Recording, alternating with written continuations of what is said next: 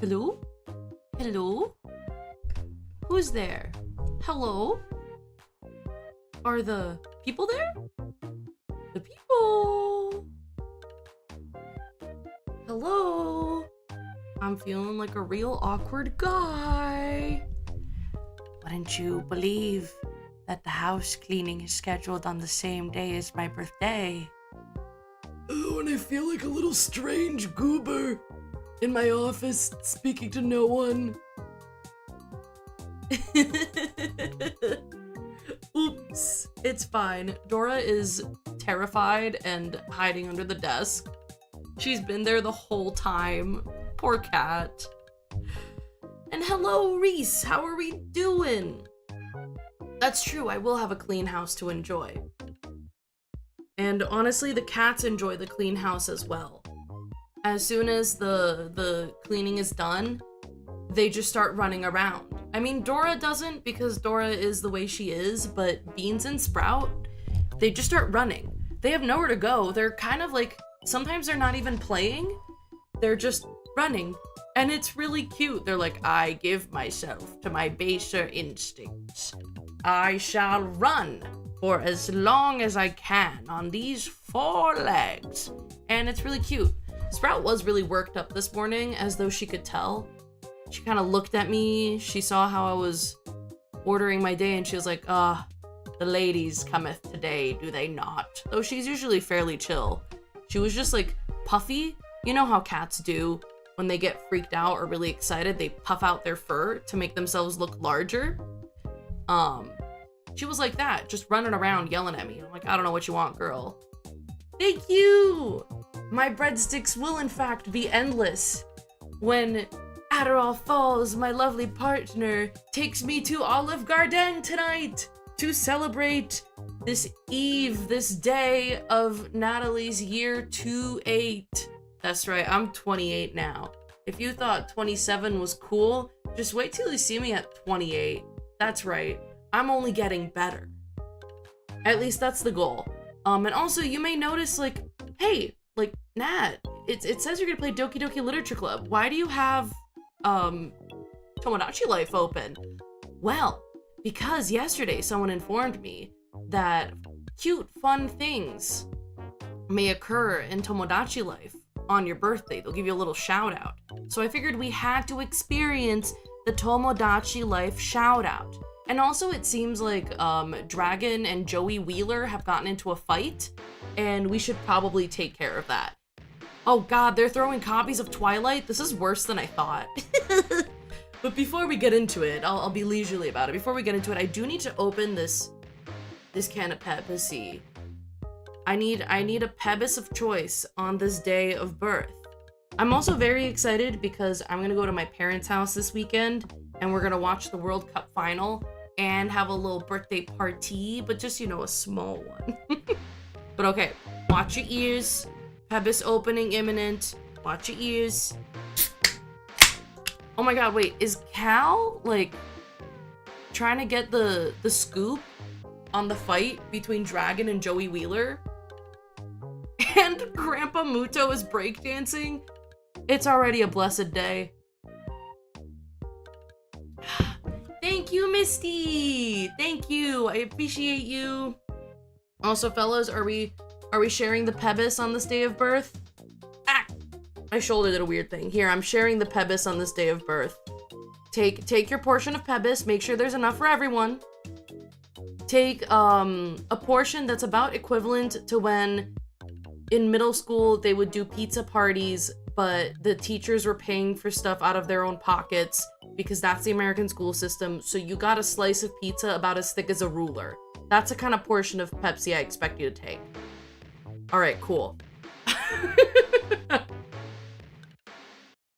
Alright. Let's see what they tell me for my birthday, and then let's make sure that Joey Wheeler and Dragon can be friends again. Oh!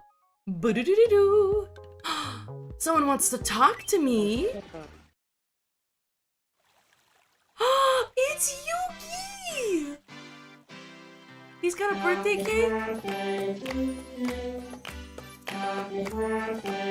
And the Pharaoh? And Mokuba?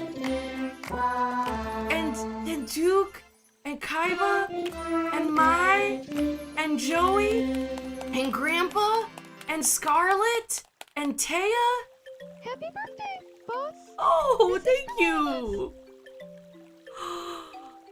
How did you know I liked strawberries? Is that a party popper? Wahoo! I hope this year brings you plenty of happiness and hope. Thank you, Yugi Muto. You're 28. Wow, you're looking great. Oh my god, you didn't have to say that, but thank you. Every day I feel so grateful to have met you. Oh, thank you. Thank you. I hope you have so much fun this year, boss. I've literally planned it. I planned for fun. Everyone on Duelist Kingdom is celebrating today. This is really sweet. I'm always rooting for you. Thank you, my Valentine. I look up to you. Thanks for everything. Joey Wheeler. Congrats. I don't... Grandpa. You got this. Thank you, Scarlet. Yay!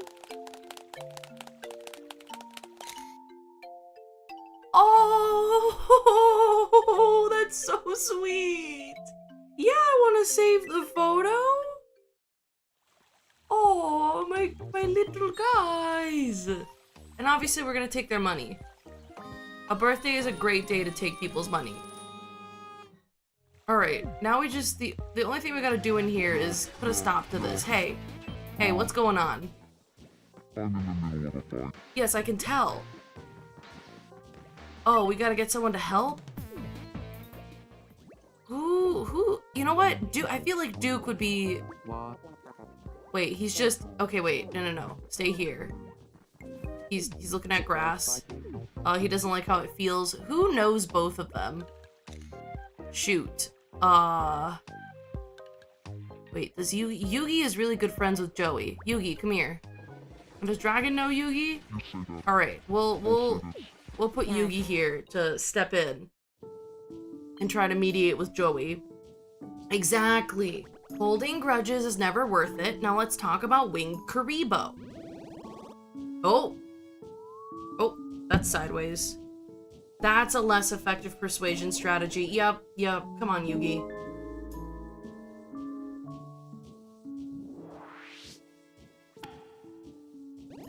Okay, beautiful. And now we just need Dragon to be willing to, like, make up and be friends. What do you mean Yugi wasn't getting along with Joey before this? Phew, that helps. Okay, I'll go try to patch things up. You. Please do, sir. Okay, come on. They're so angry.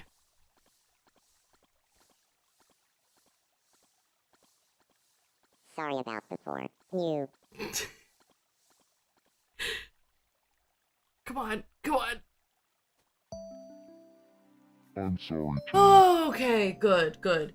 In real life, Dragon's a reasonable dragon, but I wasn't sure that their me was gonna cooperate with us. You know what I mean?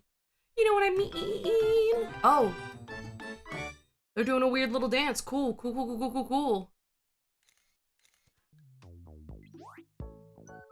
Aw, and they're still great friends. Hell yeah. We were able to clear the air. You.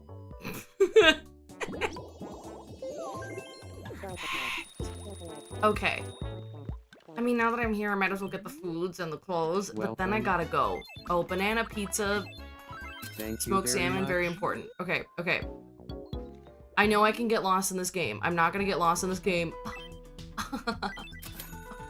Very important purchases are happening. Okay.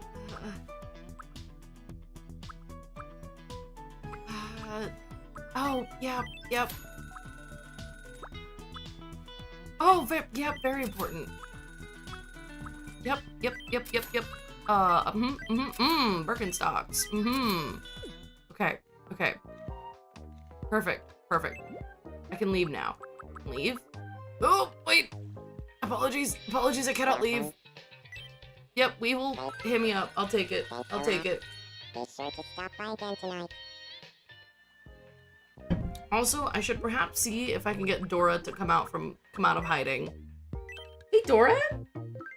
Dora? Oh, were you just waiting for me to tell you to give you the all clear? Come here. It's okay. Dora!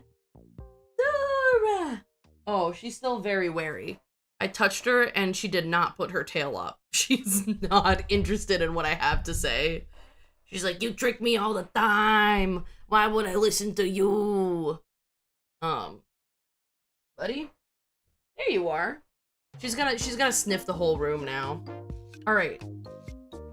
So there will be a brief disruption while I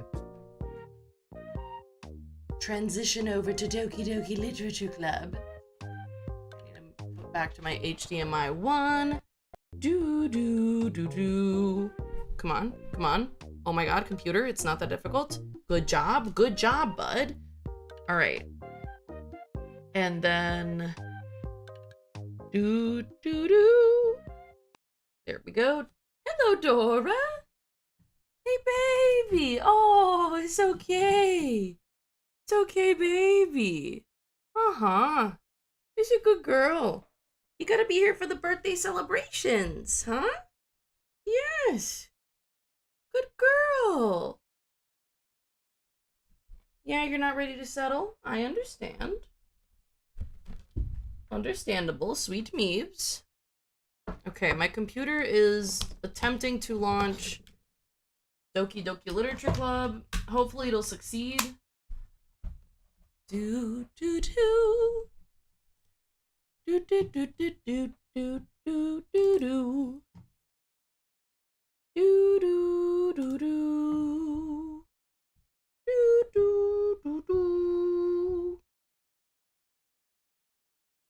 Hello?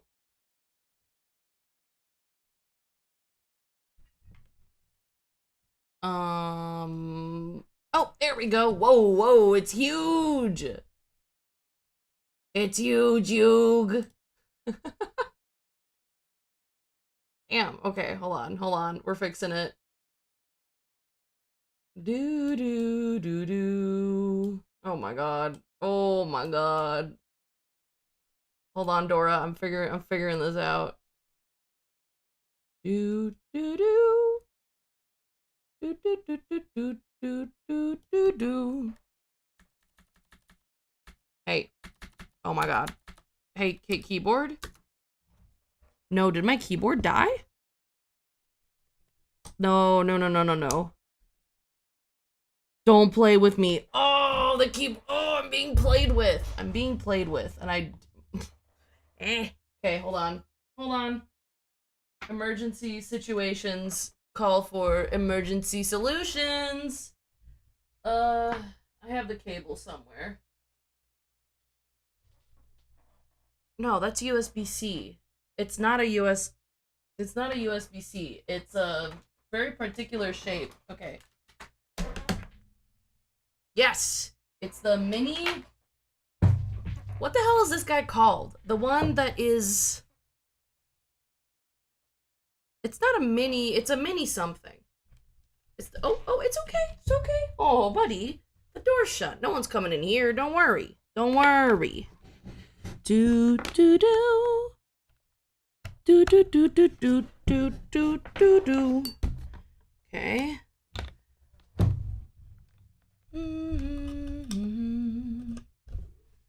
There we go.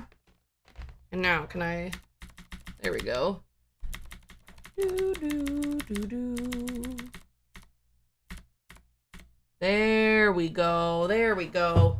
All right. So the game is warning me that this is a game not suitable for many types of different people and anyone who's got mental health issues. So be warned. Perhaps I should put a little warning. Thank you for the birthday wishes. I appreciate you. And also, of course, so many people have told me that I need to try Doki Doki Literature Club, and I am happy that I have an opportunity to do so. Obviously, no spoilies, because I know nothing about this game, and I think that's the best way to go into it, is knowing nothing. Hold on, let me... I'm just gonna put a content warning. Okay. Content warning. Game look cute, but is not. Nope, game look cute, but is disturbing. That's what I'm gonna say. Is it super big on the screen right now? Yep. Oh, you're quizzing me? I don't remember your favorite character's name. I'm sorry. You'll have to remind me. Do, do, do, do. All right. Here we go. Content warning.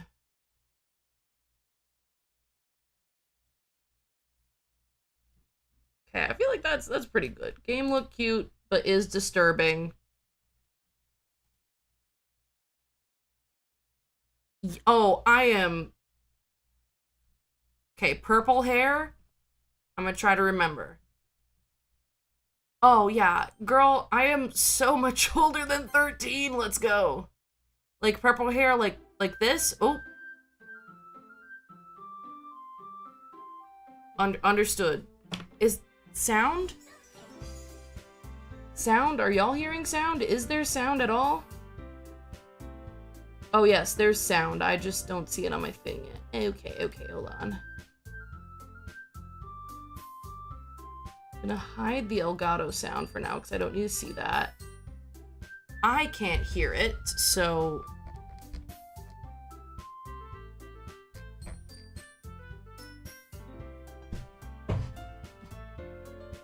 I have my headphones plugged in. Okay, there we go. Not plugged in, connected. All right, let's see. If I turn off the headphones. Whoa! Okay. Apologies for all the technical difficulties today. I did not predict this. Okay. Are we jamming to the cute little piano? Shall we look at the settings? Text speed. I'm gonna leave it on window, just so that if I need to click in and out, it's easy. And I feel like it's not really making it difficult to, it's not doing anything. That's all I mean. Auto forward time. What is that? I don't know what these things mean. I guess I could figure it out. Ooh. Okay. I am so entertained by small things. Okay. New game. My name. It's me, Natalie. Here we go. Hey. I don't know what the voices are yet. Okay, let's see. I see an annoying girl running towards me from the distance, waving her arms in the air like she's totally oblivious to any attention she might draw to herself. That girl is Sayori, my neighbor and good friend since we were children. You know, the kind of friend you'd never see yourself making today, but it just kind of works out because you've known each other for so long. We used to walk to school together on days like this, but starting around high school, she would oversleep more and more frequently, and I would get tired of waiting up. But if she's gonna chase after me like this, I almost feel better off running away. However, I just sigh and idle in front of the crosswalk and let Sayori catch up to me. Aww. I overslept again. But I caught you this time. Maybe, but only because I decided to stop and wait for you. Oh, you say that like you were thinking about ignoring me. Okay, Sayori. That's mean, Natalie. Well, if people stare at you for acting weird, then I don't want them to think we're a couple or something. Am I a man? I better not be a man. Like, maybe it's wrong of me for assuming that. But maybe we're gal pals. Fine. But you did wait for me after all.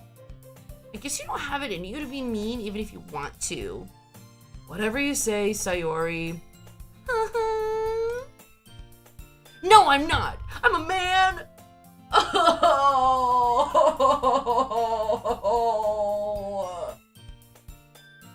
Why would Doki Doki Literature Club do this to me? I don't want to be a man.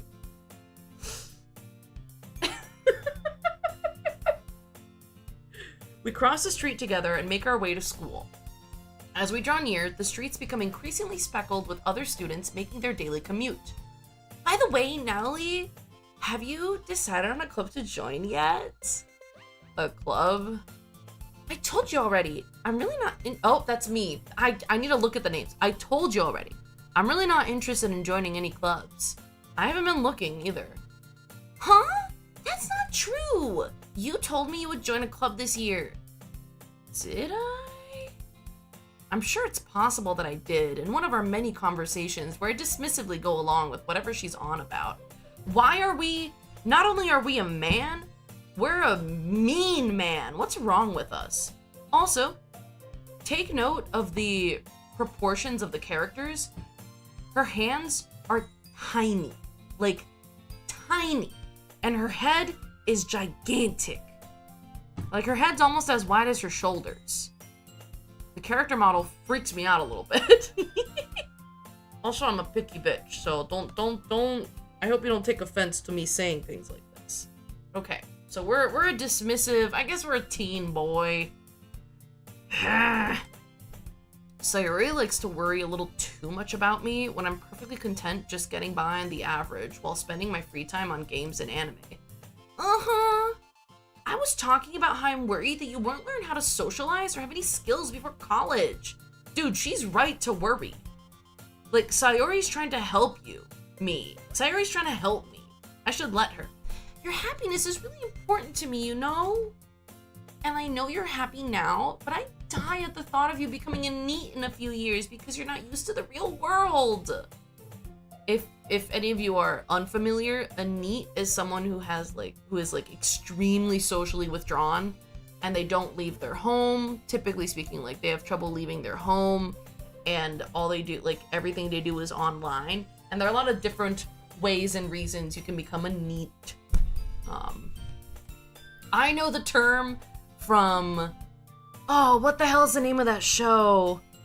It's the one where the devil ends up working at a McDonald's. Do we know this anime?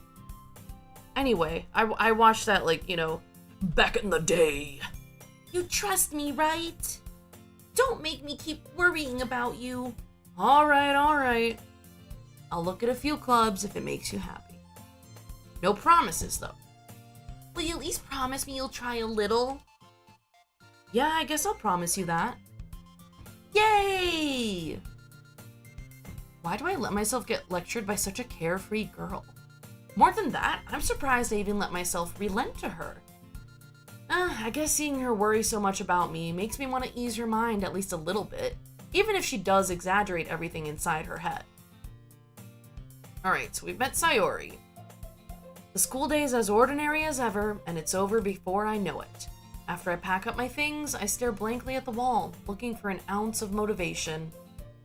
Clubs. Sayori wants me to check out some clubs. Excuse me. I guess I have no choice but to start with the anime club. Hello? Sayori? Sayori must have come into the classroom while I was spacing out. Yeah, she came into the classroom while you were exhibiting, like, I don't want to say serial killer behavior, but, like, depressed young man behavior. You're staring blankly at a wall. Buddy, we need to get ourselves some help in this game. How's the state of mental health care in Japan? Can we get ourselves some help? I look around and realize that I'm the only one left in the classroom. I thought I'd catch you coming out of the classroom, but I saw you just sitting here and spacing out. So, like, I came in. Honestly, you're even worse than me sometimes. I'm impressed. You don't need to wait up for me. Okay, so the localization is doing something strange and using wait up for me. Where that's usually if you're staying awake, waiting for someone to come home. Just say wait. Oh. Yeah. I was closed door because I was feel awkward. What is this? What? Hey, wait, explain yourself. Why not? Do what? Ah! They're trash. What do you mean they're trash?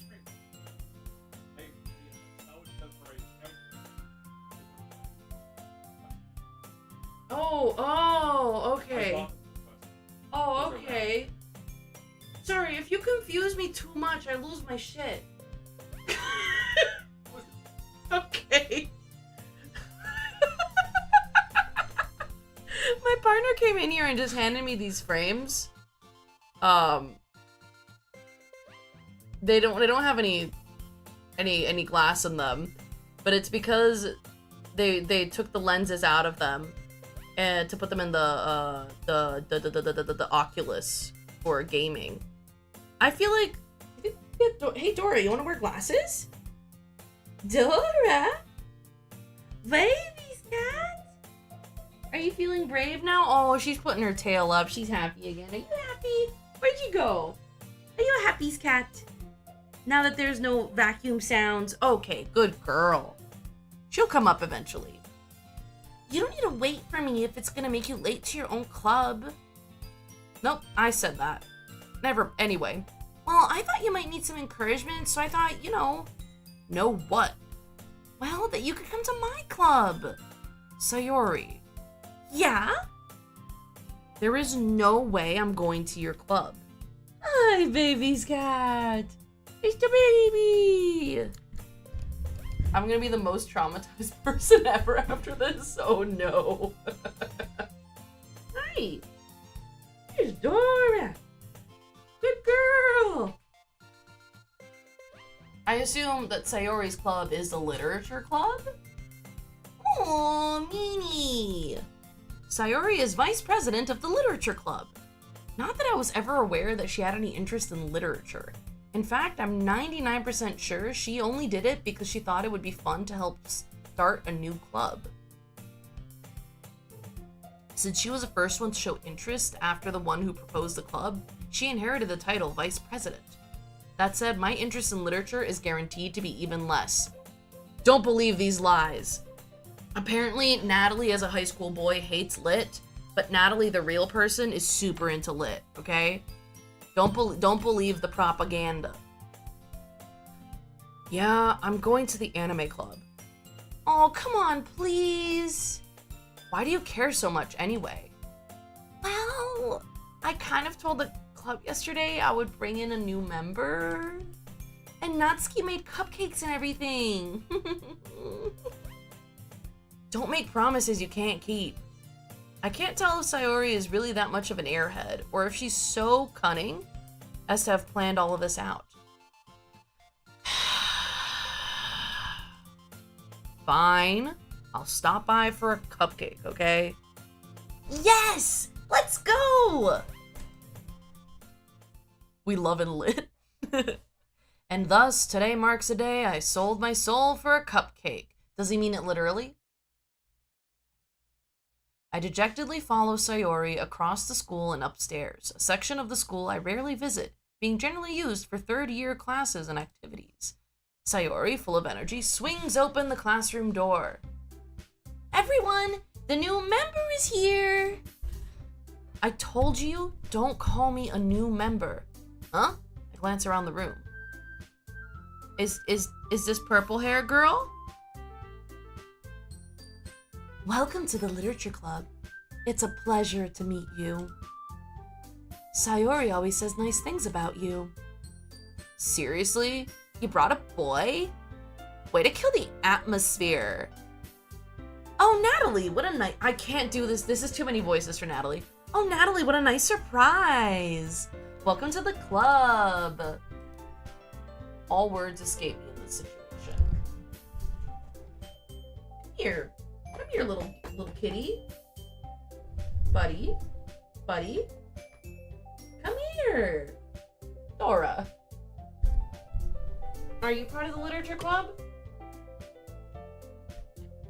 Nope. Dora cannot read.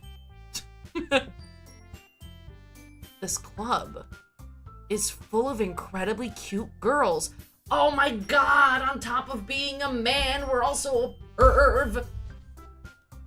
Which I guess maybe this is a normal thing to think if you're in high school. I'm not in high school. What are you looking at?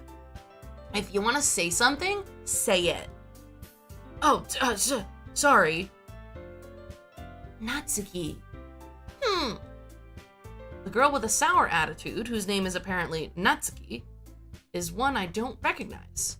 Her small figure makes me think she's probably a first year. That's a stupid assumption to make. In this game, I must be a simp?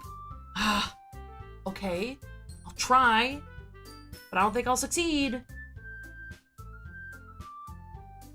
She's also the one who made the cupcakes, according to Sayori.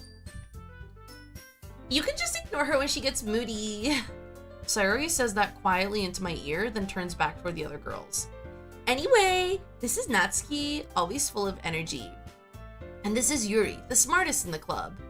Don't say things like that. Oh, she's... I fear her a little bit. Just the vibe, I fear her. Yuri, who appears comparably more mature and timid, seems to have a hard time keeping up with people like Sayori and Natsuki. Oh, well, it's nice to meet you both. And it sounds like you already know Monica, is that right? That's right. It's great to see you again, Natalie. Monica smiles sweetly. We do know each other. Well, we rarely talked, but we were in the same class last year. Okay, Monica. Monica was probably the most popular girl in class. Smart, beautiful, athletic, basically completely out of my league. So having her smile at me so genuinely feels a little... you too, Monica. You did pick a good favorite character. She's got a good design, and she feels like the kind of character who is quiet but kind of knows everything. I kind of love a know-it-all. come sit down, Natalie. We made room for you at the table so you can sit next to me or Monica. I'll get the cupcakes. Hey, I made them. I'll get them. Sorry, I got a little too excited. Then, how about I make some tea as well? And she knows how to make tea? Yes, girl. The girls have a few desks arranged to form a table. As Sayori mentioned, it's been widened so that there is one space next to Monica and one space next to Sayori. Natsuki and Yuri walk over to the corner of the room, where Natsuki grabs a wrap tray and Yuri opens the closet. Still feeling awkward, I take a seat next to Sayori. Natsuki proudly marches back to the table, tray in hand. Okay, are you ready? Ta-da! No! No! Shh! Shh! Not you! Oh, no, not you, Dora. I was shushing, not hissing. Do you know the difference? She's looking at me like she does not know the difference. I was not hissing at you. No hissins. Right? Good girl. Good girl. Oh, what a cutie. Whoa! Natsuki lifts the foil off the tray to reveal a dozen white, fluffy cupcakes decorated to look like little cats. Do we get to see the cupcakes? I want to see them. The whiskers are drawn with icing, and little pieces of chocolate were used to make the ears. So cute! I had no idea you were so good at baking, Natsuki. Well, you know. Now you know. Just hurry and take one. Sayori grabs one first, then Monica. I follow. It's delicious! Sayori talks with her mouth full and has already managed to get icing on her face. Sayori, respectfully, get your shit together. I turn the cupcake around in my fingers, looking for the best angle to take a bite. Natsuki is quiet. I can't help but notice her sneaking glances in my direction. Okay, here's a crossroads. Here's a frickin' crossroads. Even if I didn't know there was a twist in this game, I'm kind of a cynical Phil. Cynical Phil? Why is that the words I chose? I'm kind of a cynical fella, and because the game's placing such emphasis on these cupcakes, I would assume that there's something wrong with them.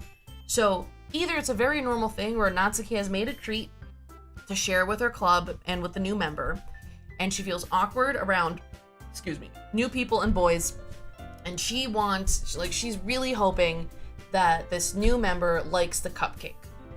That's the normal route.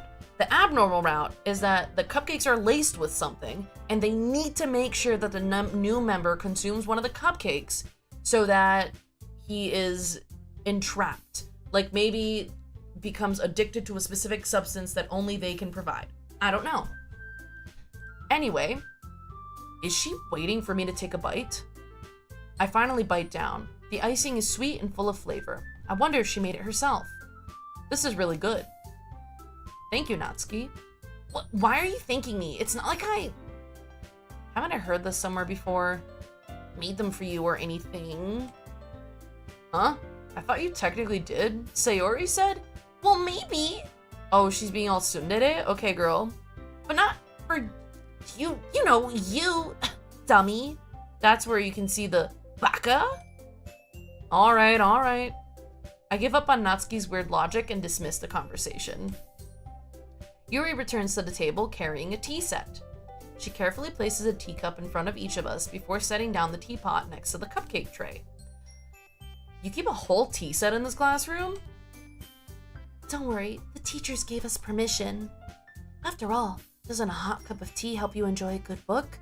Absolutely. Yes, it does. I guess. Is this a bad time to say that I'd never fucking learn how to read? That's the energy we're giving, and I don't like it. Like, we need to do a 180 on this. Okay, girl. Don't let yourself get intimidated. Yuri's just trying to impress you. That's not... Insulted, Yuri looks away. I meant that, I believe you. Well, tea and reading might not be a pastime for me, but I at least enjoy tea. I'm glad. Yuri faintly smiles to herself in relief. Monica raises an eyebrow, then smiles at me. So, what made you consider the literature club? I was afraid of this question. Something tells me I shouldn't tell Monica that I was practically dragged here by Sayori. Well, I haven't joined any clubs yet, and Sayori seemed really happy here, so... That's okay, don't be embarrassed. We'll make sure you feel right at home, okay? As president of the literature club, it's my duty to make the club fun and exciting for everyone. Monica, I'm surprised. How come you decided to start your own club? You could probably be a board member for any of the major clubs. Weren't you a leader of the debate club last year? Well, you know. To be honest, I can't stand all the politics around the major clubs. It feels like nothing but arguing about the budget and publicity and how to prepare events. I'd much rather take something I personally enjoy and make something special out of it. Dude, you totally should make these Miis. I feel like the Doki Doki Literature the Doki Doki Literature Club girls would look really cute in the Tomodachi lifestyle.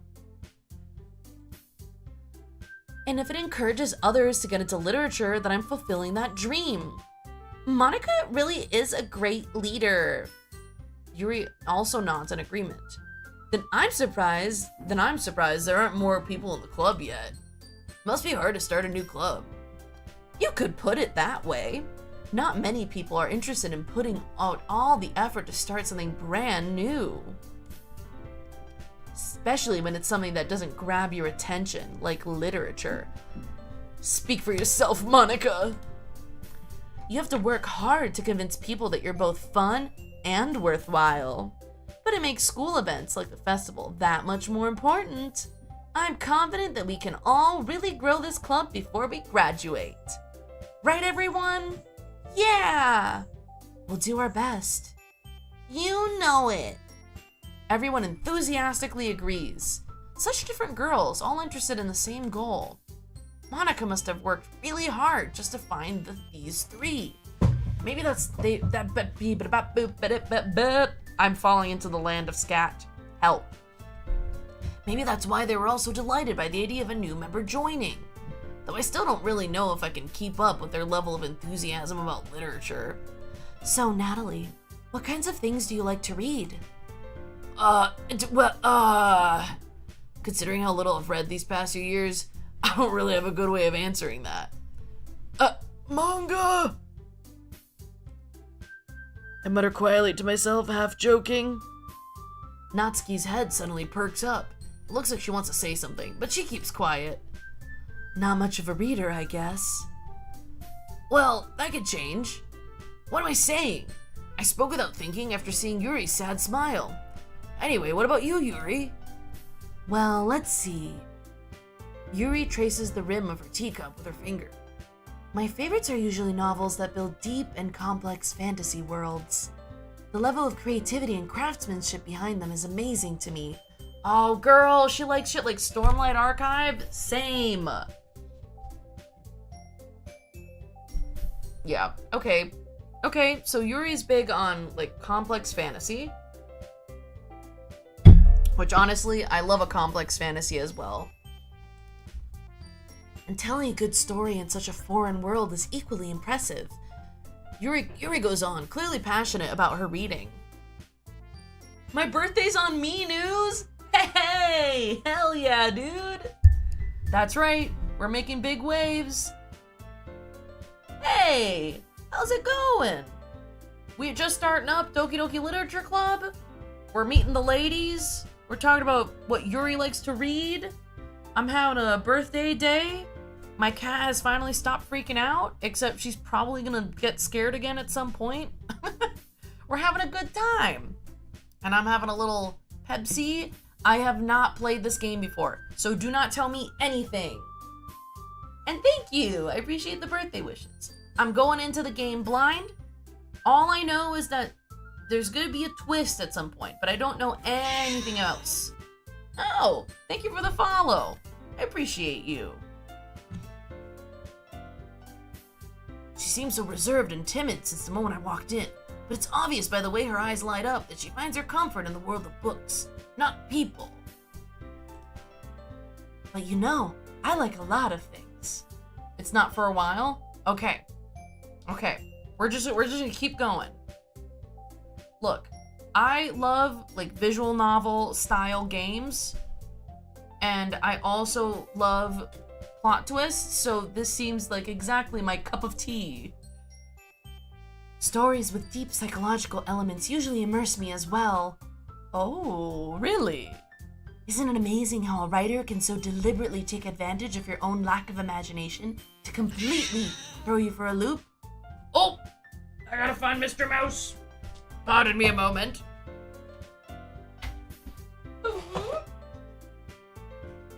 Here we go. Mr. Mouse is here.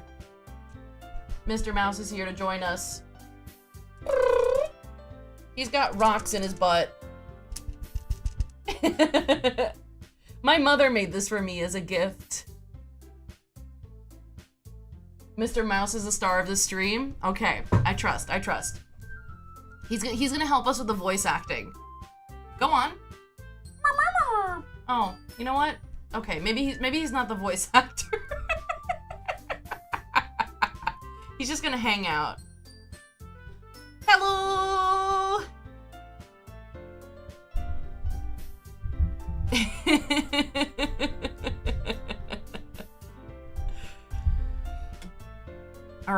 Alright. Hell yeah. Okay, so Yuri... So she's got a big mind. On mute but happy I'm playing Peak. Hell yeah, baby! Anyway, I've been reading a lot of horror lately. Oh, I read a horror book once. Assume Yuri. We'll find out. Thank you for the birthday wishes. Wait, I need Mr. Mouse to like be in frame. I need to put something under him. How do we prop up Mr. Mouse? Let's see. Ooh, maybe with this copy of Twilight. Yo, Mr. Mouse, you want a premium throne? Here we go. There we go. Here we go. He's just peeking into frame. Here he is. Thank you for the birthday wishes. Dora, you can't sit in front of the... Yeah, there you go. So, I feel like Yuri's trying to ease us into the idea that actually she's a freak for horror. I desperately grasp something I can relate to at the minimal level. At this rate, Yuri might as well be having a conversation with a rock. Oh, we're becoming self-aware. Really? I wouldn't have expected that, Yuri. For someone as gentle as you? I guess you could say that. But if a story makes me think, or takes me to another world, then I really can't put it down. Surreal horror is often very successful at changing the way you look at the world, if only for a brief moment. Oh, I hate horror. Oh, why is that? Well, Natsuki's eyes dart over to me for a split second. Never mind. That's right, you usually like to write about cute girls. Oh, nope, cute things, don't you, Natsuki? Freudian slut much? What? What gives you that idea? You left this piece of scrap paper behind last club meeting. It looked like you were working on a poem called Don't Say It Out Loud! And give that back! Fine. If somebody threatened to read my unfinished poetry out loud to a fucking stranger, I would jump them. I would actually, my feet would leave the ground.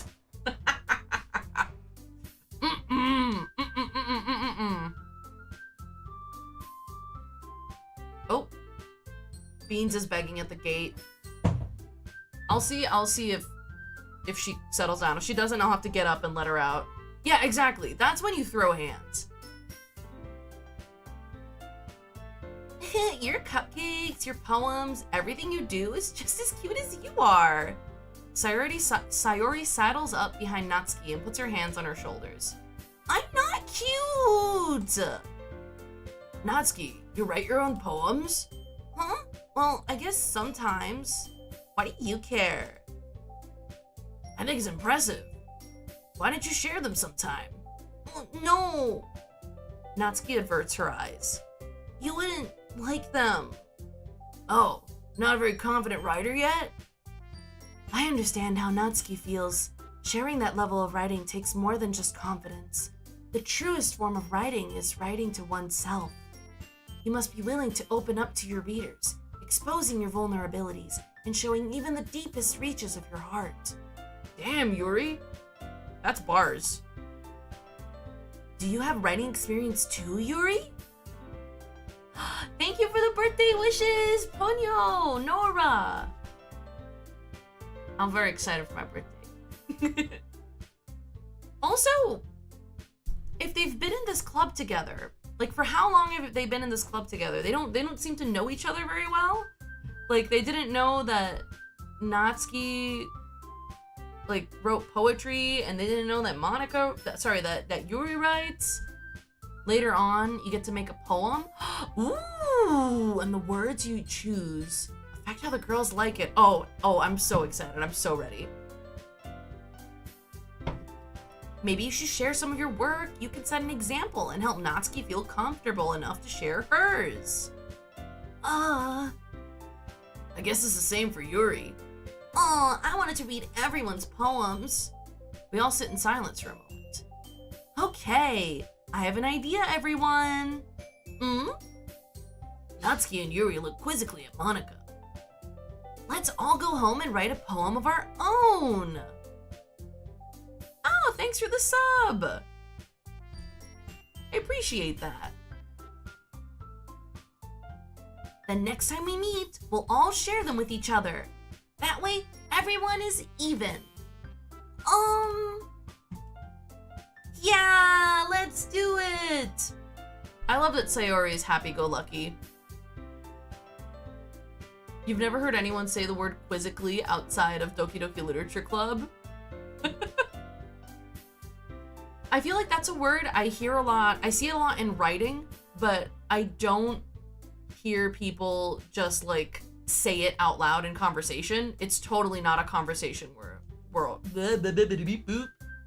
Totally not a conversation word. Sayori best girl. I mean, we'll find out how I feel.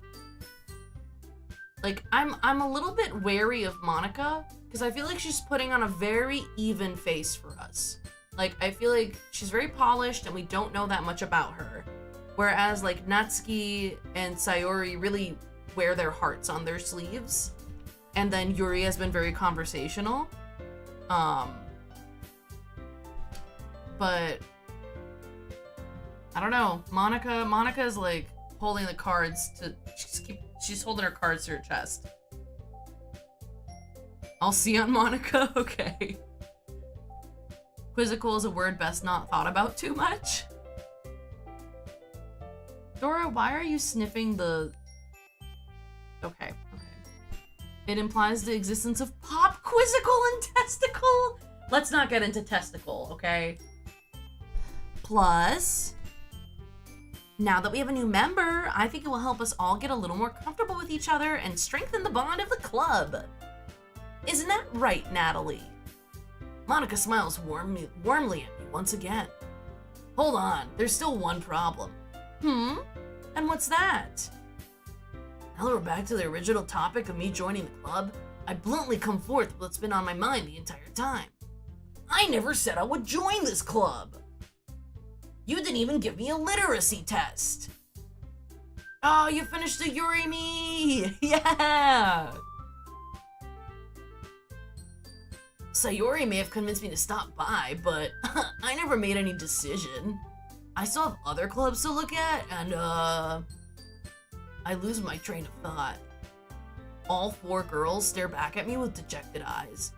But I'm sorry, I thought, Natalie, you all, I'm defenseless against these girls. How am I supposed to make a clear-headed decision when it's like this? That is, if writing poems is the price I need to pay in order to spend every day with these beautiful girls. Right. Okay, I've decided then. I'll join the literature club. One by one, the girls' eyes light up.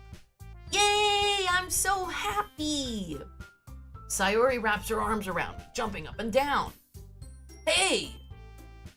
You really did scare me for a moment.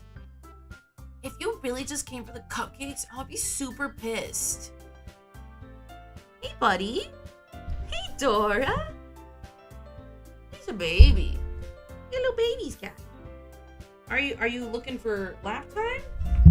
Nope, she's just going around and around. She's just doing her rounds. The main character in Doki Doki is Loki, the biggest bum in gaming history. Yeah, he seems a little... Yeah, I feel like I'd agree.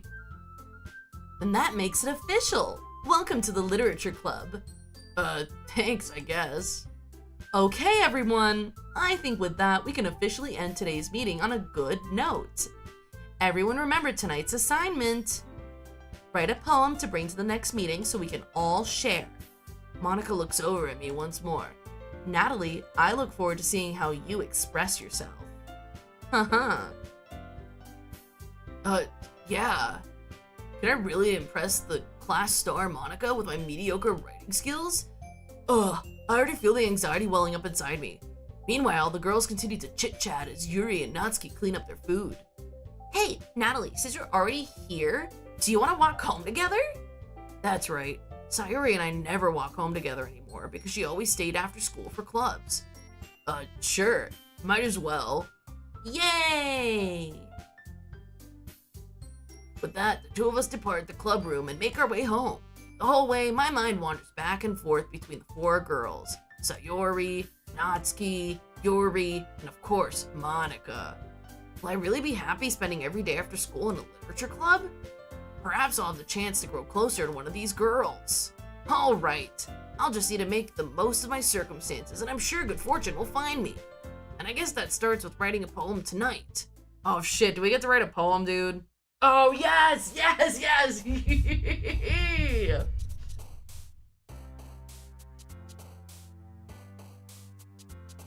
Okay. Deep breaths, I'm very excited. For anyone who doesn't know, I am a poet. Like, I'm a poet by, like, education and trade. It's what I do. You love how Sayori, Yuri, and Natsuki are looking at the player, but Monica is looking at you. And also Sayori, Natsuki, and Yuri's names all end with I, and Monica's ends with A. Yeah, I did notice that,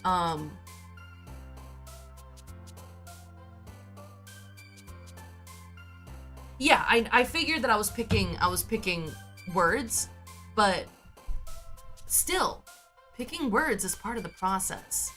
I also noticed that Monica's name is the only one that is more, like, it's not a name that feels specifically Japanese. Oh, hell yeah, we got a Monica me? Yeah, so I stream to both Twitch and YouTube simultaneously. So I'm looking at YouTube chat and I'm looking at Twitch chat at the same time. All right, let's see. Ooh, okay. Let's see. We're gonna go with...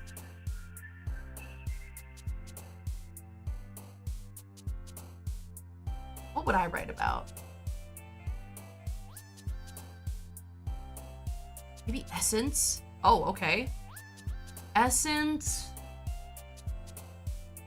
Eternity.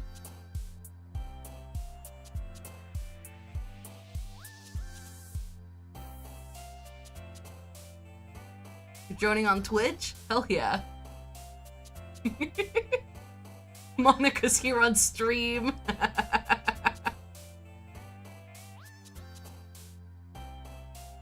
Okay. Vertigo. Oh my god, I'm doing, okay, this is great. You do an overlay with eye tracking so that there's a different color speech bubble depending on which chat I'm talking to. That would be interesting. Honestly, entropy. I feel like I might be most similar to Yuri, and this is what's going on. But hey, I'm cool with that, man. I take interest in Yuri. Both the character and the concept. And spoil the mystery. Ooh, effulgent is a really good word. Beer. Oh. That was Sayori. Together. Oh, that's also Sayori.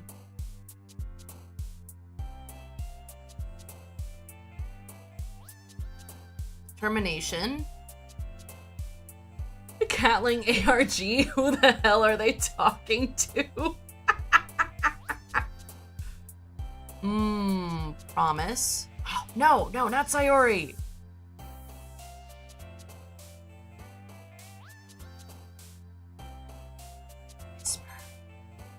That's okay. I can't help but notice that Monica's not in the group, too. Sensation? Massacre.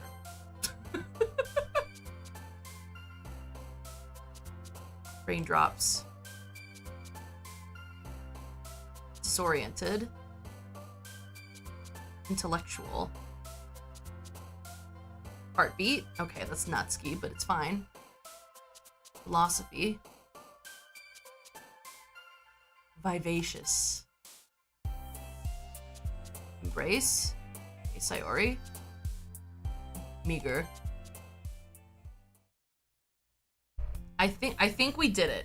I think we did it. Hi again, Natalie.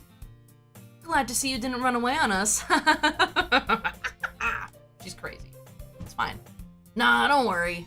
This might be a little strange for me, but I at least keep my word. Well, I'm back at the literature club. I was the last to come in, so everyone else is already hanging out. Wow, a bum and he's late? Okay. Thanks for keeping your promise, Natalie. I hope this isn't too overwhelming of a commitment for you. Making you dive headfirst into literature when you're not accustomed to it. Oh, come on. Like he deserves any slack. Sayuri told me you didn't even want to join any clubs this year. And last year, too. I don't know if you plan to just come here and hang out or what, but if you don't take us seriously, then you won't see the end of it. She's gonna kill me. She's gonna destroy me. Natsuki, you certainly have a big mouth for someone who keeps her manga collection in the club room. Natsuki finds herself stuck between saying Monica and manga. Manga is literature. Swiftly defeated, Natsuki plops back into her seat. Don't worry, guys. Natalie always gives his best as long as he's having fun. He helps me with busy work even without asking. Whoop. Like cooking, cleaning my room. How dependable. Sayuri, that's because your room is so messy, it's distracting. Exposed. Natsuki feels like she's just skittering around being like, oh. I can understand that feeling a lot. And you almost set your house on fire once. Oh, Sayori, girl, come on. Come on. Is that so?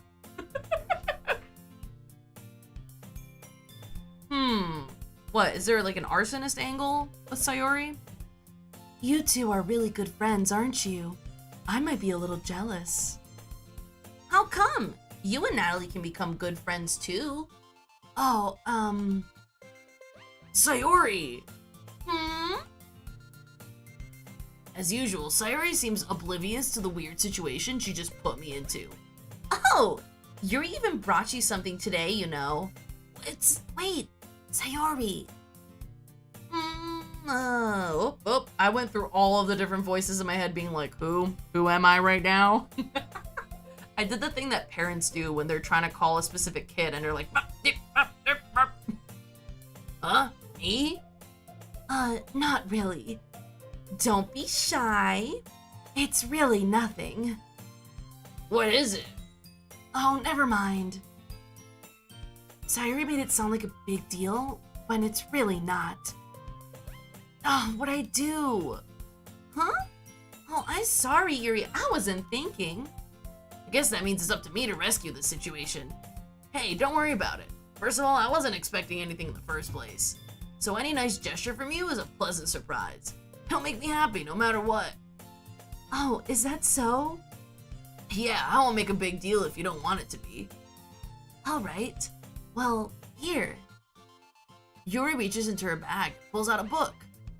I didn't want you to feel left out, so I picked out a book that I thought you might enjoy.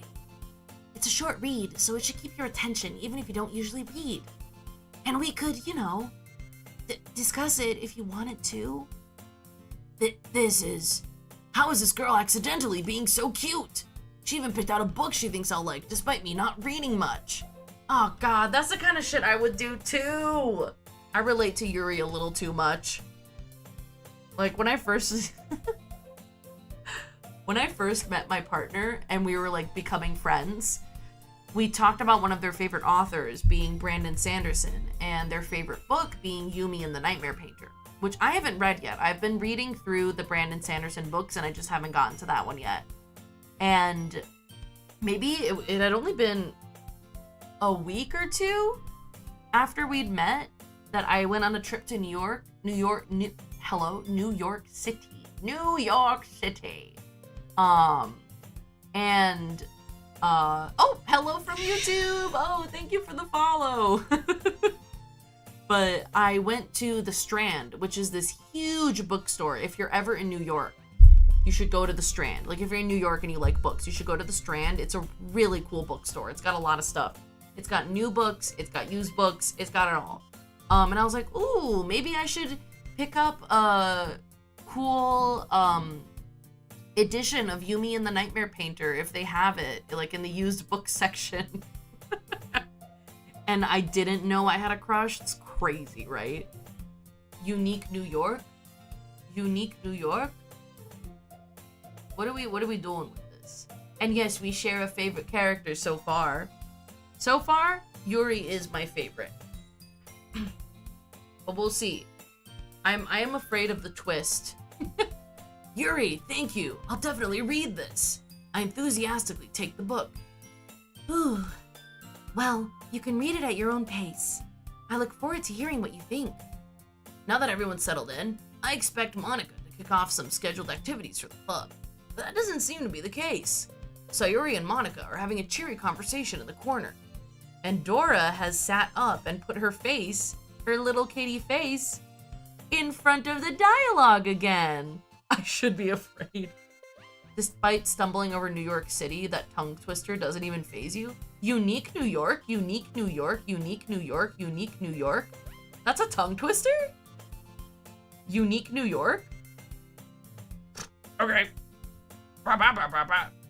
Like red leather, yellow leather, red leather, yellow leather.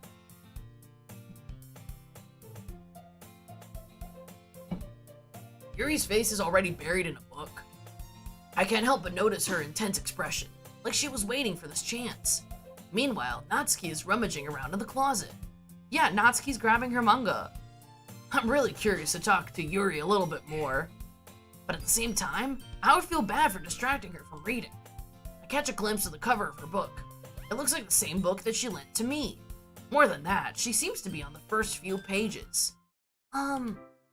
Crap. It took so long to get into Twitch. Thank you for the birthday wishes, Jeff. Yeah, a lot of people are very excited about this game. I'm excited because I don't know anything about it, and so I'm just going in. Oh, thank you for the follow. Hell yeah. I'm excited to see what happens. Oh my gosh. Thank you for the bits. That's very generous of you.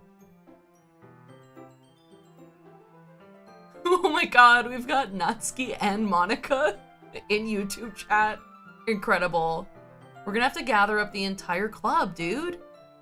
Crap, I think she noticed me looking at her. Ah, I've been staring at a frickin' buffoon, like a fucking buffoon. Hell yeah, dude. She sneaks another glance at me and her eyes meet for a split second. That only makes her hide her face deeper in the book. Oh, sorry. I was just spacing out. Yes, I stream simultaneously to Twitch and YouTube. I keep thinking that I should add like TikTok or something. But I don't know. The vertical layout and the idea of adding another thing freaks me out a little. I'm an easily freaked out kind of person. No surprise, we have the same favorite DDLC waifu. Well, I relate a lot to Yuri, okay?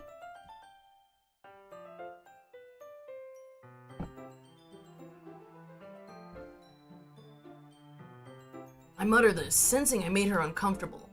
Oh, it's fine. If I was focused, then I probably wouldn't have noticed in the first place. But I'm just rereading a bit of this, so...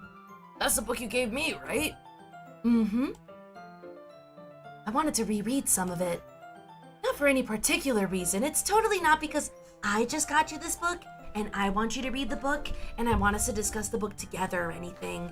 No, that wouldn't be like me at all.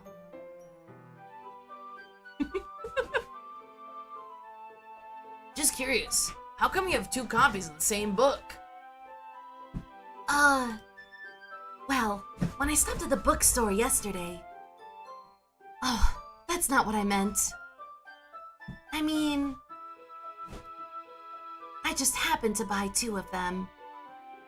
Girl, okay, if we believe her, we are so dumb. Like... She obviously bought us a copy of the book, right? And she doesn't want to just say this because maybe she's worried it'll seem like too much. Like she's coming on too strong or something. A briefing idiot like that makes your brain think that the base game was just Doki.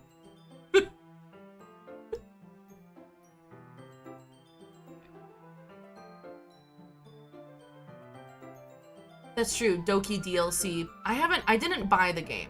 I'm playing the free version. Hopefully this is acceptable. I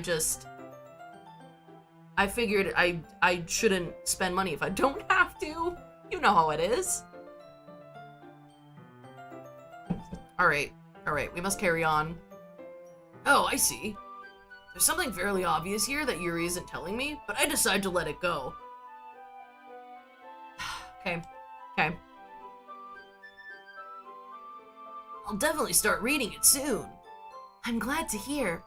Once it starts to pick up, you might have a hard time putting it down. It's a very engaging and relatable story. Is that so? What's it about, anyway? Well, Yuri closes the book and scans her eyes over the back. The book is titled Portrait of Markov. Okay. There's an ominous-looking eye symbol on the front cover. The DLC isn't worth the cost, in your opinion, but it's a nice way of contributing to salvage. Okay, so I guess it's one of those things, like, if I really end up loving this game, it makes sense for me to get the DLC. Oh, did you change your profile pic to Yuri? I can tell it's the purple. My YouTube chat is a little bit it's a little small on my screen, so I can't see the PFPs that clearly. Wait, let me see. Let me see. Thanks for stopping by, Nora. Always a pleasure to hang out and chat with people. I hope y'all have a lovely day. Also, it was Portrait of Markov.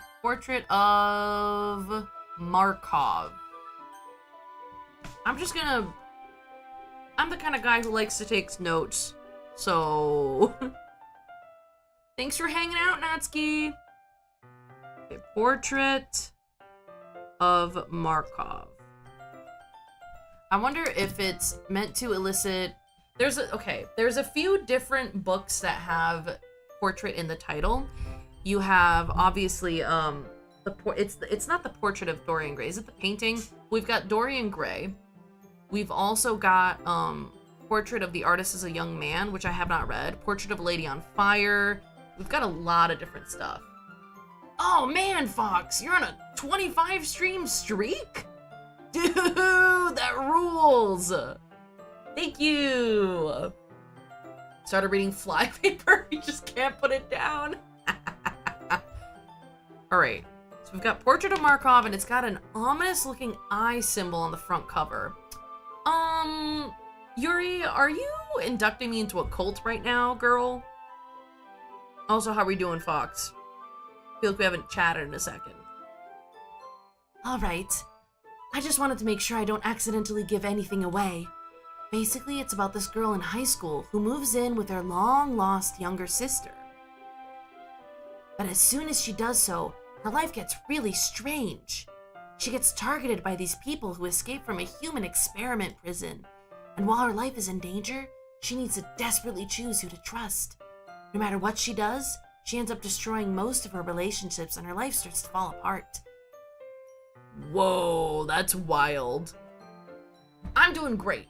I've been having a lovely birthday week. My partner and I went out last night to get Dairy Queen as a treat for my birthday, and I'm very happy. And we're going to Olive Garden tonight, which it's as a friend said, it's my Blorbo chain restaurant. Hello, Spacer Kippen, thank you. I think my good sense told me that we're in cult territory. We're good. That's kind of dark, isn't it? Have an extra garlic bread stick for you? Can do. What would be funny is if the if I create a sub incentive that the number of subs I receive during the stream is the number of breadsticks I eat. That would be crazy. But usually I don't get any subs anyway. Small streamer things, so it wouldn't even matter. Breadstick quota.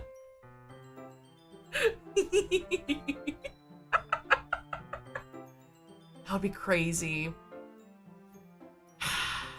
Sorry, I'm just thinking about a future in which I am a big enough streamer for that to be a thing. And then I eat too many sticks. I should have a garlic breadstick for you as well. Okay. All right, we're writing it down. We got we got a stick for Fox.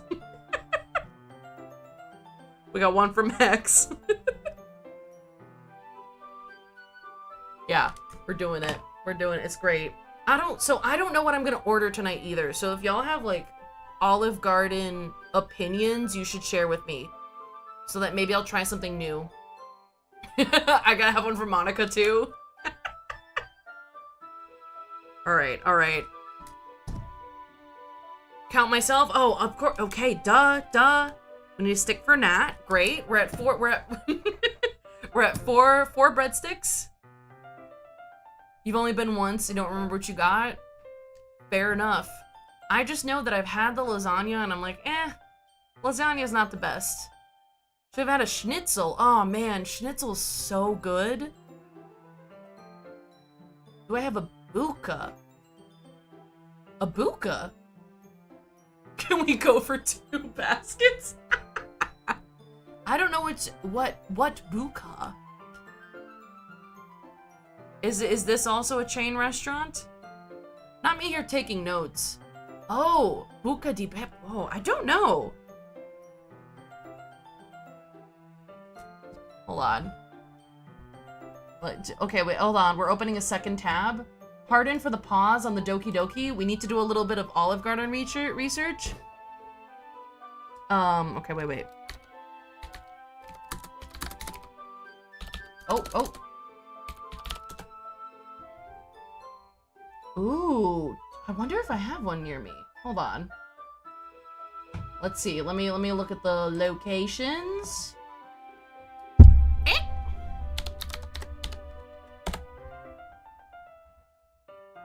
Oh no.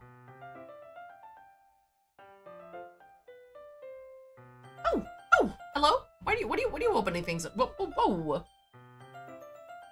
Okay, never mind, hold on. No, man, I think the closest one. Oh, yikes. Yeah. Nah, cause I'm in New England. So I think the closest one might be in Ohio. I would have to go to Ohio for a buka. Yeah, I think I might be closest to Ohio, which is unfortunate. Oh yeah, they're better. Okay, it's not showing up on their website. Stream road trip. Yo, you want to go to Buca di Beppo with me? Let's go to Ohio together. Time to get a better cell phone plan, a cell phone carrier. Because right now I have like a megabyte of data. A megabyte? Yeah, I have like 1 meg of data. Yuri made it sound like it was gonna be a nice story, but that dark turn came from nowhere. Ha ha ha ha. Yuri gently giggles all of a sudden. Are you not a fan of that sort of thing, Natalie? No, it's not that. I mean, I could definitely enjoy those kinds of stories, so don't worry. I hope so. Yeah, I totally forgot that Yuri's into those things. She's so shy and reclusive on the outside, but her mind seems to be completely different. It's just that those kinds of stories, they challenge you to look at life from a strange new perspective. When horrible things happen, not just because someone wants to be evil, but because they have their own goals and their own philosophy that they believe in. Then suddenly, when you thought you related to the protagonist, they're made out to be the naive one for letting their one-sided morals interfere with the villain's plans. Oh, Yuri, you're scary. I'm rambling, aren't I? Not again. I'm sorry. Catling community trip to Ohio just for food. We could do it. Oh my god, you're back. Oh yeah, we got a new PFP. Is that not Sayaka. Sayaka's from freaking Danganronpa. Why did I forget her name already? It's gone. It's gone from my mind. I was given 4 names. Sayori. There we go. 4 names, and my brain already jettisoned them. Frickin' rude. Hey, don't apologize. I haven't lost my interest or anything. Well, I guess it's alright then. But I feel like I should let you know that I have this problem. When I let things like books and writing fill my thoughts, I kind of forget to pay attention to other people. So I'm sorry if I end up saying something strange. And please stop me if I start talking too much. I really don't think you need to worry. That just means you're passionate about reading. The least I can do is listen. It's a literature club after all. Oh, that's true. No, I'm not gonna call them honey or sweetie or baby. That's rude. What if they don't want me to do that? Also, they are high schoolers, and I am not. So I'm gonna be very normal about them. Because I'm not a creep. You know? We could still have best girls, though. This is for sure. I'm glad that my love of Yuri makes you happy.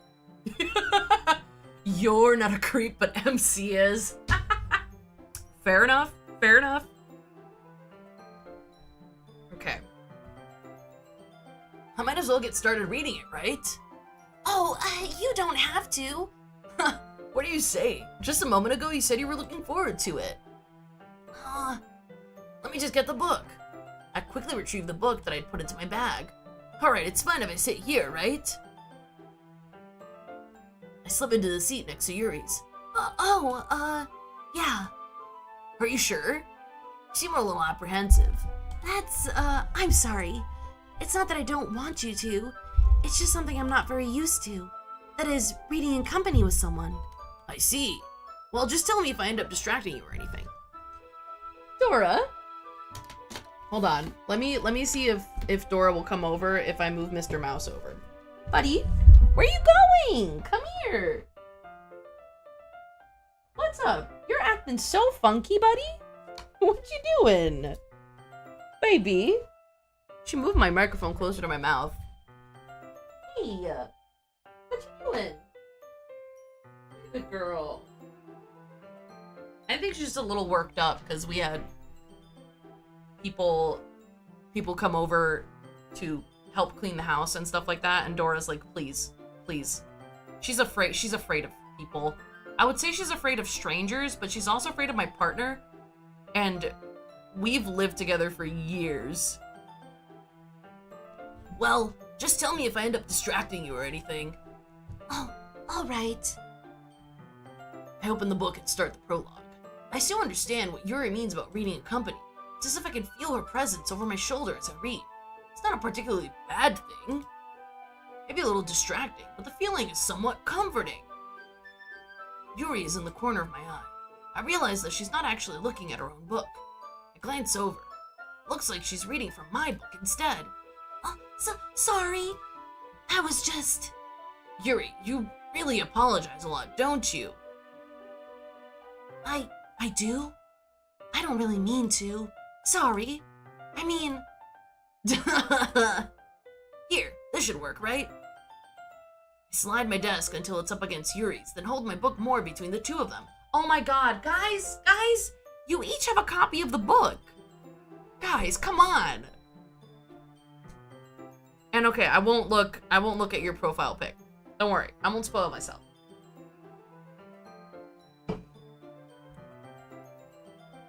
Oh, I suppose so. Yuri timidly closes her own copy. Once we each lean in a little bit, our shoulders are almost touching. It feels like my left arm is in the way, so instead I use my right hand to hold the book open. I guess that makes it kind of difficult to turn the page.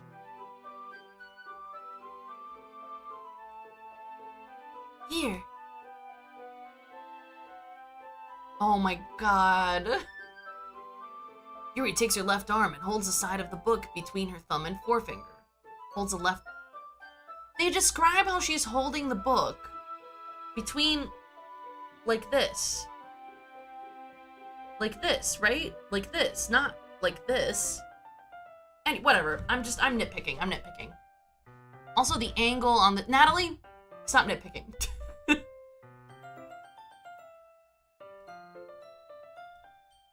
I do the same with my right arm on the right side of the book.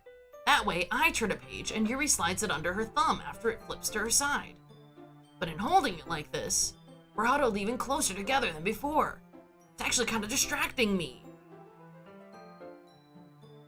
It's as if I can feel the warmth of Yuri's face and she's in the corner of my vision. Are you ready? Huh? To turn the page. Oh, sorry. I think I got a bit distracted for a second. I glance over at Yuri's face again and her eyes meet. I don't know how I'll be able to keep up with her. Oh, that's okay. You're not as used to reading, right? I don't mind being patient if it takes you a bit longer. It's probably the least I can do. So, what are the other girls doing while we're doing whatever it is we're doing? Like, what are we doing? What are we doing? Since you've been so patient with me. Yeah, thanks. We continue reading. Making out sloppy style. Yuri no longer asks me if I'm ready to turn the page. Instead, I just assume that she finishes the page before me, so I turn it by my own volition. We'll continue the first chapter in silence. Even so, turning each page almost feels like an intimate exchange. My thumb gently letting go of the page, letting it flutter over to her side as she catches it under her own thumb. Hey, Yuri! This might be a silly thought, but the main character kind of reminds me of you a little bit.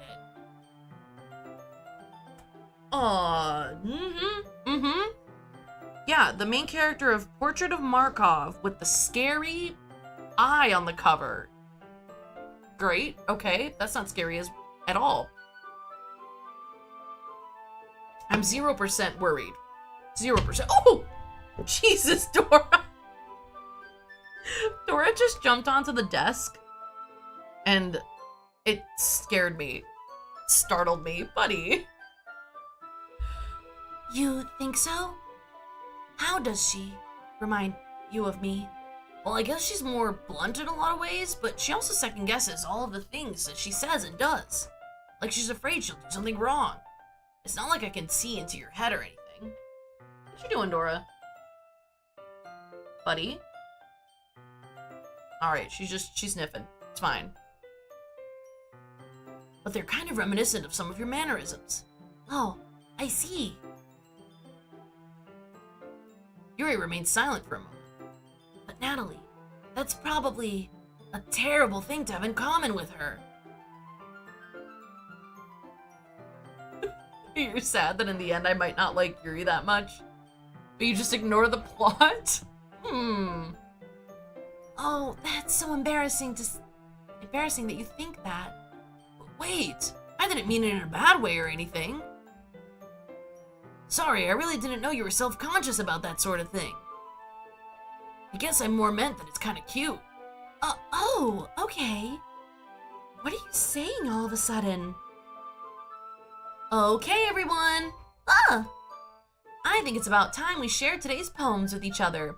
We might not have enough time if we wait too long. Oh,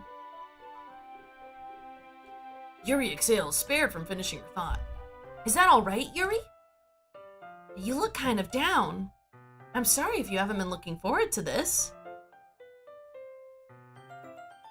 Oh, it's not. It's fine.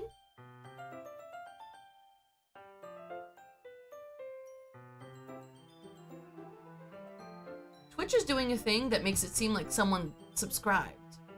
But I don't see the sub notification. Hold on.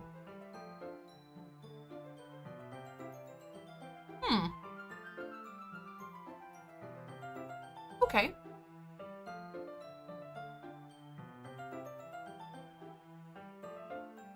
If someone subscribed or re-upped their sub, thank you very much. Twitch is not showing me that you did, but the number did go up. So that's very cool of you.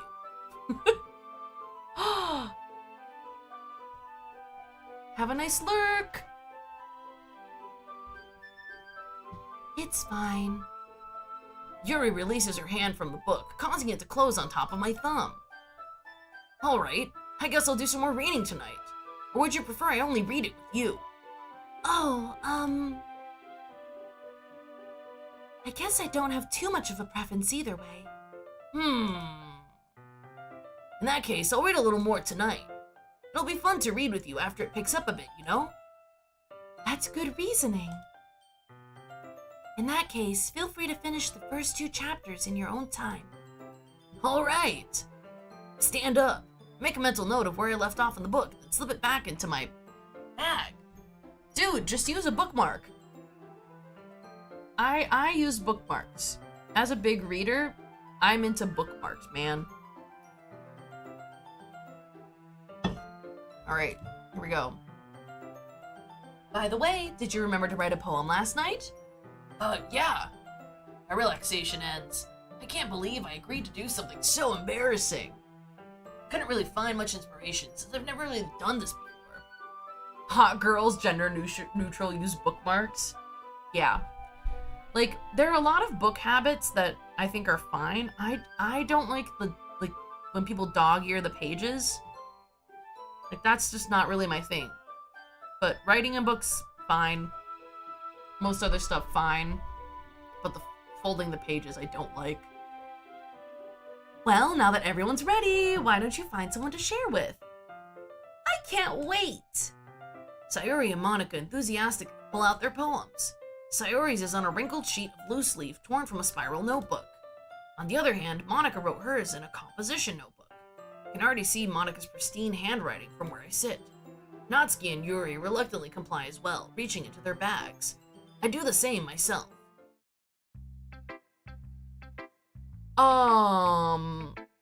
Does it matter what order we do this in? Or can we just...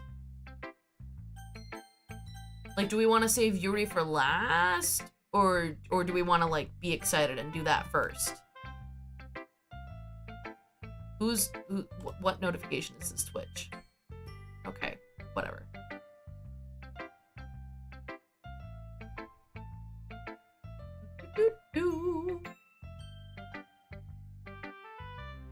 You chillin', bud? Okay, good job.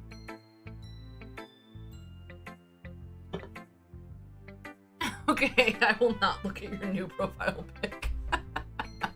All right, let's go with Yuri first.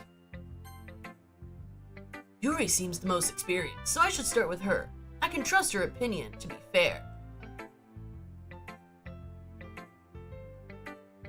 As Yuri reads the poem, I noticed her eyes lighten. Light up. Light up is the expression we're looking for. Exceptional. Huh? What was that? Did I say that out loud? Yuri first covers her mouth and then ends up covering her whole face. He's going to hate me. You really didn't do anything wrong, Yuri. Huh? I guess you're right. What am I getting so nervous for? Yuri takes a breath. So, what kind of writing experience do you have? Your use of imagery and metaphors indicates you've written a lot of poetry before.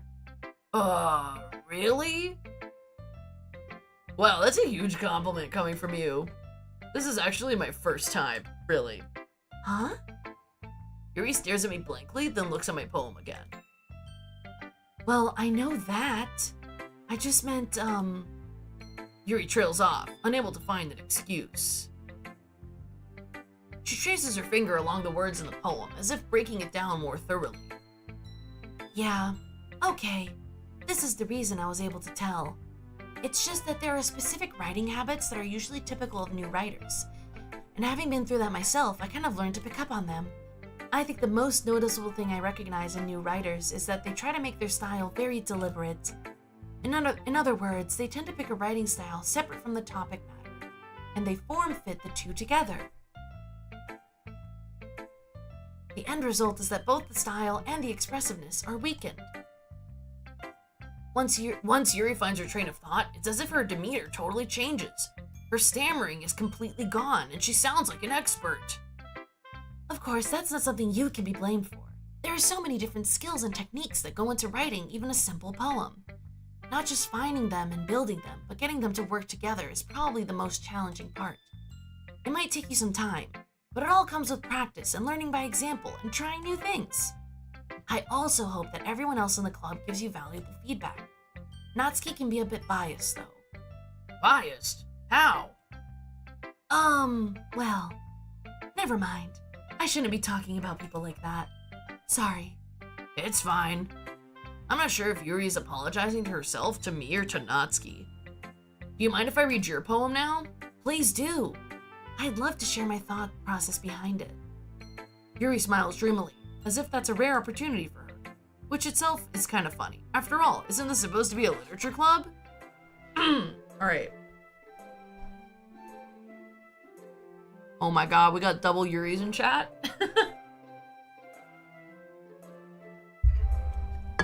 Okay, hold on. Ugh. I don't know why I'm getting sleepy. Maybe it's because what I've had to eat today is like a shit ton of mini wheats and nothing else. Alright. We gotta read Yuri's poem. Ghost under the light.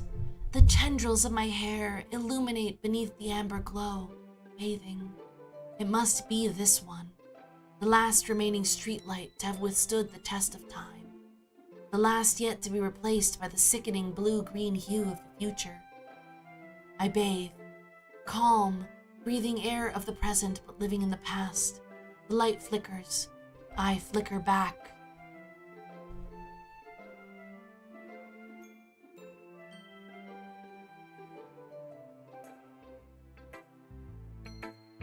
I'm sorry to have such terrible handwriting. What? I wasn't thinking that at all. But it took you a long time to read. Oh, well, I just don't read script very often. I actually think your handwriting's pretty. Huh? That's a relief. Also, I like the poem. Even though it's short, it's really descriptive. It wasn't too short. I usually write longer poems. Not at all. I'm really glad you liked it. I'll be honest, since it's our first time sharing, I wanted to write something a little more mild. Something easy to digest, I suppose. Are you into ghosts, Yuri? Oh, we got Monica's tip of the day. Sometimes when you're writing a poem or a story, your brain gets fixated on a specific point. If you try so hard to make it perfect, then you'll never make any progress. Just force yourself to get something down on the paper and tidy it up later. Another way to think about it is this: if you keep your pen in the same spot for too long, you'll just get a big dark puddle of ink. So just move your hand and go with the flow.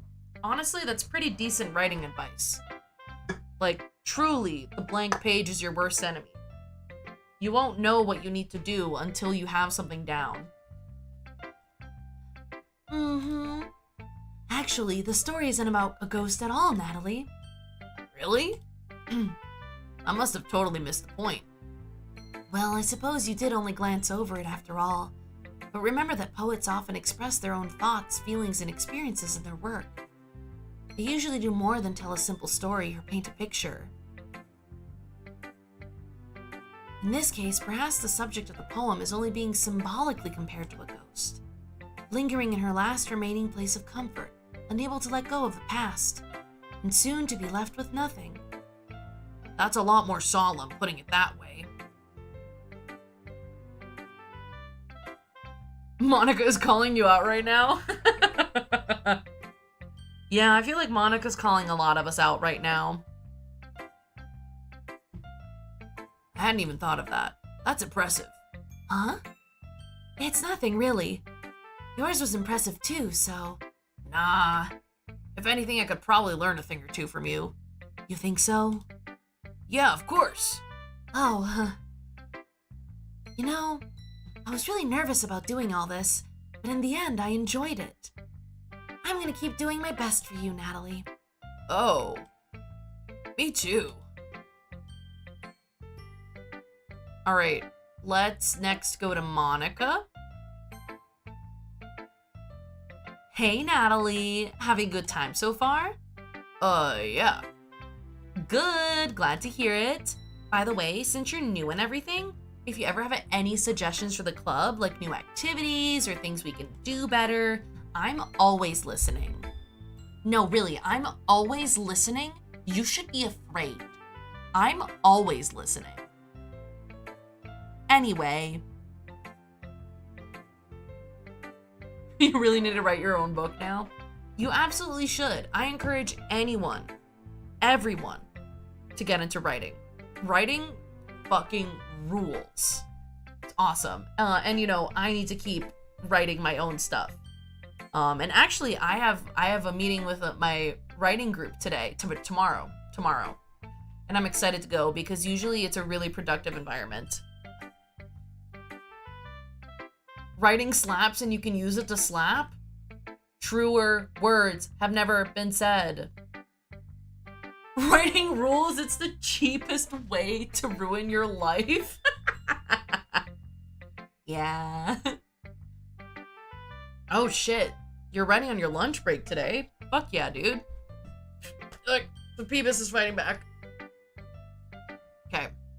Yeah, Monica scares me a little right now. Don't be afraid to bring things up, okay? All right, I'll keep that in mind. Of course, I'll be afraid to bring things up. I'm much better off just going with the flow until I'm more settled in. Anyway, want to share your poem with me? Kind of embarrassing, but I guess I have to. Don't worry, Natalie. We're all a little embarrassed today, you know? But it's that sort of barrier that we'll all learn to get past soon. Yeah, that's true. I had Monica my poem. Great job, Natalie. I was going ooh in my head while reading it. It's really metaphorical. I'm not sure why, but I didn't expect you to go for something so deep. I honestly just clocked you as a dumb fuck. I guess I underestimated you. It's easiest for me to keep everyone's expectations low. That way, it always counts when I put in some effort. Huh, that's not very fair.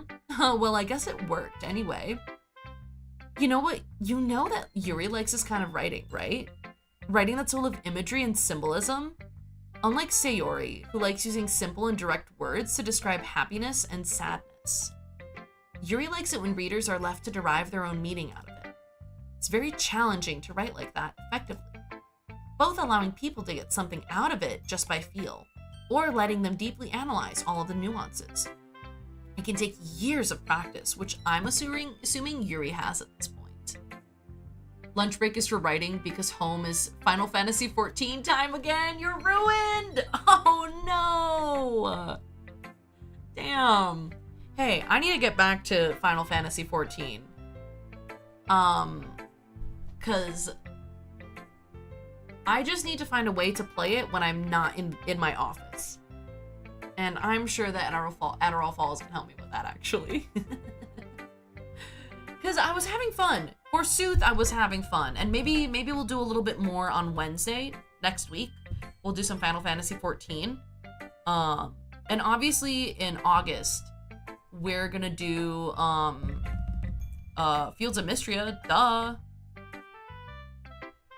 Easy to do on Steam Deck? Hell yeah! Although it feels like a tiny screen. I wanna play it on big screen sometimes too. I never really asked though. I'm sure I'm nowhere near her level yet. Don't worry so much about that. You do your own thing.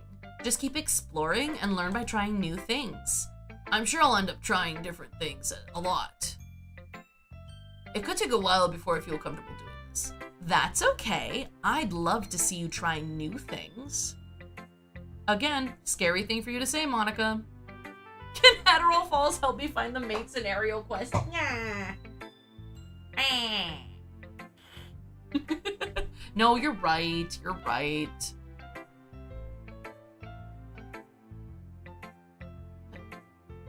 What am I looking at here? Is this a monkey? What am I looking at? Anyway. That's the best way to find the kind of style that suits you. Everyone else can be a little bit biased towards their own kinds of styles. But I'll always help you find what suits you the most. Monica, I don't like that a lot of the things you say feel like they have double meanings. Where do you share your book progress so everyone can see? I don't know right now. I will have to think about this. And also, like, what do you mean by book progress? What are you looking to share?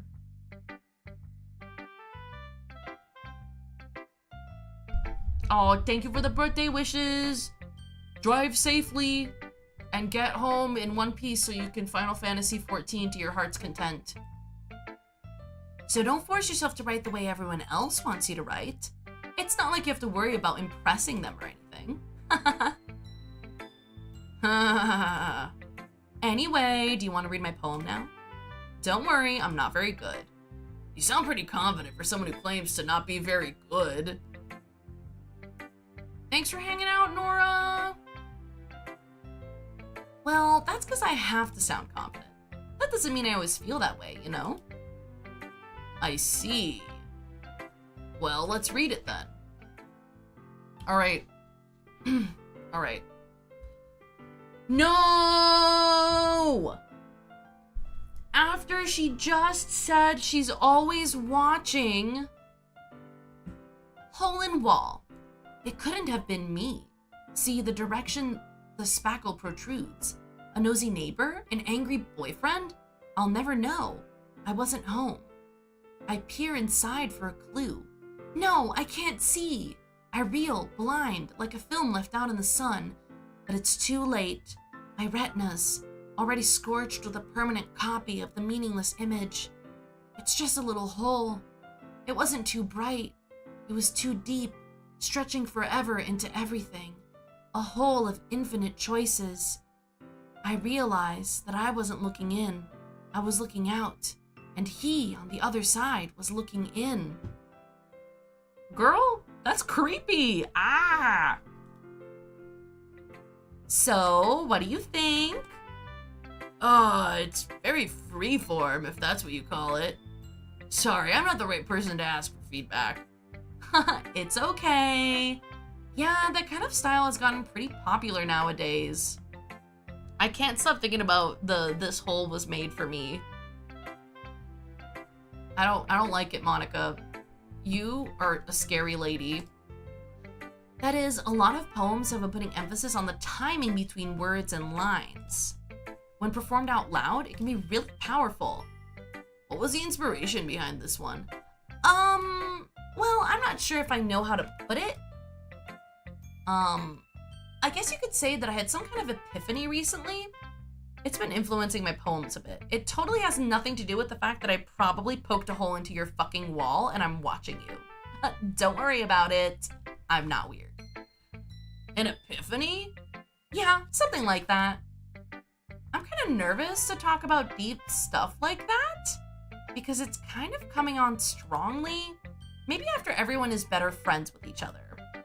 Anyway, here's Monica's writing tip of the day. Sometimes, this is a tip we learned.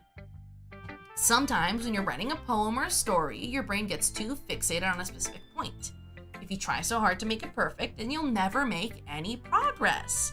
Just force yourself to get something down on the paper and tidy it up later.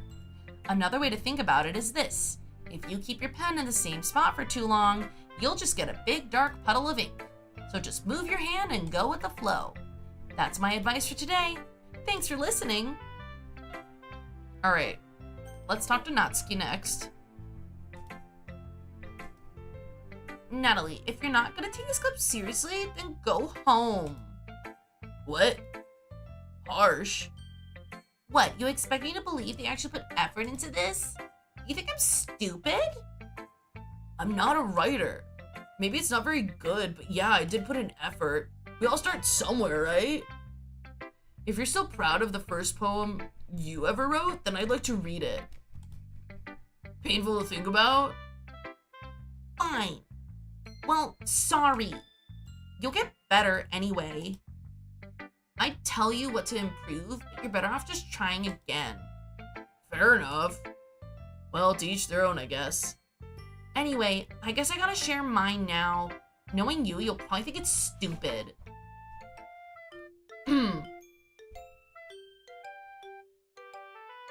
Hello? Eagles can fly. Monkeys can climb. Crickets can leap. Horses can race. Owls can seek. Cheetahs can run. Eagles can fly. People can try. But that's about it.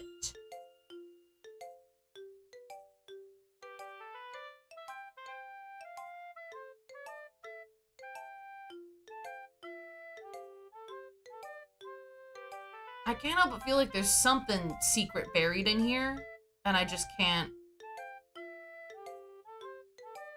figure it out. Well, such inspiring words. Yeah, I told you that you weren't gonna like it. Oh, I like it. What? Just be honest. I am. Why are you so convinced I wouldn't like it? Well, because everyone in high school thinks that writing has to be all sophisticated and stuff. So people don't even take my writing seriously. But isn't the point of poems for people to express themselves? Your writing style wouldn't make your message any less valid. Yes, exactly. I like when it's easy to read, but it hits you hard. Eagles can fly. People can try. Like in this poem, seeing everyone around you do great things can be really disheartening, so I decided to write about it. Yeah, I understand. But the other nice thing about simple writing is that it puts more weight on the wordplay. Like I set up for a rhyme at the end, but then made it fall flat on purpose. It helps bring out the feeling in the last line.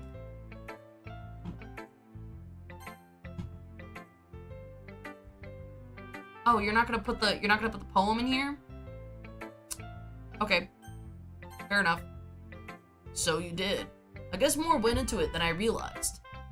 That's what it means to be a pro. I'm glad you learned something. Didn't expect that from the youngest one here, did you? Yeah, I guess not.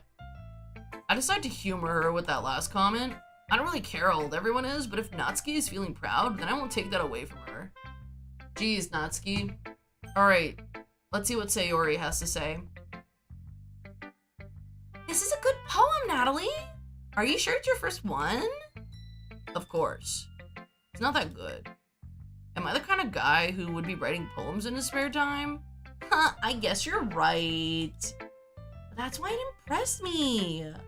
Well, to be honest, I was afraid that you wouldn't do it seriously, or that you wouldn't write one at all. I'm really happy that you wrote one. It just reminds me of how you're really a part of the club now. Not to mention the fact that I'm standing in front of you in the club room. Of course. I'm not really into it yet, but that doesn't mean I'll break my promise. See? It's like I said before. Deep down, you're not selfish at all, you know? Trying new things like this for other people, that's something that only really good people do. Shut up! I mean, let's see. Let's just... Okay, we're good. Checking notifications. There was nothing there. Thanks, Sayori. I'm not sure if Sayori sees the full picture of my motive here. Then again, I can't deny that she's part of the reason I joined. Knowing how much this means to her and all? Yeah, and I'm gonna make sure you have lots of fun here, okay? That will be my way of thanking you. Alright, I'm gonna hold you to that then. Yay! Now you'll read my poem too, right? Don't worry, I'm really bad at this. We'll see about that. Dear sunshine, the way you glow through my blinds in the morning, it makes me feel like you missed me. Kissing my forehead to help me out of bed, making me rub the sleep from my eyes. Are you asking me to come out and play? Are you trusting me to wish away a rainy day? I look above, the sky is blue. It's a secret, but I trust you too. If it wasn't for you, I could sleep forever. But I'm not mad. I want breakfast. Girl, same. I want breakfast. This is a heartfelt poem. Absolutely. Sayori, this is just a guess, but did you wait until this morning to write this? No, just a little bit. You can't answer just a little bit to a yes or no question. I forgot to do it last night. Well, at least that makes me feel a little bit better about myself. Don't be mean. Oh, I still tried my best. Yeah. I didn't mean to say that it was a bad poem. Came out nice, or how should I put it? It sounds just like you. Really? Yeah. Especially that last line. I made eggs and toast. Even though you were late to school? It's bad to skip breakfast. No, she's right. If you're late to school, you're late to school. You might as well arrive like with a full tummy. I'm realizing eggs and toast sounds so good right now. It's probably because I'm hungry. I get all cranky. Well, I guess there's no point in arguing. Anyway, thanks for showing me. This was so much fun. Monica's the best. Yeah. But next time I won't forget, and I'm gonna write the best poem ever. Well, I guess I look forward to it. Ugh. I guess that's everyone. Glance around the room. That was a little more stressful than I anticipated. It's as if everyone is judging me for my mediocre writing abilities. Even if they're just being nice, there's no way my poems can stand up to theirs. It's a literature club after all. Bro, you're fine. I guess that's what I end up getting myself into. Across the room, Sayori and Monica are happily chatting. Ooh, hot chocolate. Hot chocolate would be really good.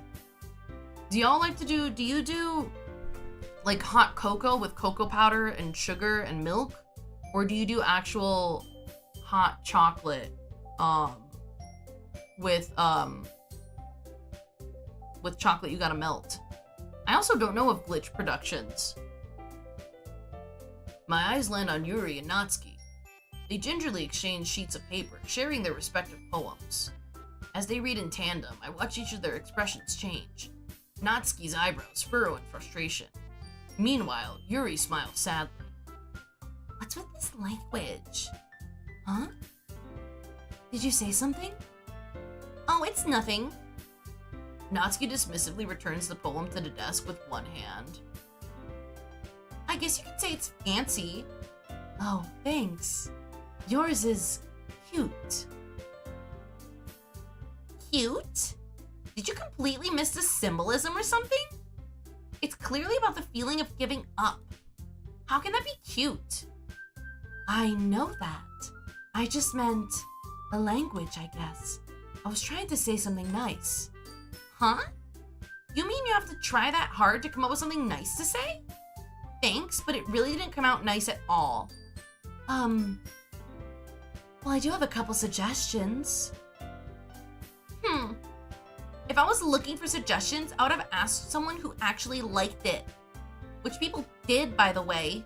Sayori liked it, and Natalie did too. So based on that, I'll gladly give you some suggestions of my own. First of all, excuse me. I appreciate the offer, but I've spent a long time establishing my writing style. I don't expect it to change anytime soon, unless of course I come across something particularly inspiring. Which I haven't yet. And Natalie liked my poem too, you know. He even told me he was impressed by it. Natsuki suddenly stands up. Oh, I didn't realize you were so invested in trying to impress our new member, Yuri.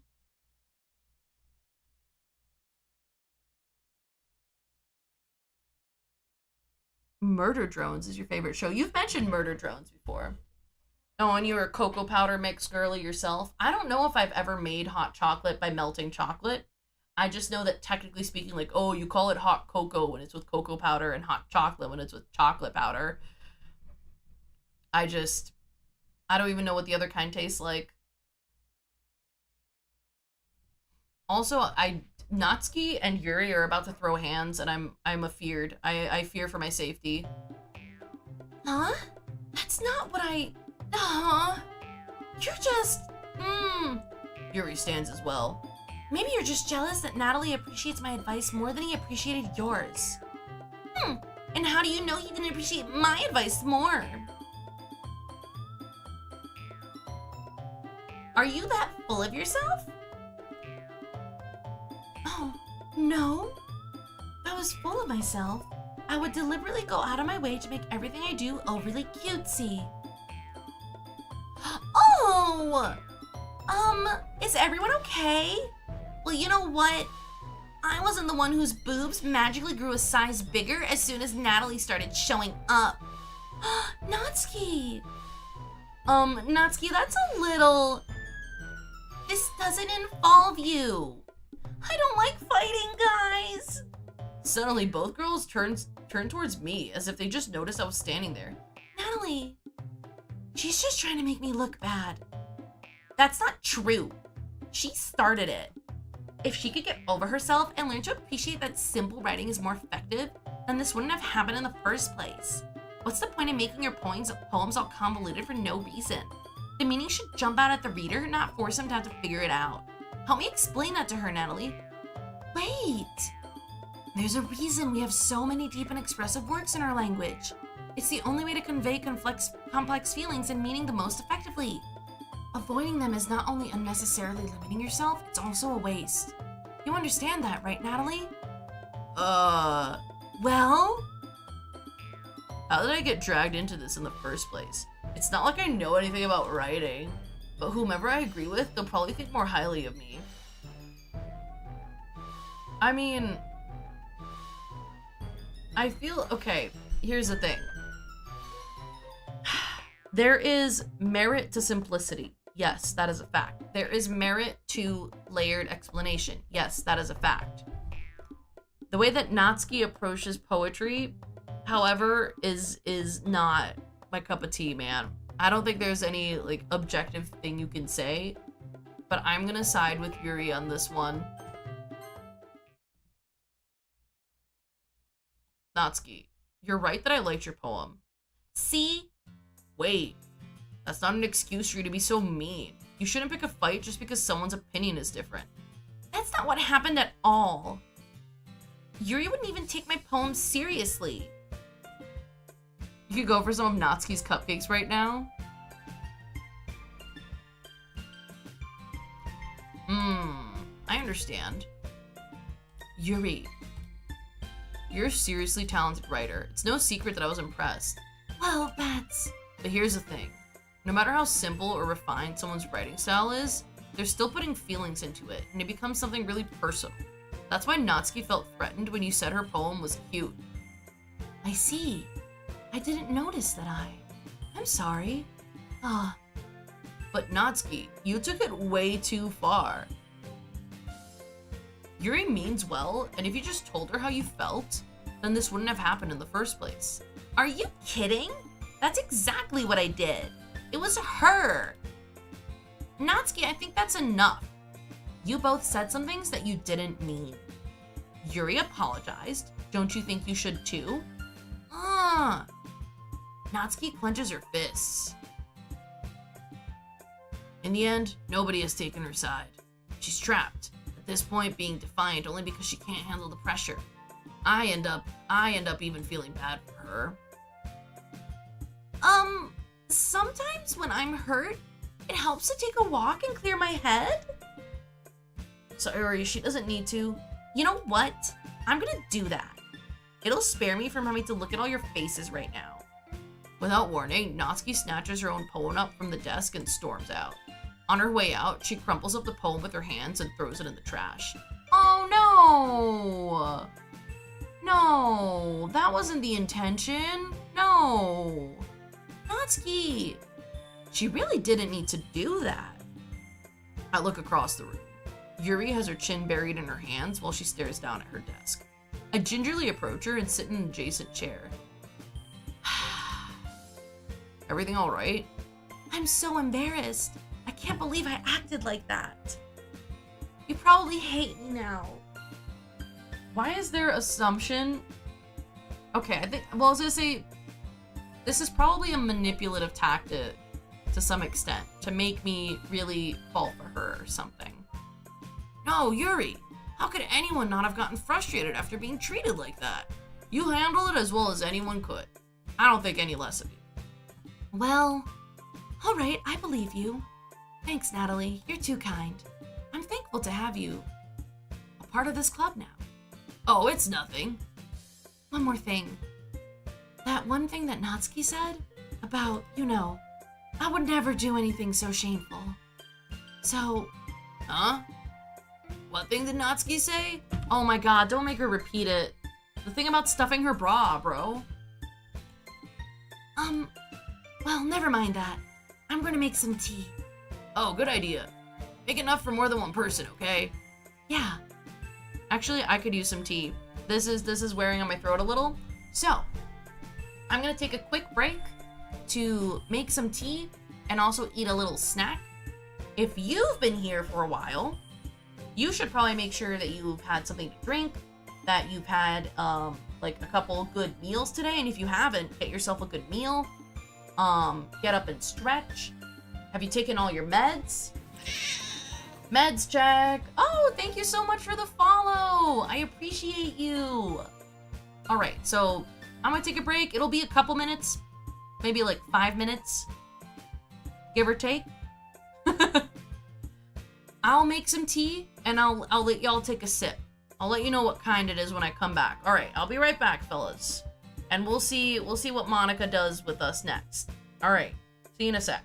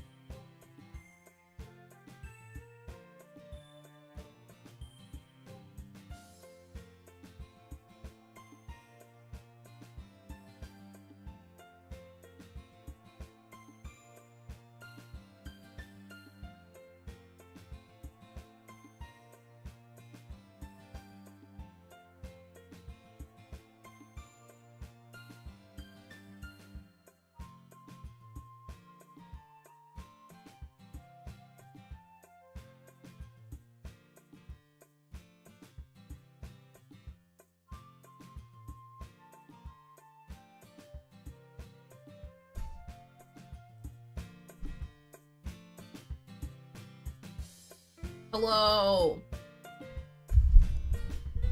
Hello, sorry for the delay. I decided to put honey in my tea. Oh, hello. Okay, Dora is here too. I decided to put honey in the tea.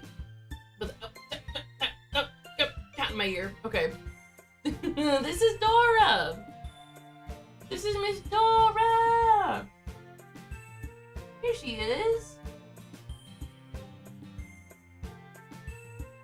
She is just a ball of cuddles and purrs. You just explained my whole existence to new viewers? Well, thank you. I appreciate it. Oh, hello, Lily. Oh. Dora. Here we go. You want 2 sips? Okay, so I made peach tea. Do we like peach tea, fellas? I made peach tea with a little bit of honey. Here we go. Do we want sips? Sips? Peach tea? Anyone here for peach tea? Hello! Welcome in! We're having a tea break. Peach tea with honey, baby! Everyone make sure the sip's enough for everyone. Also, my mug looks like a beaker. Peach tea! Dora, you want some peach tea, bud? Hold mouse plush? Alright. Hold on. Mr. Mouse, get your ass over here. Here he is.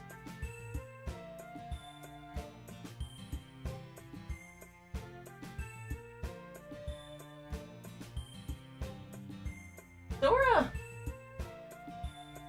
Girl? Oh my gosh. She is feeling energetic. Oh my god.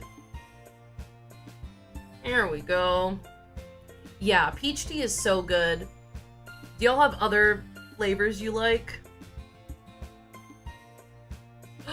You took a bite of the glass by mistake. You want to adopt an imaginary Mr. Mouse? Yeah. Adopt your own Mr. Mouse. Hell yeah, dude. But yeah, I love a peach tea. Usually, if I'm just drinking tea while reading or something like that, I'll have Earl Grey. I like Earl Grey. Sometimes Earl Grey with honey and milk is pretty nice.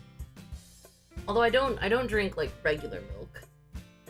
Oh really? You played Doki Doki Literature Club for the first time a few hours ago. This is my first time playing it ever. So don't tell me anything. No spoilies. Because I'm learning as we go. Okay. Alright, Dora. Dora's gonna help us. Okay, everyone. It's just about time for us to leave. How did you all feel about sharing poems? It was a lot of fun. Well, I'd say it was worth it. Oh, thank you for subbing. I appreciate that. It was alright. Well, mostly. Natalie, how about you? Yeah, I guess I'd say the same. It was a neat thing to talk about with everyone. Awesome. In that case, we'll do the same thing tomorrow. And maybe you'll learn something from your friends too. So your poems will turn out even better. Yes, thank you for the birthday wishes. Monica's just been standing there for like 12 minutes. Her arm was probably burning. Nah, she can handle it. She's stronger than she looks. I think to myself, I did learn a little bit more about the kinds of poems everyone likes. With any luck, that means I can at least do a better job impressing those I want to impress. I nod to myself with newfound determination. Natalie, ready to walk home? Sure, let's go. Sayori beams it. It truly has been a while since Sayori and I have spent this much time together. Can't really say I'm not enjoying it either. Alright. Wait, what is... Oh, you're Mr. Mouse now! Hell yeah! Sayori. About what happened earlier. Huh? What do you mean? You know, between Yuri and Natsuki. Does that kind of thing happen often? No, no, no. That's really the first time I've seen them fight like that. I promise they're both wonderful people. You don't hate them, do you? No, I don't hate them. I just wanted your opinion, that's all. I can see why they'd make good friends with you.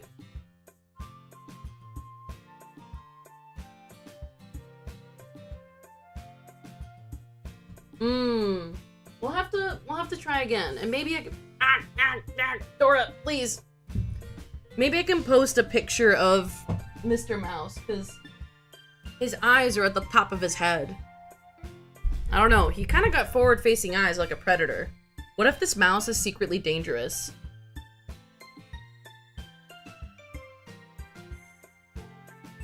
Okay, I'm trying really hard not to burn my tongue. Because I'm gonna go out for dinner and I want to make sure I can taste everything. You know, Natalie, it's nice that I get to spend time with you in the club. But I think seeing you get along with everyone is what makes me the happiest. I think everyone really likes you too.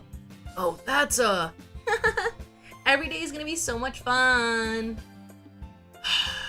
It looks like Sayori still hasn't caught on to the kind of situation I'm in. Sure, being friends with everyone is nice, but does it really need to stop there? Bro. How can you achieve Ultimate Mouse?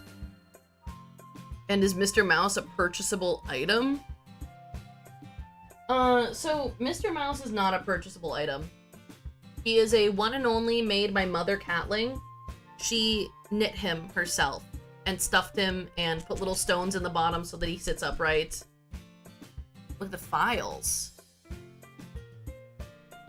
What do you mean by files? We'll just have to see what the future holds, Sayori. I pat Sayori on the shoulder. I said that more to myself than to her, but it's easy to use Sayori as an internal monologue sometimes. That's so rude! What? And absolutely, trans rights are human rights. Okay. Yeah, let's do this. Alright, so we gotta write another poem, right? I want to write a perfect poem.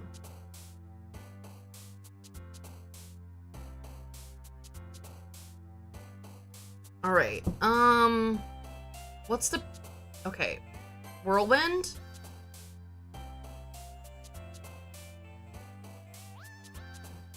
Unrestrained? Fester?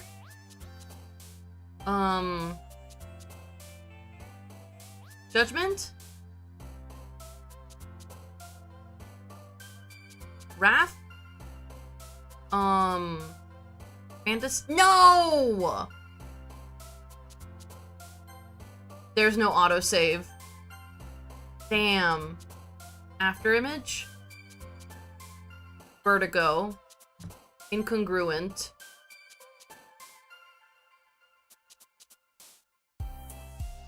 Ambient?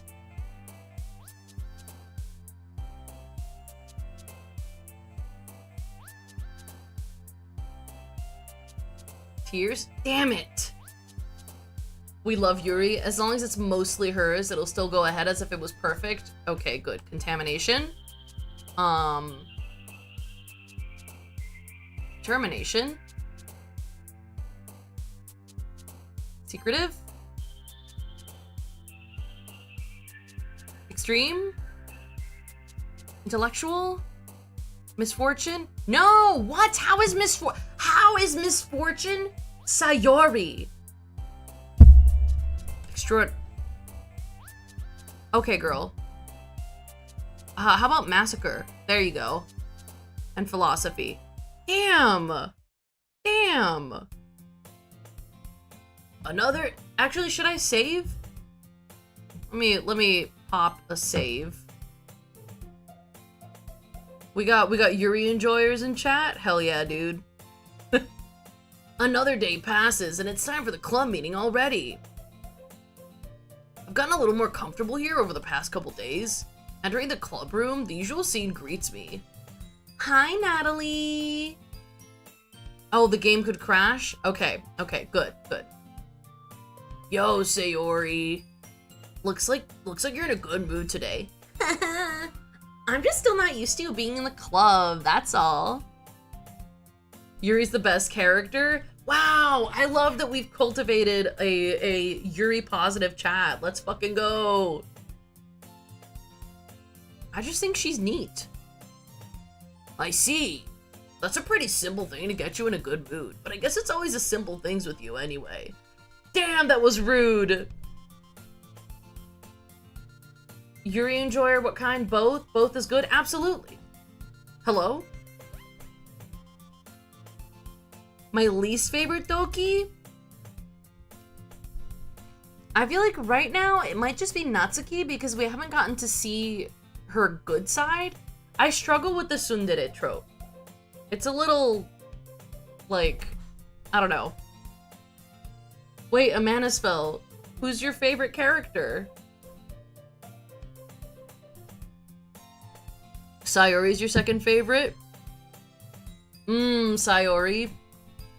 Yeah, okay.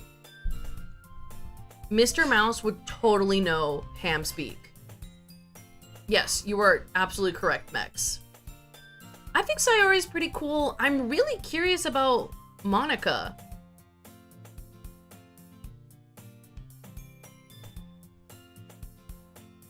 Imagine if someone just said I hate Yuri over everything.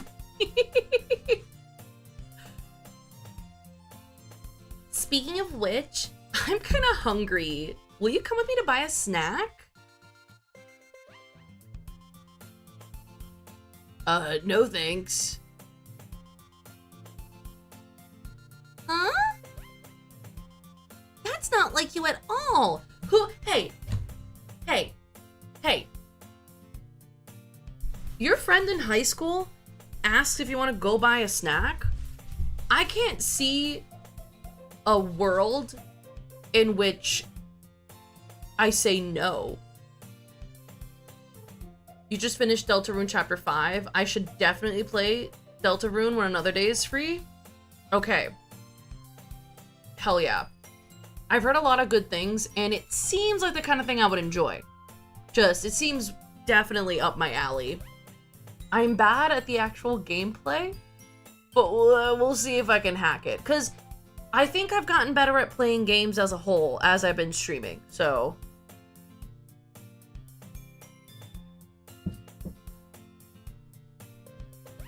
Okay. I have my reasons. Why don't we take a look at your purse, Sayori? Huh? Why that all of a sudden? No reason, really. I just wanted to look at it. Sayori nervously retrieves her coin purse. She fumbles with the latch and gets it open. Then, she turns it upside down and let its contents spill onto the desk. Only 2 small coins fall out. Yeah, the main character is so mean. Sayori! You were trying to get us to buy you a snack? Girl, here's the thing. If my friend came to me and was like, dude, I'm so hungry. I don't have the money to get a snack right now. Could you spot me? I would say, sure. Like, as long as you're not asking me to buy you a snack every day of the week. Yeah. Mr. Mouse is not capable of hate.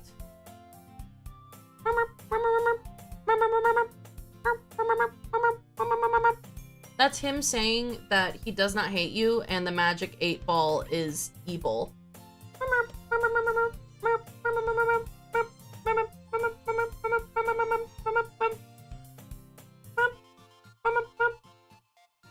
So the bot I uses my account to reply. So I'm not typing at the same time. Or I could have tried to convince you it was magic. But it's much easier for me to just be who I am and tell the truth. I knew it! I could see right through you, Sayori. That's not fair. How did you even know? Excuse me. It's simple. If you had enough money in the first place, you would have bought a snack before coming to the club room. So either you're not hungry and want an excuse to take a walk, or you plan to conveniently forget that you spent all your money so that I would lend you some. But there's one more thing. You're always hungry. And so that only leaves the one option. I give up.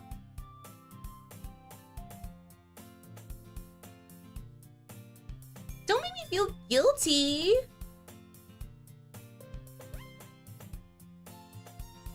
Shinobu Kocho? From what? Is it from this game? From a different game? I don't recognize the character name.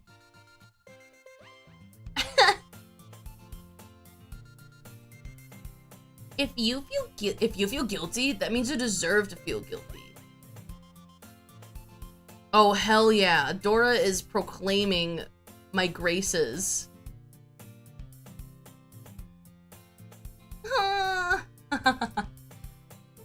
Yuri suddenly giggles. Huh? Is Monica the peakest? I didn't notice that she was listening in. Her face is in her book as always. Oh, I wasn't listening or anything. It was just something in my book. Yuri, tell Natalie to let me borrow some money. That's... Don't get me involved like that, Sayori. Besides, you should only buy what you can responsibly afford. And frankly, after pulling a mischievous little stunt like that, your suffering is fair enough retribution. Oh, Sayori has a secret? Of course! I feel like that makes sense. Like, especially just because she's so bubbly, right? You get, I mean, at least I always get the sense like, oh, she's probably hiding something. Like, what that secret could be, do not tell me. I will find out. And if I don't finish Doki Doki Literature Club today, I will come back to it. Alright, next week, we'll choose a day for me to finish Doki Doki Literature Club. Alright, fellas? I got you. Each playthrough, you hate the game's MC more. Oh, did I just... I didn't mean that. I got too absorbed in my book.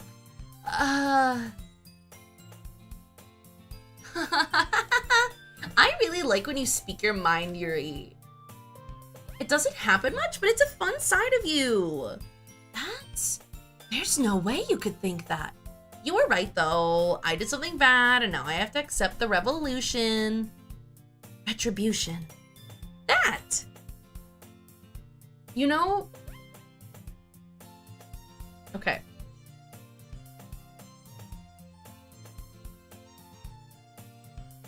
Another random fact about you, your favorite movie is Ponyo. That makes sense. And your cat, Janora. Oh, Nora for short. Oh, that's cute.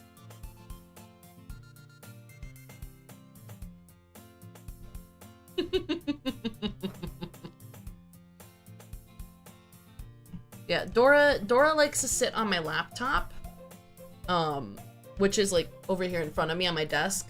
It's her favorite bed now. Still, coming from you, Sayori, I guess there's a little devil inside all of us, isn't there? Don't let her fool you. Sayori knows exactly what she's doing. After all, she told you guys she was bringing me to the club before she even told me.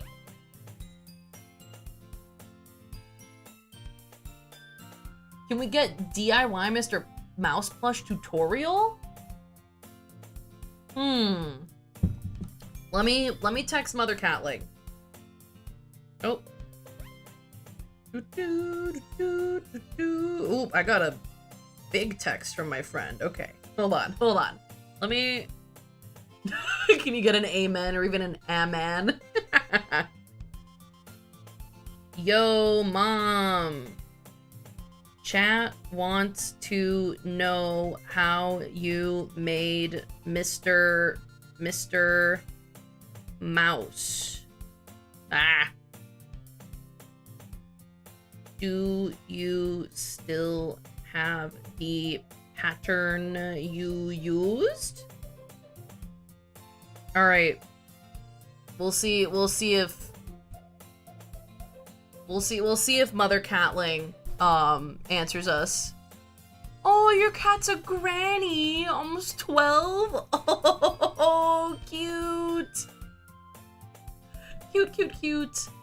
Yeah, Dora, we don't know exactly how old Dora is. We just know that she's older than she's older than the shelter told me she was when I adopted her. She's kind of getting into old lady territory, for sure. So the thing I think that Sayori is actually very smart, and she's putting on an act so that she can get people to do what she wants. That's my gut instinct right now. And that she's been kind of planning how to get us, the main character, into this club for a while. And she set up, like, she did more than just, like, she did more work in the background to set up this scenario. Don't tell me if I'm right. Don't tell. But this is just my gut instinct. You wouldn't have come if it weren't for the cupcakes. So I had to trick Natsuki into making them. Come on, give me more credit than that, Sayori. Out of nowhere, something smacks Sayori in the face and tumbles onto the desk. Ow! What was... Huh? A cookie? Sure enough, it's a gigantic cookie wrapped in plastic. Should we make Mr. Mouse merch? Also, I would totally eat a gigantic cookie right now. If y'all had to eat a giant cookie like the size of your face, what kind of cookie are we eating? Like, what do we like in a cookie? I'll tell you what I like, but only after you tell me what you like, because I feel like I might have a controversial opinion on cookies. I don't know. Is this a miracle? It's because I paid my restitution. Retribution. Actually, that one almost worked. I was just gonna give it to you, but then I heard you blab about the cupcakes. It was totally worth seeing your reaction, though. Natsuki! That's so nice of you. I'm so happy. Sayori hugs the cookie. Oh, you know what? Sayori's winning me over a little bit. I'm gonna be real. She's adorable. Chocolate chip is a solid choice. Like, a good chocolate chip cookie is, like, good. Okay. Jeez, just eat. Shut the fuck up. Oh, Natsuki, you have such a slappable face. Never change. Sayori rapidly tears open the wrapper and takes a big bite. So good. Mmm. Sayori suddenly clasps her hands over her mouth. I bit my tongue. You're going through a lot over just one cookie. Natsuki takes a bite of her own cookie. Oh, yours looks really good too, Natsuki. Can I try it? Jeez, beggars can't be choosers. But yours is chocolate. Yeah, why do you think I gave you that one? Fine. Still, I'm really happy that you shared this one with me. Sayori gets out of her seat and goes behind Natsuki, then wraps her arms around her. Also, the cookie that I'm most into right now is oatmeal chocolate chip with walnuts also.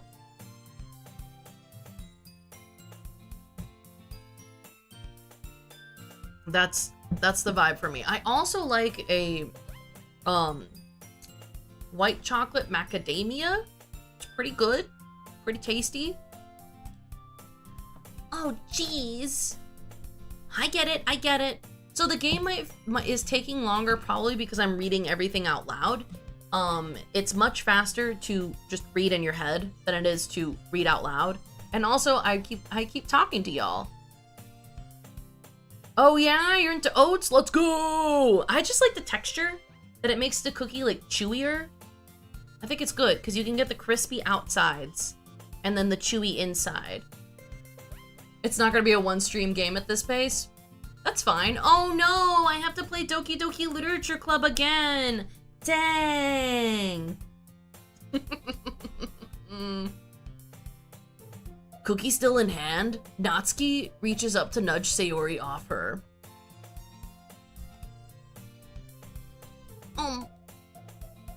Oh, I fucking knew it.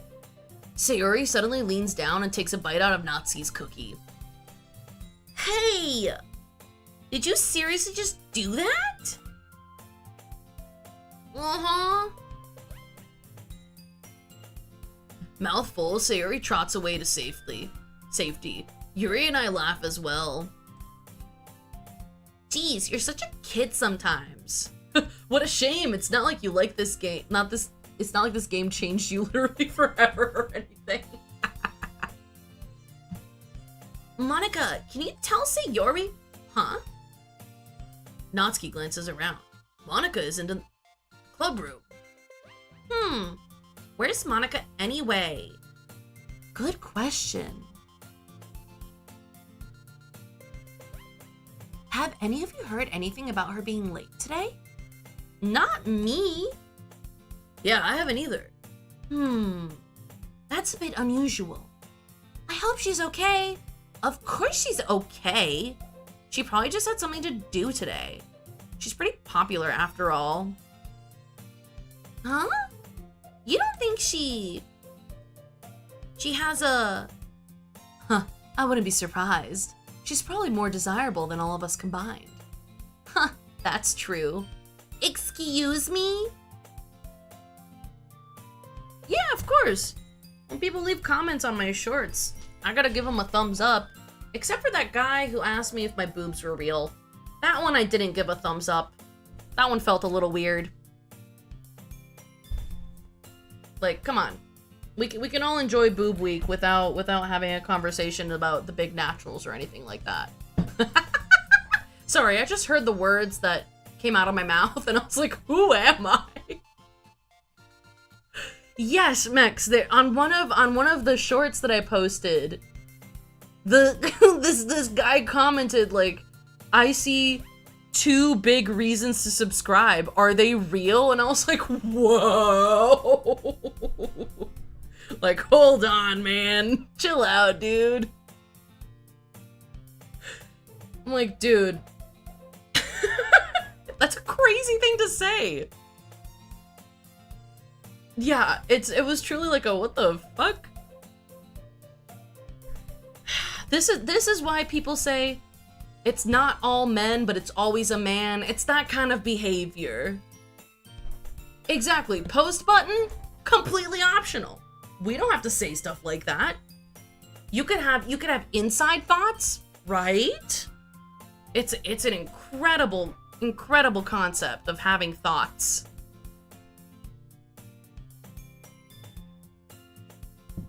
Aw, that's sweet. Also, thank you. I appreciate having folks chatting. It's pretty cool. I also appreciate that y'all know things about Doki Doki Literature Club and can steer me if I need help. Also, let's save again. Just make sure we don't lose our progress. Particular craft. Suddenly, the door swings open. Sorry, I'm super sorry.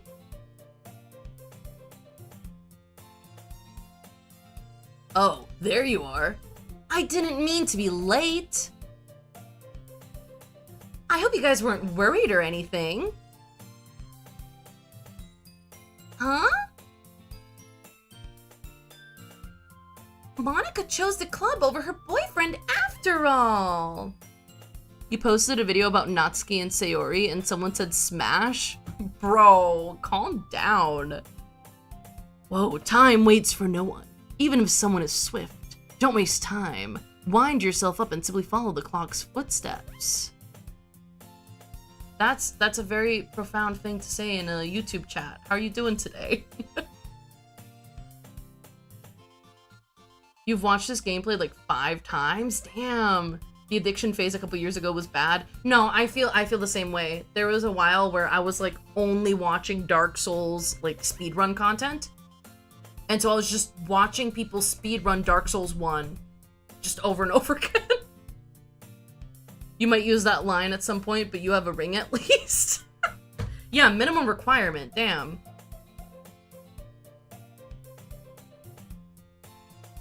Yeah, there are a lot of men out there that are creepy, and it's crazy.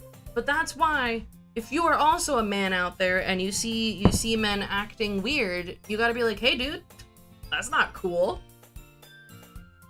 All it did was show you that part of this community is genuinely the worst. Oh, yeah. Any game really that involves women, part of the fandom's gonna be fucked up, dude. Did someone say a man? Someone's always saying a man, right? You're so strong-willed. Boyfriend?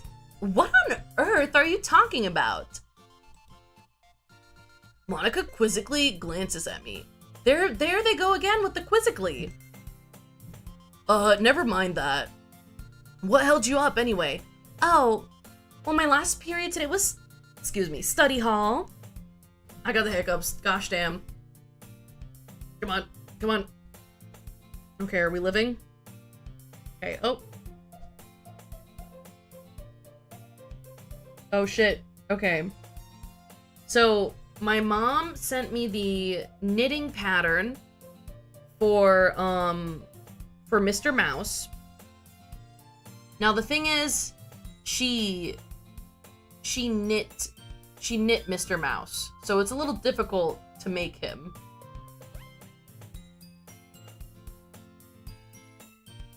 You're okay, good, you confront people about it, and people say you're weird? That sucks.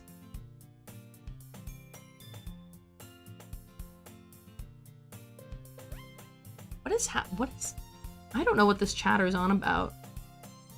And I can't, oh, are you speaking in a different language?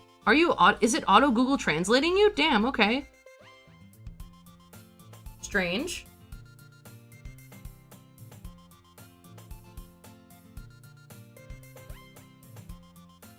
Feeling a little sus about this. Hold on, give me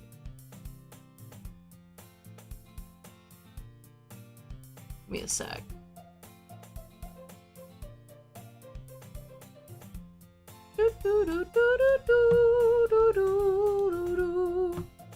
Oh.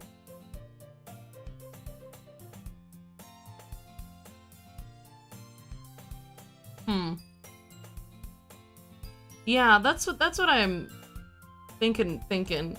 All right, we'll give him a second.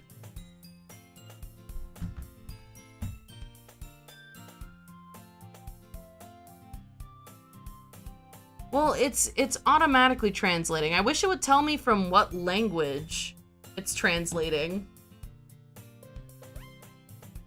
It's been so long since you've heard the music, it's bringing you back. Not sure if it's a good or bad thing yet. To be honest, I kind of just lost track of time.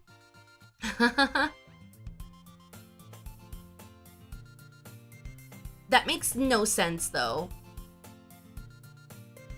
You would have heard the bell ring at least. I must not have heard it since I was practicing piano. Piano? I wasn't aware you played music as well, Monica. Oh, I don't really. I kind of just started recently. Yeah, she's definitely, like... She doesn't play the piano. Oh, fellas, is it not auto-translating for you? So this chatter, it's showing me what they're saying. I must have some sort of extension enabled that...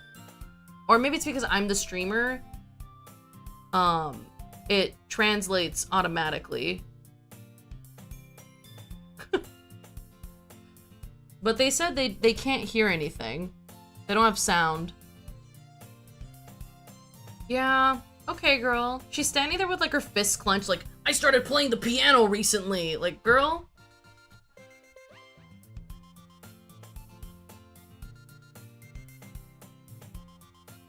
I've always wanted to learn the piano. That's so cool! You should play something for us, Monica. That's... Monica looks at me. Maybe once I get a little bit better, I will. Yay! That sounds cool. I secretly know his language like a sleeper agent. They're speaking Thai.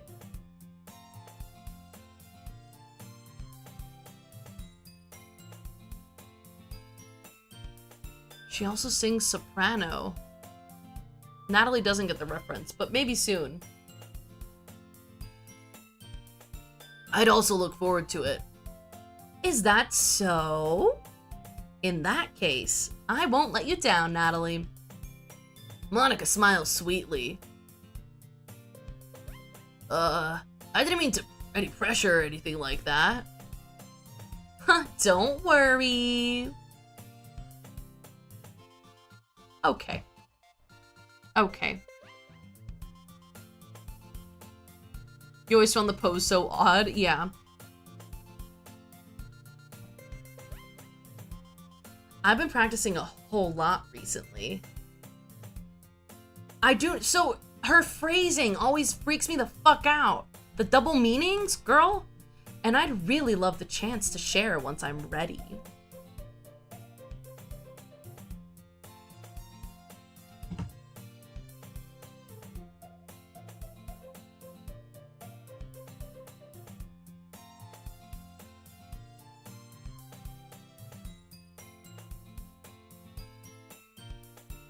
Hold on, my brain's buffering. In that case, best of luck. She's being sturdy? No, it was a different pose. Is it this pose? Or the one where she's, like, bent over?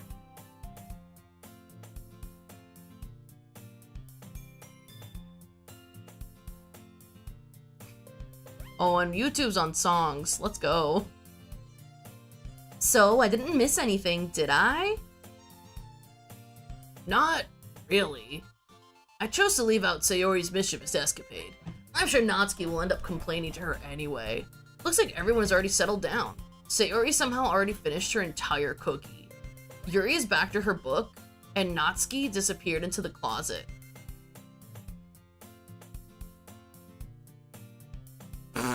showing you her geometric pack because she's a cutie pie.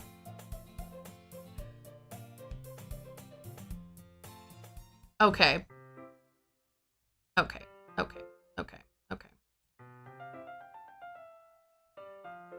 Did it remove? No, it didn't. Okay.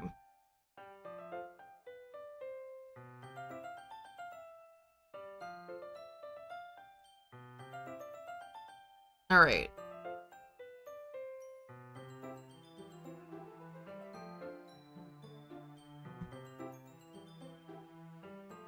Keep reading Natalie as Natsuki. I didn't realize I was supposed to be a dude, so I just put my, you know, whole ass government name on there. Hey, Yuri. Huh? I suddenly noticed that Yuri is reading a different book from the one we've been reading together. Sorry, I didn't mean to interrupt, Oh, no. I was kind of just waiting for you, really. Oh, if that's the case, why don't we go ahead and get started? Yes, let's. Actually, I have a request. Do you mind if I make some tea first? Not at all. Thanks very much. Ooh, you're getting a Monica Nendoroid for your birthday? Wait, I need to look and see. I want to see what it looks like. Alright. Monica Nendoroid. DDLC. Also, hello and welcome. How we doing? Oh, the Monica Nendoroid is so cute.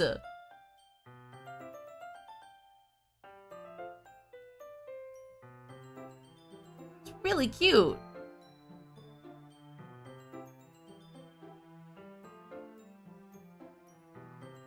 Oh, that's true. That's true. I should be careful not to spoil myself when I'm looking things up. Love that I defaulted to my urban voice for the main character. We already know what Mr. Mouse sounds like. He does meat morphs. Oh, urbane. I was like, urban? I totally get that. Yeah. He has urbane energy, you know? Like,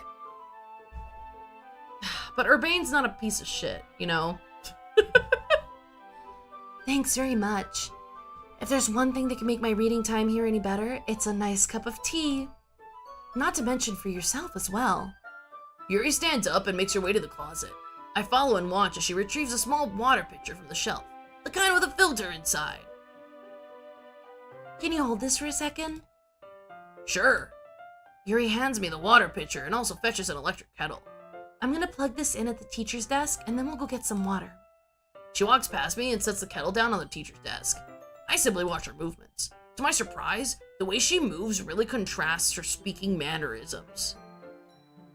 Especially because of her long legs, Yuri appears elegant and methodical. Alright. Okay. I timed out the person typing exclusively in Thai for 24 hours, and now someone typing exclusively in Japanese popped up, saying, like, unrelated shit. So I still need to figure out how the hell you actually ban someone on YouTube. I need to look at the definition of all of the options of things you can do. But it's fine. It's fine. Also, why are we talking about the length of Yuri's legs? Calm down, sir.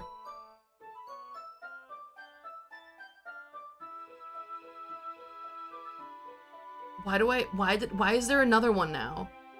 What is happening? What is happening?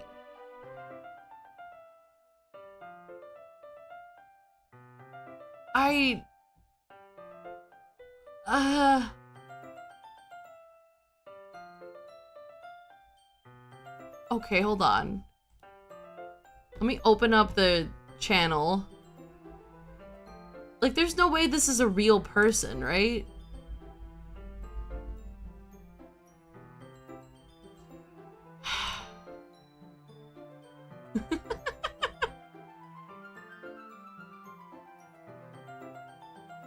They're all old accounts.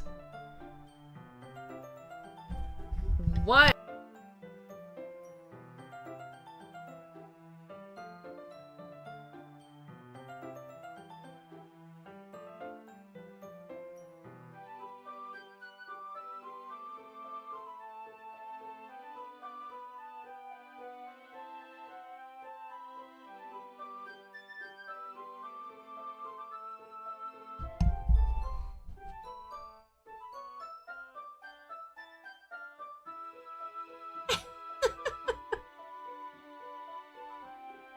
Oh.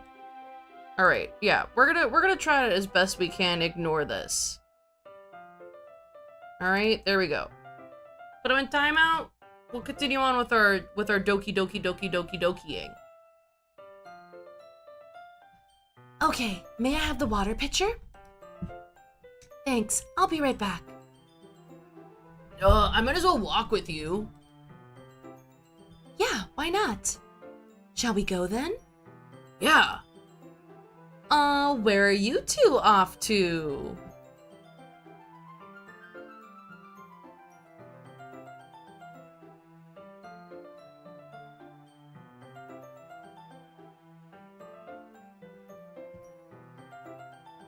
Huh? We're just... Yuri was going to make some tea, so...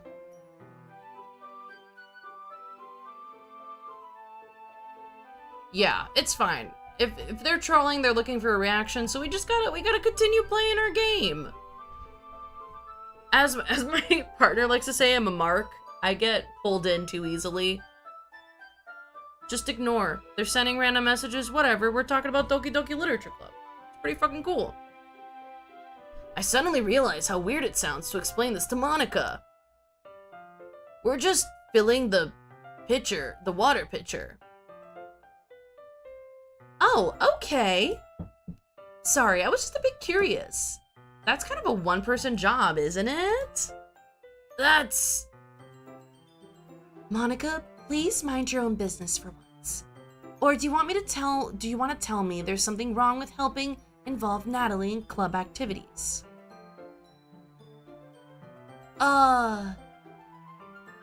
My mouth gapes.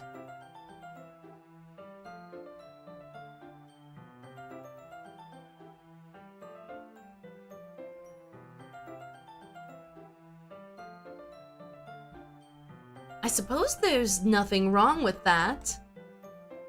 Then let's go, Natalie. Yuri quickly exits the room and I follow. So I sense there is some tension between Monica and Yuri. Like Monica is supposed to be the leader of the club, but maybe Yuri doesn't like being micromanaged. Once in the hallway, she suddenly puts her forehead against the wall.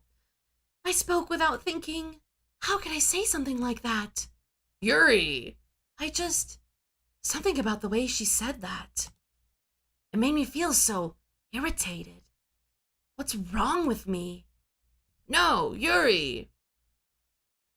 If a German one comes, don't worry, you got it all covered.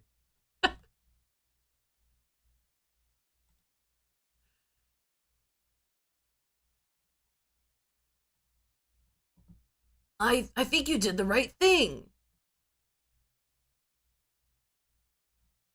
Oh my god, wait, we've got 2 German viewers now? Incredible! I wasn't expecting it, but it's also not right for Monica to judge people like that. Natalie, how come even when I do something bad, you're being so nice to me? Because nothing that you do is as bad as you make it seem in your head. Oh, let's not hit her with that blanket statement, because that's not true. We know this to be untrue. I'm sure she's done terrible things. Oh, God. Okay, hold on. Oh, God. Oh, shit. Okay, we're good. I'm good.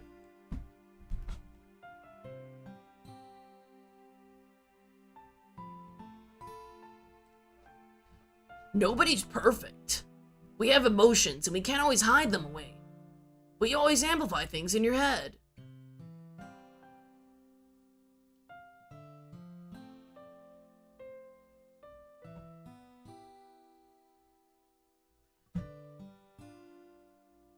Fellas, I'm gonna suggest that we keep it to English in the chat, just so people can understand.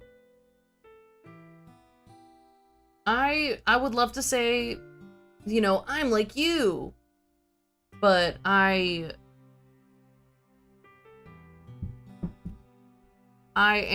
do speak Portuguese as well, because I was born and raised in Brazil, but my dad's Iranian, my mom's American, so there's just a lot going on.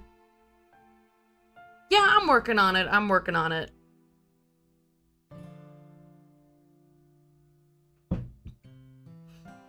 Takes me a second to get to them. So I do speak Portuguese. I speak some Spanish, but I'm not fluent. Your mind turns a light rain shower into a hurricane. Oh, no. Wouldn't you hate me for something as terrible as that? Why would I hate you? I can't hate someone for having emotions. What kind of friend would do that? Friend, you say? Yuri lifts her head. Natalie, I really like being friends with you. Oh, haha. Thanks, Yuri. I like being friends with you too. I feel kind of awkward saying something like that, but I'm doing my best to help Yuri feel better.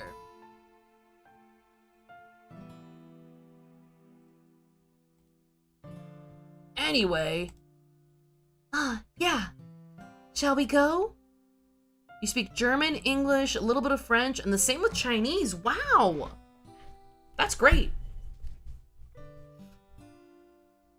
I've kind of wanted to learn another language, but it feels a little overwhelming to do just on my own. I'm someone who does better when, like, I go to school for stuff, you know?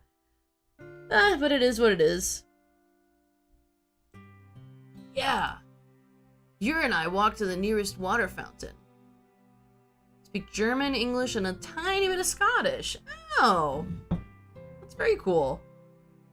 I'm just impressed by the number of people who are bilingual. Particularly, I feel like that's more common in Europe. You can correct me if I'm wrong, but I feel like it's more normal to speak multiple languages there. Once you fill up the water pitcher, we return to the classroom. Oh, you're learning Japanese, Monica. That's great. Japanese is a language that I've found interesting. I like how it sounds. Natalie, do you like oolong tea? Yeah. Anything's fine. Very well. Yuri sets the temperature on the kettle to 200 degrees. Now it's time to get the teapot. You really do this properly, don't you?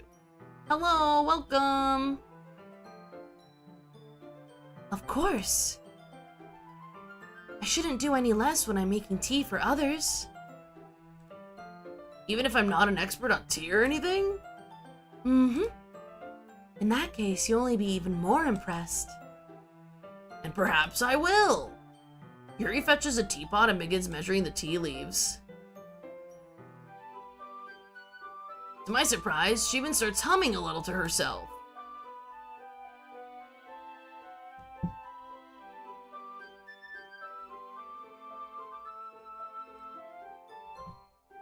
Must be in a good mood now.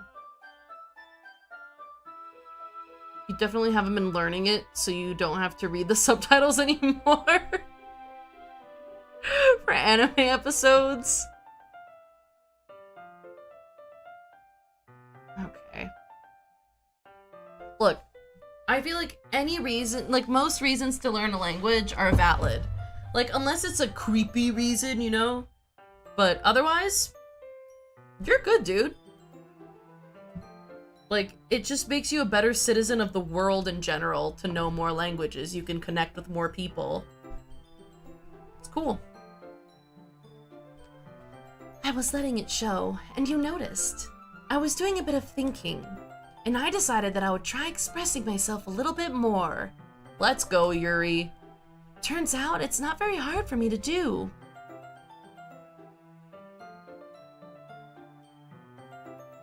When it's you who's around anyway.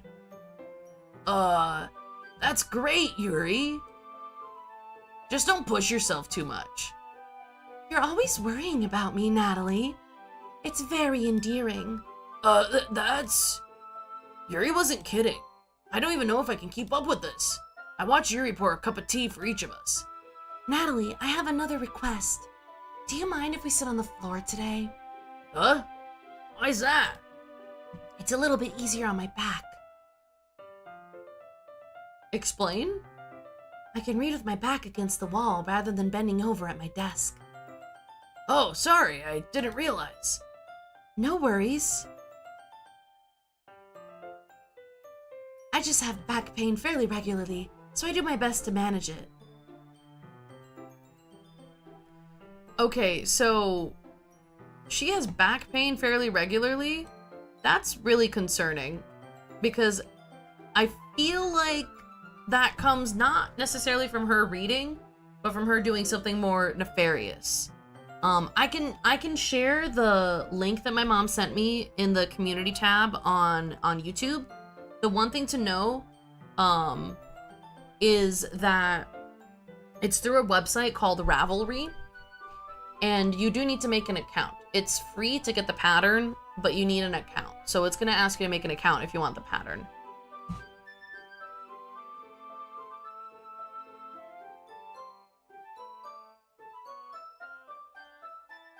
Yeah, I don't know what's going on with this bot avalanche.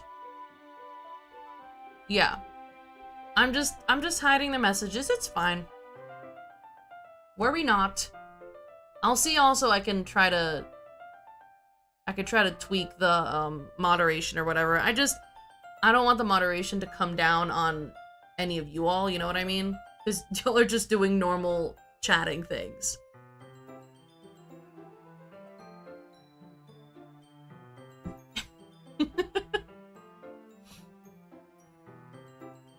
Is that so? I wonder why that is. It's most likely because of my Oh, my... Your posture, right?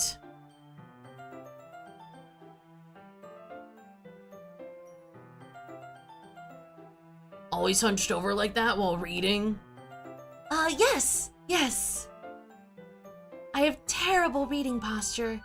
So that's why we should sit on the floor. Okay, wait. She was gonna say it's probably because of my...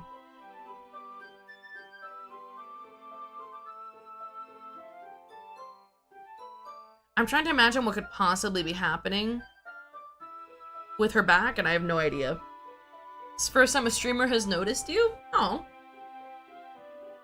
Well. Let's fucking go, baby.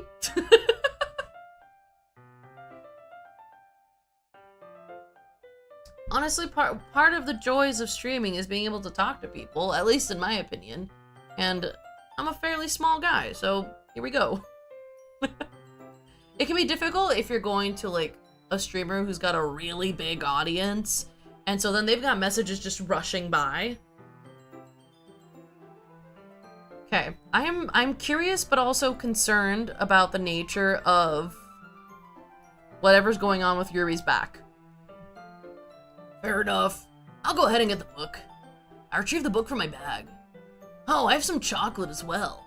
It's a bag of small chocolate candies that I kept hidden from Sayori's candy radar. You sent a supercharge and it didn't say your name? Okay, that's weird.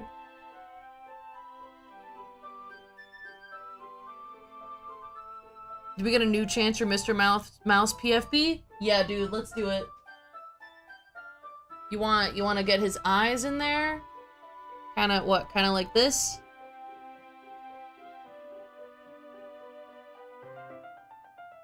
How do we like this?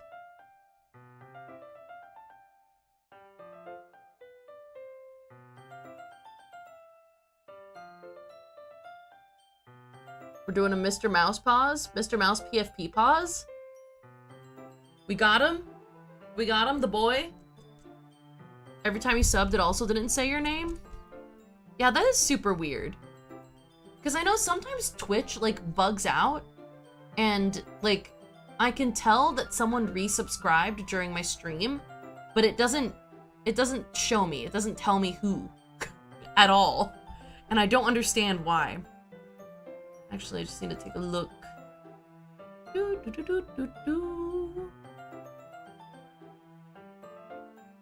Okay. Oh my god, is it getting a little bit romantic here? Between Yuri and, you know, YN? I take it since it'll go well with the tea. Yuri and I then sit against the wall, teacups at our sides. As if in sync, we assumed the same reading position as last time, each holding one half of the book. Except this time, our bodies are even closer to each other. I can't see too well. Yuri slides closer until our shoulders are touching. The game has not gotten fucked up at all. I'm sorry, I'm slow progress. How am I supposed to go on reading like this? Yuri was always kind of cute, but when she's being less apprehensive, it's almost more than I can handle. Are you in the lifetime? What do you mean? New Mr. Mouse looks pretty good, Mex. Say bad thing if you are. I'm saying bad thing. When she's being less apprehensive, it's more than I can handle. Your teacup. Yuri hands me my teacup. Oh. Holding it with my hand that's not holding the book, I end up in a position that makes it even harder to focus.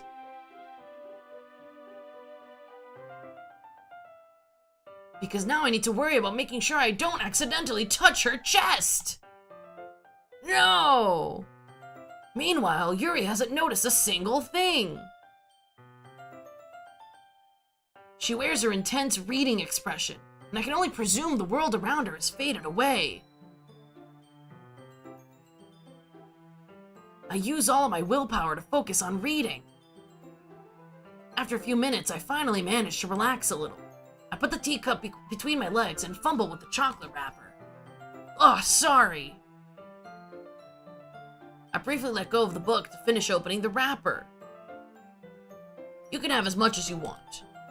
Oh, that's okay. I won't take any. Huh? Are you sure? Bye, Monica! Thanks for hanging out! Well, if I touch it, then it might get smudges on the pages. Oh, you're right. I didn't even think about that. My bad. No need to apologize. I'll hold the book, okay? Are you sure? Of course. Yuri opens the book with both hands. She holds it so I don't have any harder of a time reading from it. But as a result, her left arm is practically resting on top of my leg. Well, in that case, Yuri is already totally focused on reading again. I take a chocolate candy and pop it into my mouth. Then I take another chocolate and I hold it up to Yuri. She doesn't even look away from the book. She simply parts her lips as if the situation was completely natural. That means I can't stop here.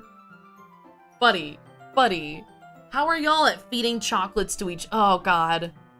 I apprehensively place the chocolate in her mouth. Just like that, Yuri closes her lips over it. Huh? Yuri's expression suddenly breaks. Did I just? Yuri looks at me like she needs to confirm what just happened. Natalie? Sorry. I guess I shouldn't have done that. Oh, well, you were just helping. That's something that friends do, right? I mean, not really in this kind of context, but... yeah. That's all it was. Yeah. Then you don't need to stop or anything. I see. The situation has gotten really tense. I love this heart spam. It's very sweet. Yuri tries to return to the book, but I could tell just by her expression that even she can't focus now. My heart is pounding. I nervously take another chocolate between my fingers, but this time, Yuri's eyes meet mine. How did it even come to this? Yuri doesn't avert her gaze. I notice her chest rising and falling to the rhythm of her breaths. I raise my arm. Like before, Yuri parts her lips. But it's different this time. I take the chocolate and place it in her mouth. I feel her hot breath on my fingers. Okay, everyone. Yuri jolts back. It's time to share poems. Natalie, you can help Yuri put away the tea stuff, right? Yeah, of course. Hey, Ponyo. Nora, welcome back. Okay, thanks. The spell is abruptly broken. Hold on, we gotta save. We just went through a lot. We went through so much just there. I do not want to be feeding her chocolate. In all honesty, I don't want to feed Yuri any chocolate. I'll take care of the cups. Yeah.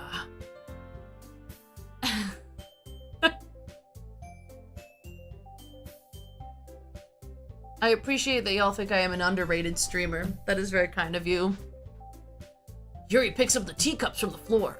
I pick up the bag of chocolates. In the end, we hastily clean up without so much as a word between us. I get the feeling this is something neither of us will have the courage to bring up. Damn, okay. Hello, welcome. How are we doing? Oh, y'all are too kind. All right, obviously, we need to share with Yuri first. Good Ash Ketchum impression, though I doubt it was intentional. I just tried to give the MC like a, oh, I'm just a guy kind of voice. Thank you for the birthday wishes. I appreciate it. I love that I have a reason to wear the silly little hat I made. Let's see what you've written for today. Yuri stares at the poem with a surprised expression on her face. Do you like it? Pikachu, use Thunderbolt! Natalie, this one might be even better than yesterday's. How did you even pick up on this so quickly? Just yesterday I was telling you the kind of techniques worth practicing. Maybe that's why you did a good job explaining. I really wanted to try giving it more imagery. Yuri the queen. Yuri visibly swallows. Even her hands appear sweaty. I'm not used to this. Used to what? I don't know. It's fine. Take your time. Yuri breathes and collects her thoughts. I know that Yuri likes to think before she speaks, so I offer that patience to her. This might be the first kind thing, like genuinely kind thing, that our male MC has done. That he's like, you know, she likes to take her time before she speaks, and I need to be patient. Like, wow, great thought, bud. Good job. Good job. Yeah, just being appreciated like this, I guess. It probably sounds really stupid, but seeing someone motivated by my writing, it just makes me really happy. Are you saying you've never shared your writing before? Yuri nods. Really? I don't believe it. I really only write for myself.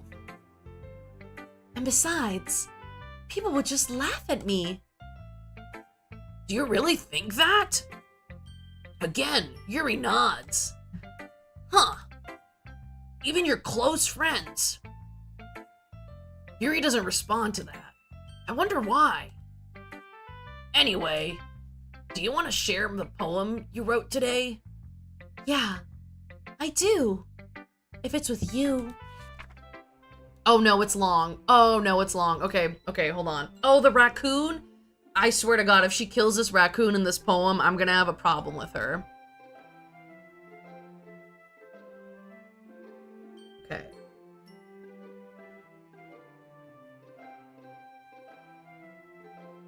Okay, hold on. I need to finish my tea because my throat hurts.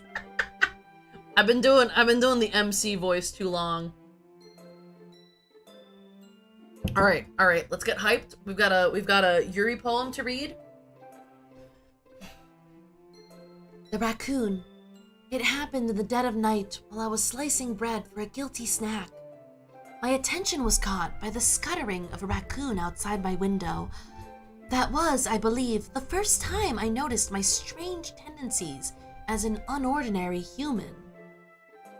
I gave the raccoon a piece of bread, my subconscious well aware of the consequences, well aware that a raccoon that is fed will always come back for more. The enticing beauty of my cutting knife was the symptom. The bread, my hungry curiosity. The raccoon, an urge. The moon increments its phase and reflects that much more light off of my cutting knife. The very same light that glistens in the eyes of my raccoon friend. I slice the bread, fresh and soft. The raccoon becomes excited. Or perhaps I'm merely projecting my emotions onto the newly satisfied animal. The raccoon has taken to following me. You could say that we've gotten quite used to each other. The raccoon becomes hungry more and more frequently, so my bread is always handy. Every time I brandish my cutting knife, the raccoon shows me its excitement. A rush of blood, classic Pavlovian conditioning. I slice the bread and I feed myself again. Okay, so we're definitely the raccoon. She's definitely going to kill us. Nice. You only have 10 minutes left to get to the bad thing? All right, we're gonna go. I was a little bit more daring with this one than yesterday's. I can see that. It's a lot more metaphorical. I don't know if it's my fault, but I can't begin to imagine what this poem is about. That's right. It's a bit closer to my preferred writing style, using the poem as a canvas to express vivid imagery and conveying emotions through them. Yeah, if I take it at face value, then I can't even figure out what it's supposed to mean. Well, I think it's something that different people can relate to in their own way. I wanted to express the way it feels for me to indulge in my more unusual hobbies. It's those sorts of things I'm usually forced to keep to myself, so I sometimes enjoy writing about them. Why do you keep them to yourself? Because they're embarrassing, and people would make fun of me. Don't you have anything like that, Natalie? Well, yeah, I guess I do. I feel like everyone has a little something like that. The best we can do is respect each other in our individualities, even if it's difficult sometimes and some things make us uncomfortable. After all, if I hadn't learned to embrace my own weirdness, I would probably hate myself. I might be ranting a little bit now, but I'm glad that you're a good listener. You're good at a lot of things. Writing, listening. There really aren't that many people like you, Natalie. That's exaggerating a little bit. It's just how I feel. I never thought I would be so comfortable sharing my writing, but now I almost feel like I look forward to it. It's just a really nice feeling, and you're to thank for that. It's nothing, really. Yuri smiles sincerely at me. For just a moment, her timidness seems to disappear. Okay. All right, Sayori. Ooh, I like this one, Natalie. It has some nice feelings in it. Oh, I'm glad. Does that mean it's better than yesterday's? Let me think. I don't know. I guess I like them both. That's not very helpful, you know. Well, I'm not very good at figuring out if poems are good or bad, but that's why I just go with my heart. If it makes me feel things, then it must be a good poem. I'm not sure that's exactly how it works. Then again, I guess conveying feelings is a pretty important part of this whole thing. And honestly, sometimes it doesn't matter whether the poem is good or bad. What matters is how you reacted to it. As a professional poet myself, like, the idea of quality is it's something that's very difficult to define. And so that's where personal sensibility and like personal aesthetics come in to help shore up the gaps in this non-objective identification of quality or good or bad. Yeah, maybe. Honestly, I don't even know what kind of writing you like in the first place. Yeah, me neither. Ugh. Why don't you at least try giving it some thought? Oh, you want to write something for me? That's so sweet. Yeah, right. But you're always thinking about other people. You need to think about yourself once in a while. If you don't, you might end up getting hurt at some point. What do you mean you need to think about yourself? Girl, Sayori thinks about herself. She schemed a way to taste the chocolate cookie that she wanted. Oh, we're getting closer to Sayori's secret. Okay. Huh? Well, I don't really know what you mean, but I'll try to keep it in mind. Well, whatever. Anyway, let's see. I guess I like happy poems. Wait, sometimes I like sad poems too. And sometimes a little bit of both. There's a word for that, right? What's the word I'm looking for? Bittersweet. Right. You gotta go? Alright, thanks for hanging out. I appreciate you. I'll post a link to the Mr. Mouse pattern so you can check it out. And as always, I will see you next week. I like things that are happy and things that are sad. Happy and sad. I can't see you liking something sad, Sayori. Well... Excuse me?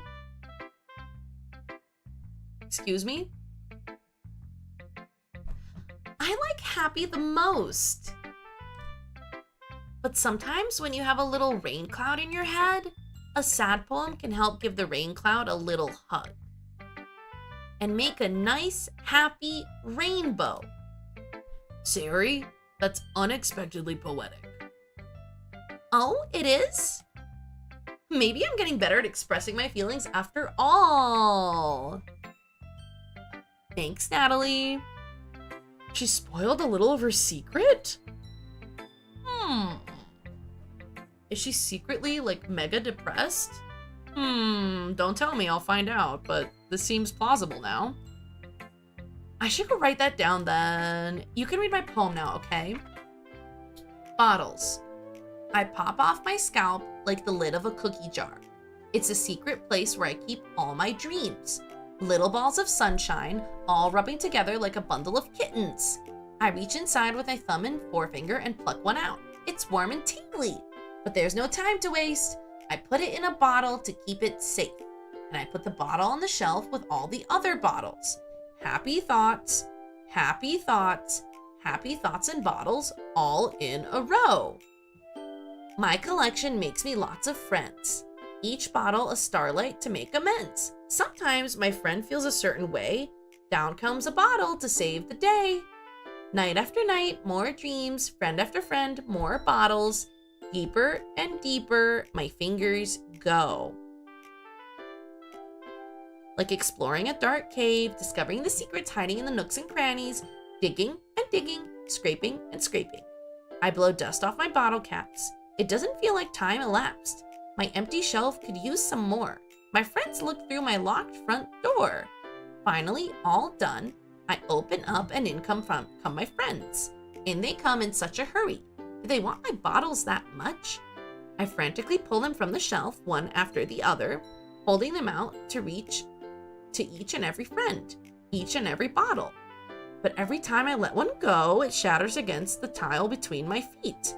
Happy thoughts, happy thoughts, happy thoughts in shards all over the floor. They were supposed to be for my friends who aren't smiling. They're all shouting, pleading, something. But all I hear is echo, echo, echo, echo, echo inside my head. Oh my God, is she schizophrenic? Oh no. Oh no. Hold on.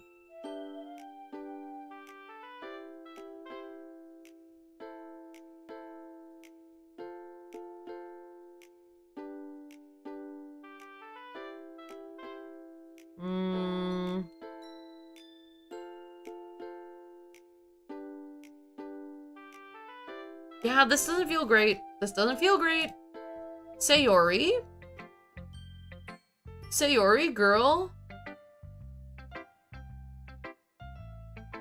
Or are you collecting corpses, girl? What are you doing? Or like people's teeth? What are you doing? Oh no. Oh no, Sayori. Holy crap. Sayori, did you really write this? Of course I did. Didn't I tell you yesterday I was gonna write the best poem ever? Yeah, but I mean, I didn't expect something like this coming from you. Monica taught me a whole lot. Welcome back, Monica. Speaking of which. And I've been really in touch with my feelings recently. I see that. It's almost kind of creepy. Creepy? Well, not exactly. Maybe because I'm so used to you being cheerful? Well, never mind. I'm thinking too hard about it. The point is, it came out good, so you should be proud of it. Aw, thanks. I feel like I was meant to express myself this way. It even helps me understand my own feelings a little bit better. Writing's like magic. You've gotten pretty passionate about this, huh? I hope you keep it up. Yeah, writing's the best. I'm gonna keep writing until I die. Don't get ahead of yourself. Sayori's always had a habit of getting obsessed with something before dropping it no more than a few weeks later. It's probably the best stream you've seen in your life. Oh, that's very sweet. Thank you. I wonder if this is one of those times, but seeing the passion in her eyes makes it hard for me to be pessimistic. All right, we'll go to Natsuki and then we'll go to Monica. Well, I can admit it's better than the last one. It's nice to see that you're putting in some effort. That's good. But I still don't like this at all. It's trying too hard to be serious. I'll feel very bad for Sayori. Oh god. What do you mean by that? Poems don't need to be all deep sounding to express something. It's going to just sound like you're forcing it unless you really don't suck at it. Honestly, don't bother trying to write poems like this until you're on Yuri's level.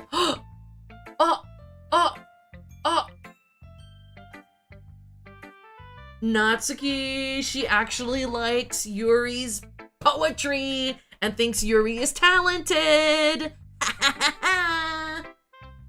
That's right, little Miss Tsundere, we see you. Yeah, chat has also been like lovely during this stream.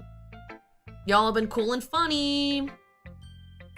Chat gets an A+, you know, except for the bots, but chat gets an A+. Natsuki stopped short all of a sudden. Don't tell me. Huh? You're not just trying to impress Yuri, are you? What are you talking about? And keep your voice down. You know Yuri would love this kind of angsty. Just because she's a talented writer doesn't mean Looks like I'm in trouble. I somehow struck a nerve, though what I did is beyond me. I'm so done with you. Natsuki shoves a poem I handed her back over to me. Take your stupid poem. If you wrote it for someone else, just don't show it to me. Ouch. This is what I get for letting a younger girl step into my business. Oh no, I'm gonna be sad. Unless I was a mind reader, I was destined to be in a world of pain from the start. At least Natsuki wasn't really the girl I was trying to impress in the first place. So wait, we don't get to read Natsuki's poem? Damn. Hi again, Natalie. How's the writing going? Alright, I guess. I'll take that, as long as it's not going bad. I'm happy that you're applying yourself. Maybe soon you'll come up with a masterpiece. I wouldn't count on that. You never know. Want to share what you wrote for today? Sure, here you go. I give my poem to Monica. All right, this one's good. It feels like you're not only getting more comfortable with your style, but the imagery is better than the last one I read. Just wondering, but have you been finding inspiration in Yuri's writing style? Guess so. Can't deny that she's talented. Yeah, totally. I think her poems are the most romantic. That's the best way to describe it. She's like a totally different person when she picks up a pen. I noticed that too. Or when she's talking about literature, it's like a light turns on inside her. Sadly, it's hard to get much personal conversation out of her. Trust me, I've tried. Oh, I'm gonna feel like a little kitty in a box. So, the commands are, Discord will give you the link for the Discord, which is for 18+ only. Lurk is if you're gonna be away from stream for a while and you just have it on the background but you're not really chatting. You say you're lurking, and unlurking is for when you come back. The Ko-Fi is just if any, people with lots of money stumble upon my stream and they're like, you're cool, that's how they can give me money. And then Magic 8 is like a Magic 8 ball. You ask a question, so you type the exclamation point Magic 8 and then you ask a question. Same thing with Magic Meebs, except it's Dora would be answering your question essentially.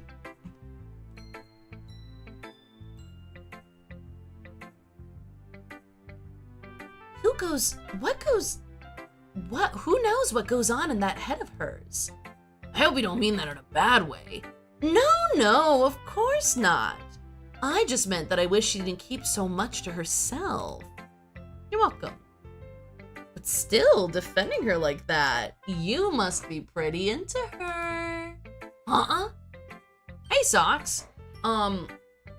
This is exactly as far as I've gotten. Nothing bad has occurred yet. And perhaps I'm taking a long ass time to get through the game, but that's just what happens when I'm playing. I'm a slow person. But I haven't seen anything. So I haven't spoiled anything for myself. So we're keeping the spoilies out. Yeah, I think it's cool so far. I'm very curious to see what the girls are hiding from me. You completely misunderstood. Oh, calm down. I'm kidding. Besides, I'm pretty sure she's already got a boyfriend. Wait, really? Yeah, a fictional one anyway. Monica kind of whispers that last part to me. It's just a hunch, but... Well, there's not really anything wrong with that. Oh, well, I know. I was just saying. But anyway, you want to read my poem now? I like the way this one turned out, so I hope you do too. All right, let's take a look. Okay. All right. Oh my God. Okay. Okay. Oh, she's doing a little bit of work on the page. Cool, cool, cool. Save me. The colors, they won't stop. Bright, beautiful colors, flashing, expanding, piercing, red, green, blue, and endless cacophony of meaningless noise. The noise, it won't stop. Violent, grating waveforms, squeaking, screeching, piercing, sine, cosine, tangent, like playing a chalkboard on a turntable, like playing a vinyl on a pizza crust. An endless poem of meaningless. Load me.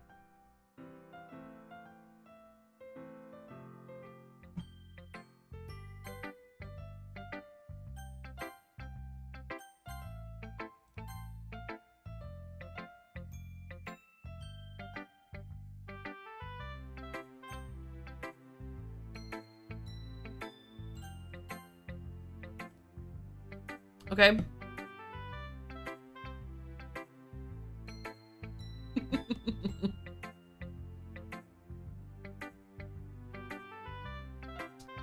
It's even more abstract than your last one, huh? Load me. What does she want me to load? Oh wait, there's more.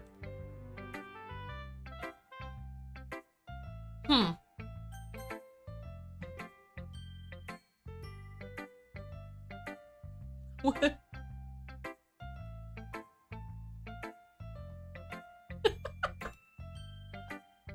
I guess it's just the way I write. I'm sorry if you don't like it. I can't even see what the emoji is. No, I never said that. Just the kind of thing I've never really seen before, I guess. I kind of like playing with my space on the paper. Choosing where and how to space your words can totally change the mood of the poem. It's almost like magic. The way I wrote the lines, really short, makes it feel like they're trying to speak over the noise. I see. Still hard for me to tell what it's about, though.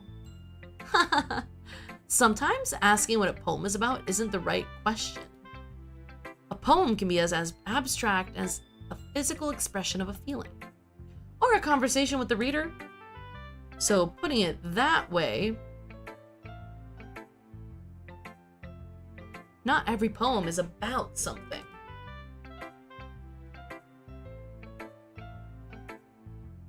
What do you... Are you trying to give me a hint? Anyway, here's Monica's writing tip of the day.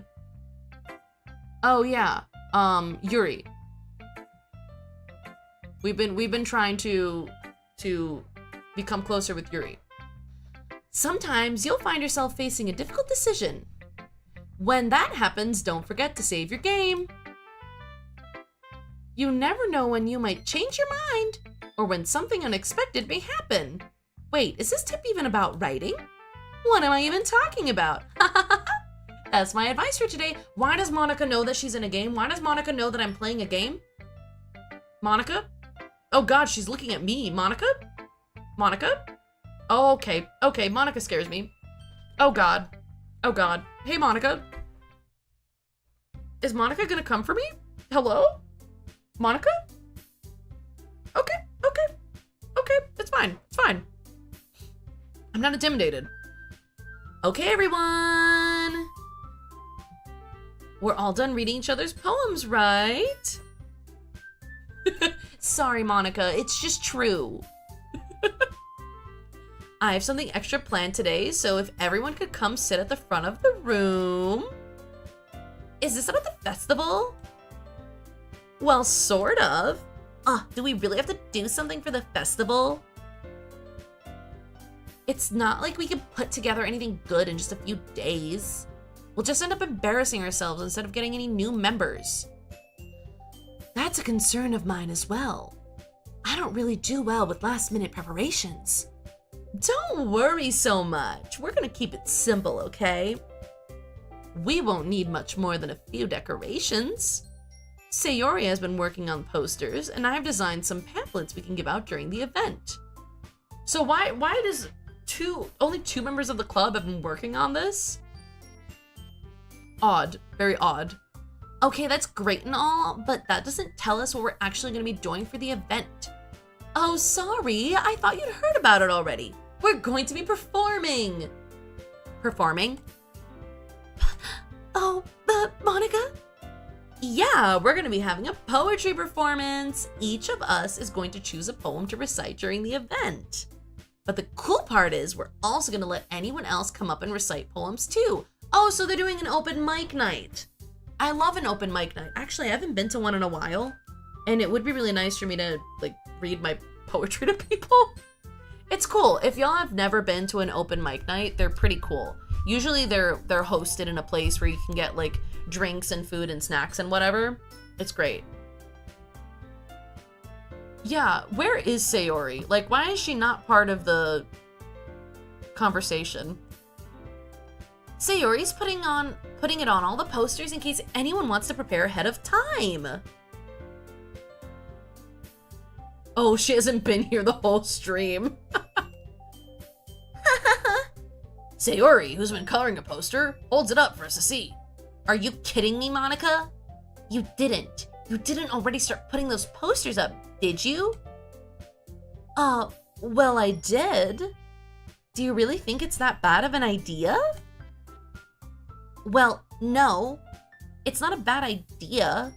But I didn't sign up for this, you know? There's no way I'm going to be performing in front of a group of people like that. I agree with Natsuki. I could never in my life do something like that. Imagining it, Yuri shakes her head in fear. Guys! No, Sayori. I understand where they're coming from. Remember that Natsuki and Yuri have never shared their poems with anyone until just a couple days ago. It's a lot to ask them to recite their poems out loud to a whole room full of people. I guess I kind of overlooked that. So I'm sorry. But I still think we should give it our best. We're the only ones responsible for the fate of this club. If we start the event and each put on a good performance, then it will inspire others to do the same. And the more people perform, the better we'll be able to show everyone what literature is all about. Yeah! It's about expressing your feelings, being intimate with yourself, finding new horizons, and having fun. That's right! And it's those reasons that we're all in this club today. Don't you want to share that with others? To inspire them to find the same feelings that brought you here in the first place. I know you do. I know we all do. And if all it takes is standing in front of a room for 2 minutes and reciting a poem, then I know you can do it. Oh god, we're getting there? Okay. Natsuki and Yuri remain silent. Sayori looks worried. You don't know what you're doing. I guess that leaves you no choice. I agree. I don't think it's too much to ask. Oh no, you're bored. Ah! I think that Sayori and Monica have been trying really hard to get new members. The least we can do is help them out a little bit. Well, maybe, but... it looks like Natsuki doesn't have any arguments left. Okay, fine. I guess I'll just have to get it over with. All right. Thanks, Natsuki. What about you, Yuri? Yuri dejectively glances around at everyone else's expectant faces. Dude, I want drama too. I want us to get to the breaking point before I end stream. I guess I don't really have a choice. That's everyone! You're the best, Yuri! This club is seriously gonna be the death of me. Oh? Oh gosh, you'll be fine, Yuri. But anyway, let's move on to the main event. I want each of you to choose a poem of yours. We're gonna practice reciting them in front of each other. No way! Monica, this is too sudden. Well, if you can't recite your poem in front of the club, how do you expect to do it in front of strangers? I'm not gonna try to beat the game on this stream. Because I know I don't have time for that. But I will finish the game next week, probably on Wednesday. That'll be the goal. Don't worry.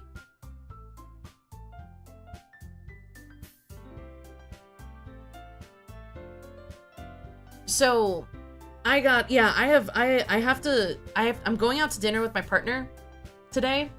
So I'll be finishing Doki Doki Literature Club on Wednesday. I'll start off to help everyone feel a little more comfortable. Can I go next? Of course. Now let's see. Monica flips through her notebook to the specific poem she has in mind for herself. She then stands behind the podium. The title of this poem is The Way They Fly. Monica begins reciting her poem. Her clear, confident voice fills the room. More than that, her inflection is pristine. She knows exactly how to apply emotion behind each line she recites, bringing the words to life. Is this something she's done before, or is she simply a natural? I glance around me. Everyone has their eyes on Monica. Sayori looks amazed. Yuri has an intense expression on her face that I don't understand. Finally, Monica finishes the recitation. The four of us applaud. Monica takes a breath and smiles. That was so good, Monica. Thank you very much. I was just hoping to set a good example. Are you ready to go next, Sayori? I'll go next. Oh, Yuri's all fired up all of a sudden. Yes, we need to get to the breaking point. I agree, we need to get there. Yuri clutches a sheet of paper between her hands and stands up. Keeping her head down, she walks quickly over to the podium. This poem is called... Yuri anxiously glances at each of us. You can do it, Yuri! It's called After Image of a Crimson Eye. Yuri's voice shakes as she starts reading the poem. Just a moment ago, she practically refused to do this. Why is she suddenly putting in so much effort? As Yuri gets past the first couple of lines, her voice changes. It's almost like what happens when Yuri gets absorbed in her books. Her quivering words transform into the sharp syllables of a fierce and confident woman.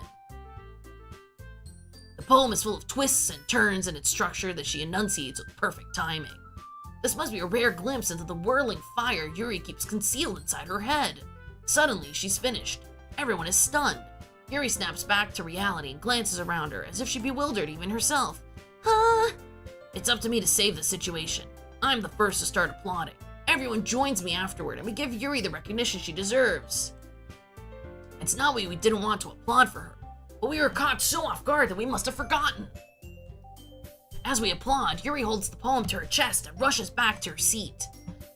Yuri, that was really good. Thank you for sharing. Looks like Yuri is down for the count. Okay, I guess I'm next then. Sayori hops out of her chair and cheerfully walks to the podium. This one's called My Meadow. Sorry, I giggled. Sayori. It's a lot harder than I thought. How did you guys do it so easily? Try not to think of it like you're reciting to other people. Imagine you're reciting it to yourself, like in front of a mirror or in your own head. It's your poem, so it'll come out the best that way. I see. Okay then. Sayori begins her poem. Somehow, it feels like her soft voice was made as a perfect match. The poem isn't aimlessly cheery like Sayori is. It's serene and bittersweet. If I were to read this on paper, I probably wouldn't think much of it. But but hearing it come from Sayori's voice almost gives it a whole new meaning.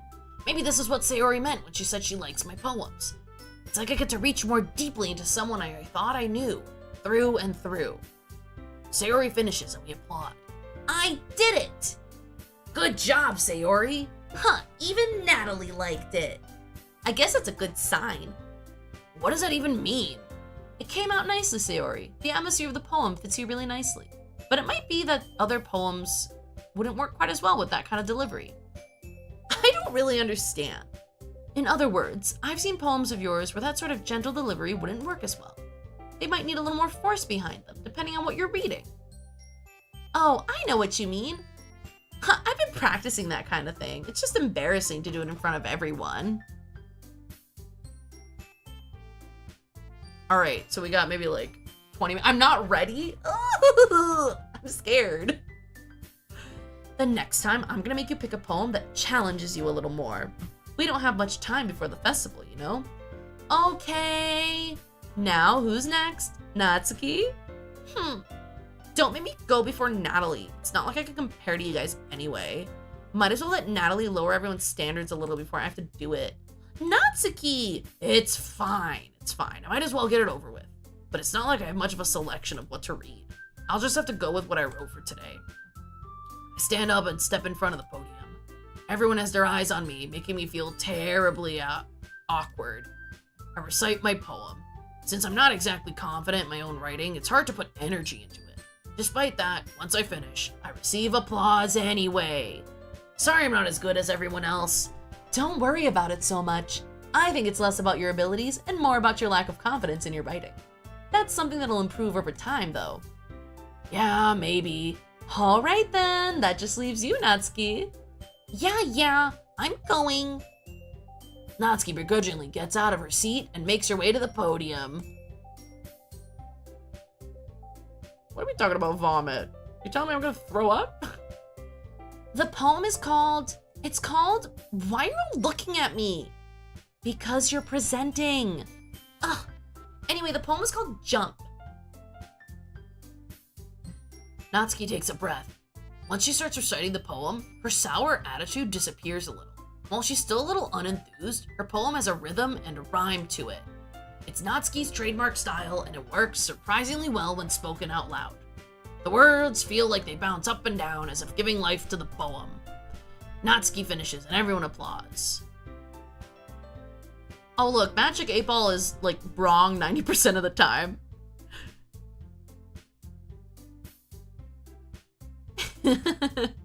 Yeah, it would be cool to be able to change the player character. Also, what's up, Misty? Yeah, I too wish I could be a lady. She huffs back to her seat. That wasn't so bad, was it? Easy for you to say. You'd better not make me do that again. Well, do you at least feel prepared to recite the poem in front of other people? I mean, doing it in front of other people will be way easier. I could put on whatever face I want for other people. But when it's just my friends, it's just embarrassing. That's a surprise, Natsuki. I think it would be the other way around for me. Well, that's just how it is, so... Well, I guess in that case, you won't have much to worry about for the festival. That said, I want to thank everyone for coming through. It might be hard, but I hope that you all have an idea of what it's like now.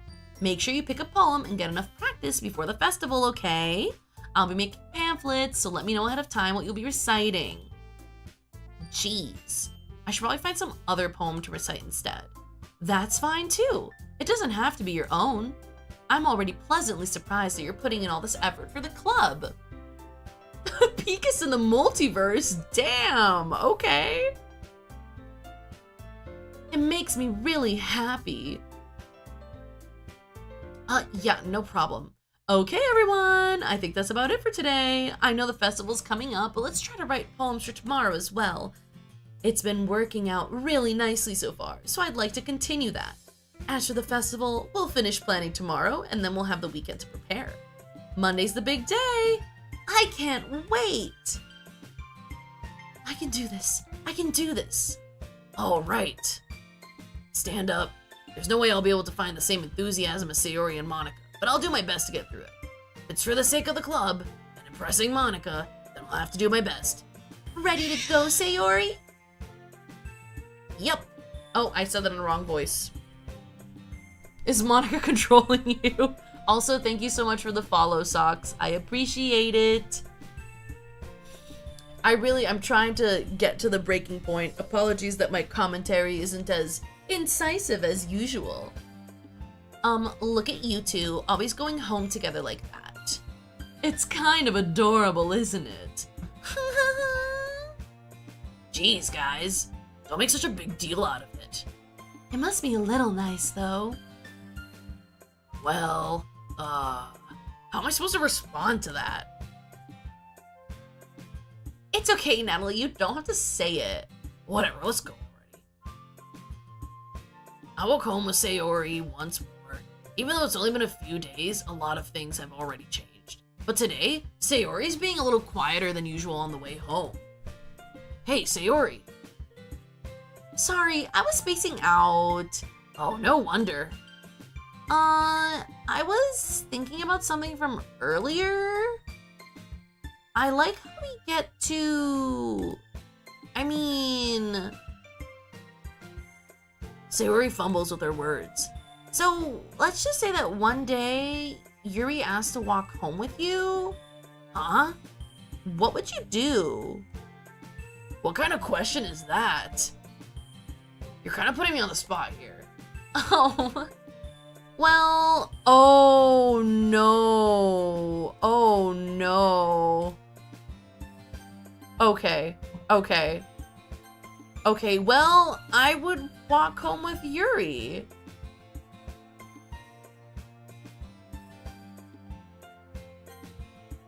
Walking home with Yuri, huh? Why does the thought of that make my heart pound? I mean, given how hard it is for her to socialize, I would feel awful turning her down, so... Isn't she, like, so beautiful and smart? That has nothing to do with what I just said. You admitted it. Jeez. There's not even any point in speculating something that's never gonna happen. Well, maybe. But I just like to think about it. It's not long before you won't need me anymore, you know? Need you? Sayori! I can't figure out how you're seeing things in your head right now. Sayori? Sayori, what do you mean? Sorry. Everyone is so different. Nobody in the club is a replacement for you. If you say so. The conversation trails off and I'm left feeling awkward. Oh no, are we already crying? Oh god. But it was kind of her fault for trapping me with such a weird question. I can't just lie to her, but if there's something that makes her happy, I would hate to take that away from her. That's why I said there's no point in speculating. Then again, festival's only a few days away. Who knows what will happen in that time? Okay. Graveyard. Tenacious. Vertigo. Contamination. Infallible. Effulgent. Disarray. Termination. Intellectual. Incongruent. Unrestrained. Disoriented. Heaven sent. No, that's... Yeah, okay. Unrequited.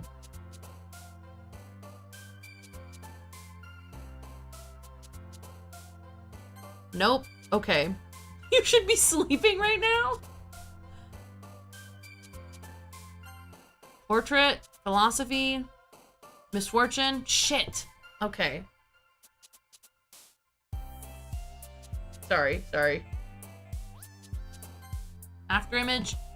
Variants. Alright, we only did 2 that weren't Yuri. Aw, man. I'm the last one here again. Don't worry, I just walked in too. Were you practicing piano again?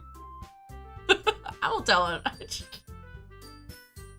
Can't believe you're secretly stream watching. Turn my sound down. Oh my gosh, Lemon, it's been so long. Thank you for the birthday wishes. How have you been? Yeah. You must have a lot of determination. Starting this club and now picking up piano. Oh, not to, oh, I see. Well, maybe not determination, but I guess passion. Remember that the club wouldn't be here if it wasn't for all of you. And I'm super happy that you're all willing to help out for the festival too. I can't wait for the festival. It's gonna be great. Where the fuck is... Wait. Weren't you complaining just yesterday, Natsuki? Well, yeah. I'm not talking about our part of the festival. But it's a whole day of school where we get to play and eat and all kind of delicious food. You sound a bit like Sayori all of a sudden. Monica, do they usually have fried squid? Squid?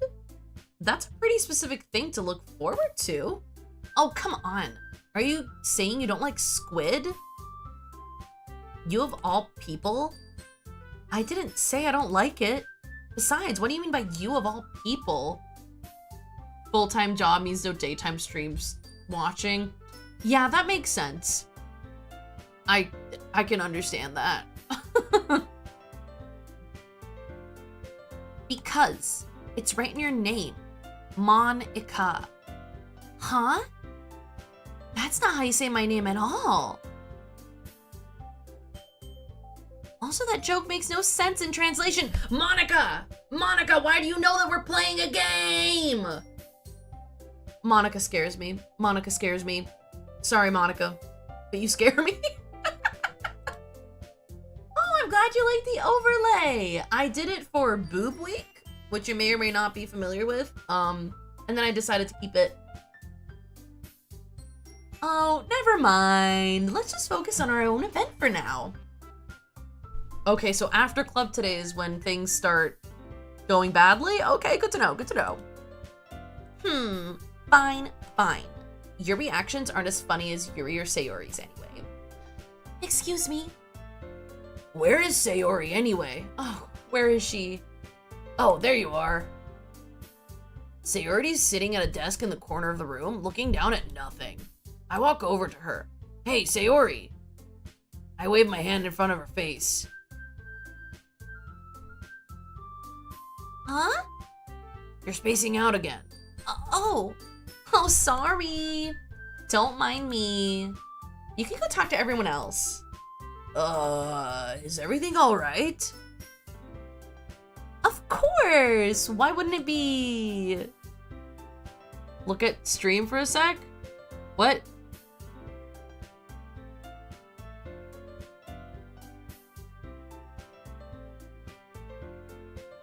What do you mean? What do you mean?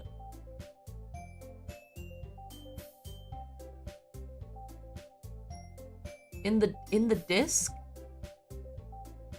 Here? Oh, the Discord. I'm silly goose. Sorry, my partner was...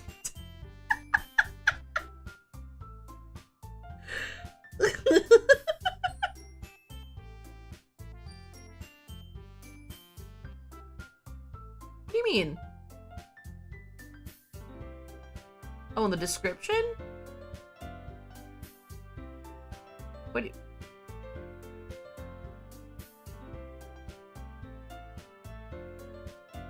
Oh yeah, I do have 3 cats. Correct, I have 3 cats.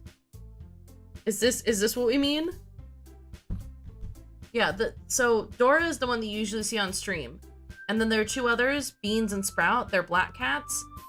Dora was a street cat, so she doesn't get along super well with other cats. So we have a cat gate that like separates the house into 2 parts. So sometimes Beans comes over to this side of the gate because we're trying to get Dora and Beans to be friends. But Sprout is still a little bit like standoffish with Dora.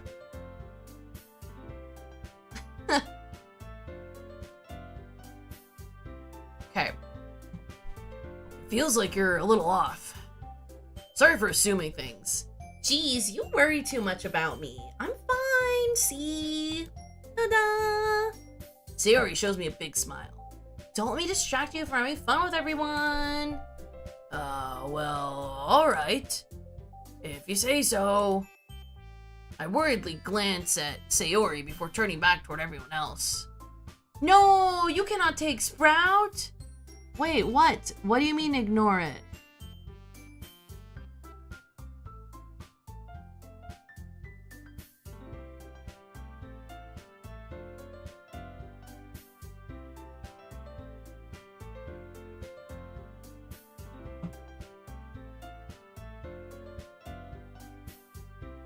The conversation has already dispersed, with everyone back at their usual activities. Maybe I should ask Monica if she's noticed anything about Sayori recently. Since they've been preparing for the festival, they must be spending a lot of time together. I timidly approach Monica, who is shuffling through some papers at her desk.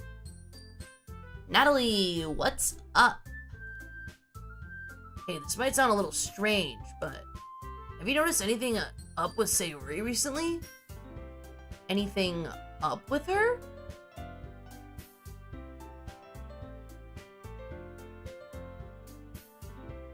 I'll look at the description later. In what way do you mean? Maybe I'm reading into it a little too much, but she seems a bit downcast today. Oh, you think so? I can't say I've noticed anything about her. Monica peers across the room at Sayori, who is idly dragging a rubber eraser up and down her desk. Oh man, she's in bad shape. I mean, maybe there is something on her mind, but I'm surprised I'm not the one asking you, Natalie. You certainly know her a lot better than I do. Yeah, but she's never really like this. She's always talked to me about things that bothered her, but this time, when I asked her, she was really dismissive. Sorry, I know it's not your problem. I just wanted to ask if you knew anything, so I'll drop it now. No. It's important to me too. I mean, I'm also friends with her, and I also care about the well-being of my club members, you know? Maybe I'll try talking to her myself. Huh? Are you sure about that? She seemed like she wanted to be left alone. Are you sure? Maybe she just has a hard time bringing it up with the person of interest. Person of interest? What do you mean by that? I'm saying that maybe the thing on her mind is you. Me? How on earth would you come to that conclusion? Well, I probably shouldn't say too much, but Sayori talks about you more than anything else, you know? She's been so much happier ever since you joined the club. It's like an extra light was turned on inside her. Oh no. Oh. What? No way. Sayori is always like that. So right now, my least favorite is, just in terms of personality, it would be Natsuki. But the one who creeps me out the most is Monica. She's always been full of sunshine. And the reason Natsuki does not appeal to me is just the whole tsundere thing. I find it a difficult layer to get through. Everyone has white socks except for Monica. That's a very interesting detail. Huh. You're so funny, Natalie. Have you thought that maybe you've always seen her as so cheerful because that's just how she is when she's with you? Oh, I said too much. I'm sorry, what do I know anyway? I didn't mean to jump to conclusions, so you should just forget about what I said. I'll try to talk to her, so try not to think about it for now. It's broken. Okay. Monica smiled meaningfully. I know she said forget about it, but I already know that I won't be able to get her words out of my head. Natsuki was also annoying to you in your first playthrough? Fair enough. I feel like this is the kind of game where you kind of play through all of the routes, right? Monica stands up from her desk and walks across the room to where Sayori is sitting. I watch her kneel down next to Sayori and gently talk to her, but she's keeping her voice so quiet that I can't hear it from here.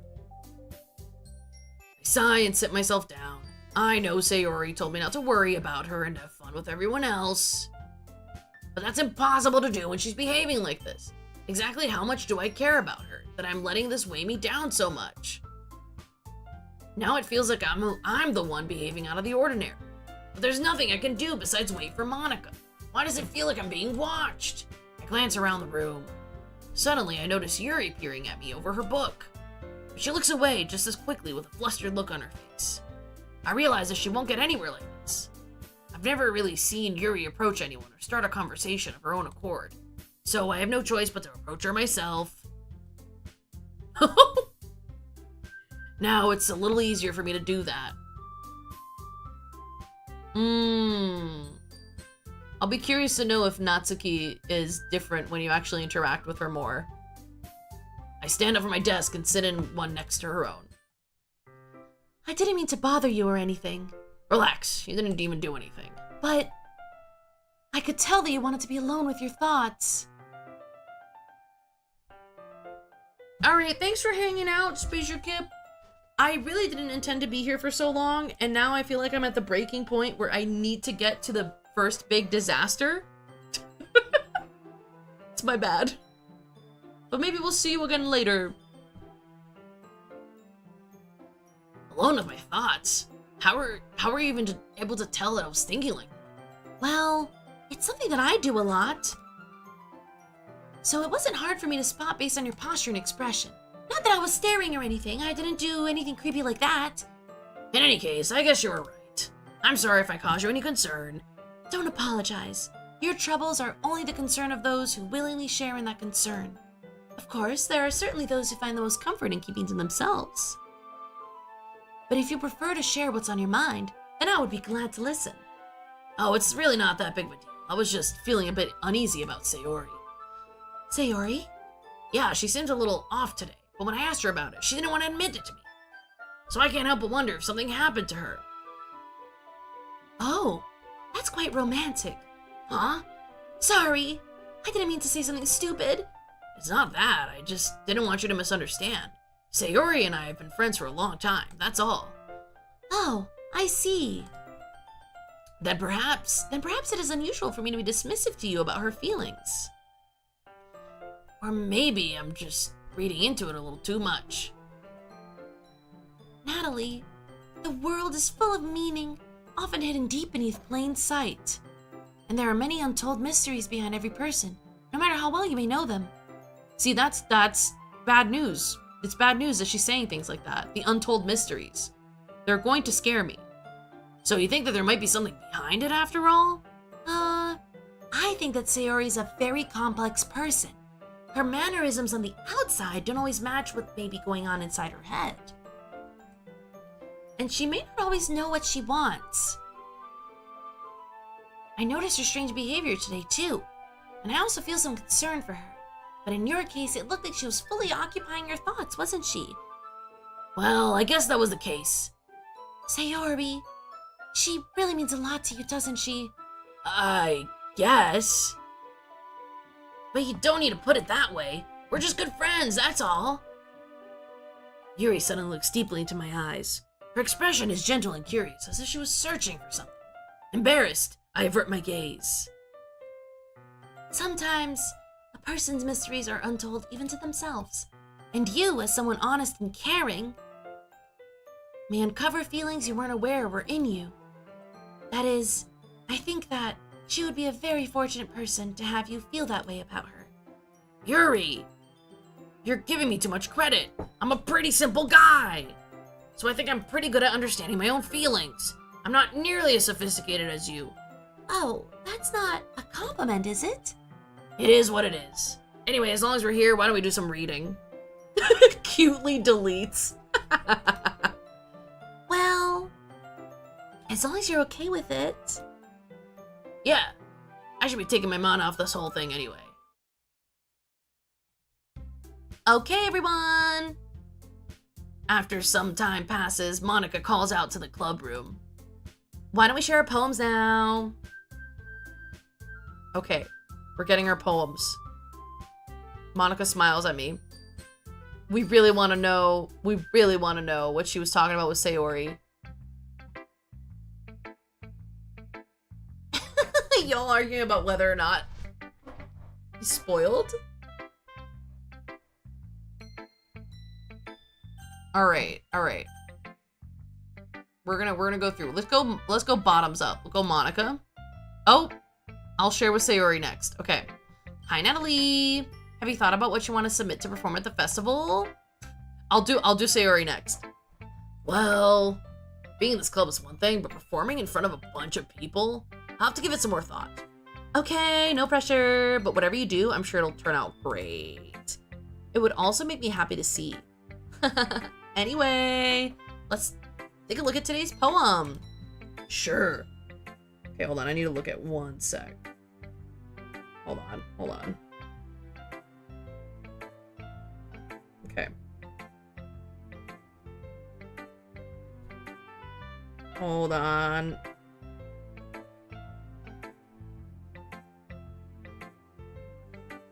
Okay.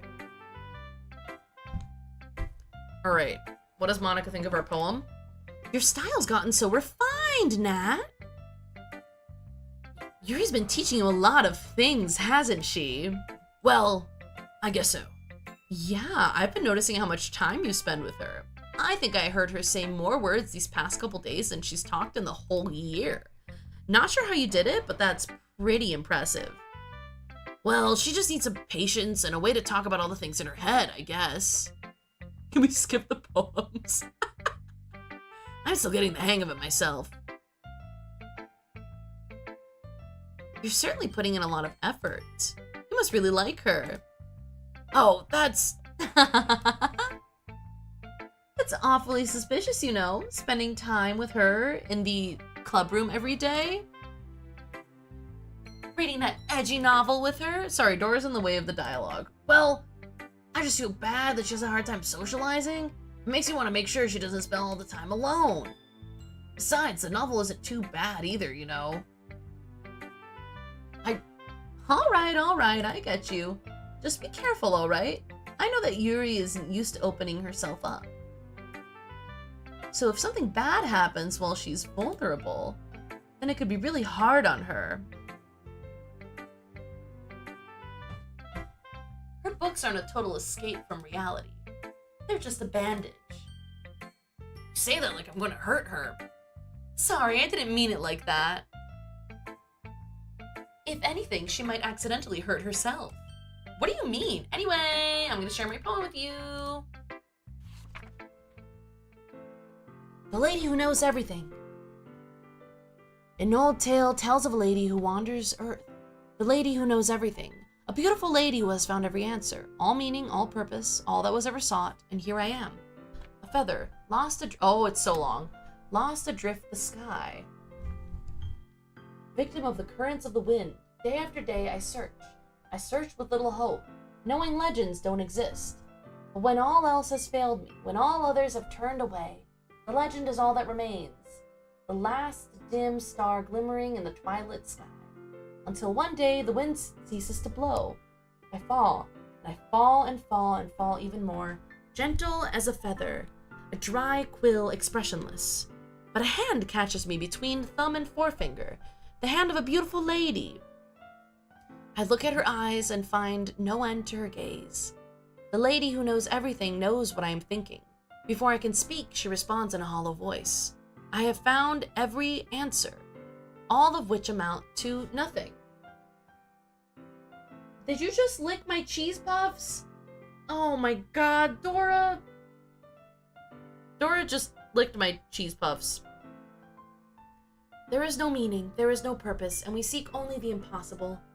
I am not your legend does not exist. And with a breath, she blows me back afloat, and I pick up a gust of wind. Okay. You cheese puff cat. You know, I feel like move your head. I feel like learning and looking for answers are sort of things that give life meaning. Not to get too philosophical or anything, but it was kind of on my mind, so that's what I wrote about. I see. I never really put that much thought into it. In a way, it's almost paradoxical, because if we had all the answers, wouldn't the world start to lose its meaning? You know, there's one thing I noticed. It seems that everyone in the club prefers writing about things that are more sad than happy. Are you surprised? I mean, if everything was okay, we wouldn't really have anything to write about, would we? Uh-oh. Hey, look, the magic 8-ball is gonna lie to you. So you gotta disregard what it's saying. Humans aren't two-dimensional creatures. I think you'd know that better than anyone. You mean one-dimensional? Oh, yeah, that. God, Monica. Anyway, here's Monica's writing tip of the day. Are you ever too shy to share your writing because you're afraid it's not that good? It can be really disheartening to get a lukewarm response to something you put so much into. But if you find other people who enjoy writing, then sharing becomes a lot easier.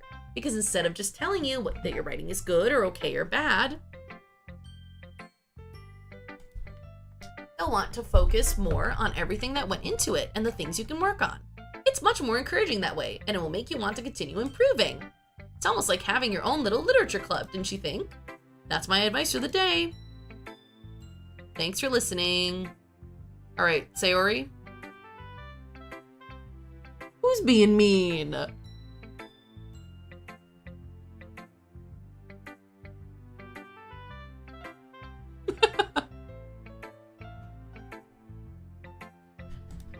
Oh God, sorry, Dora. Sorry, I didn't know you were down there. It's nice, I guess.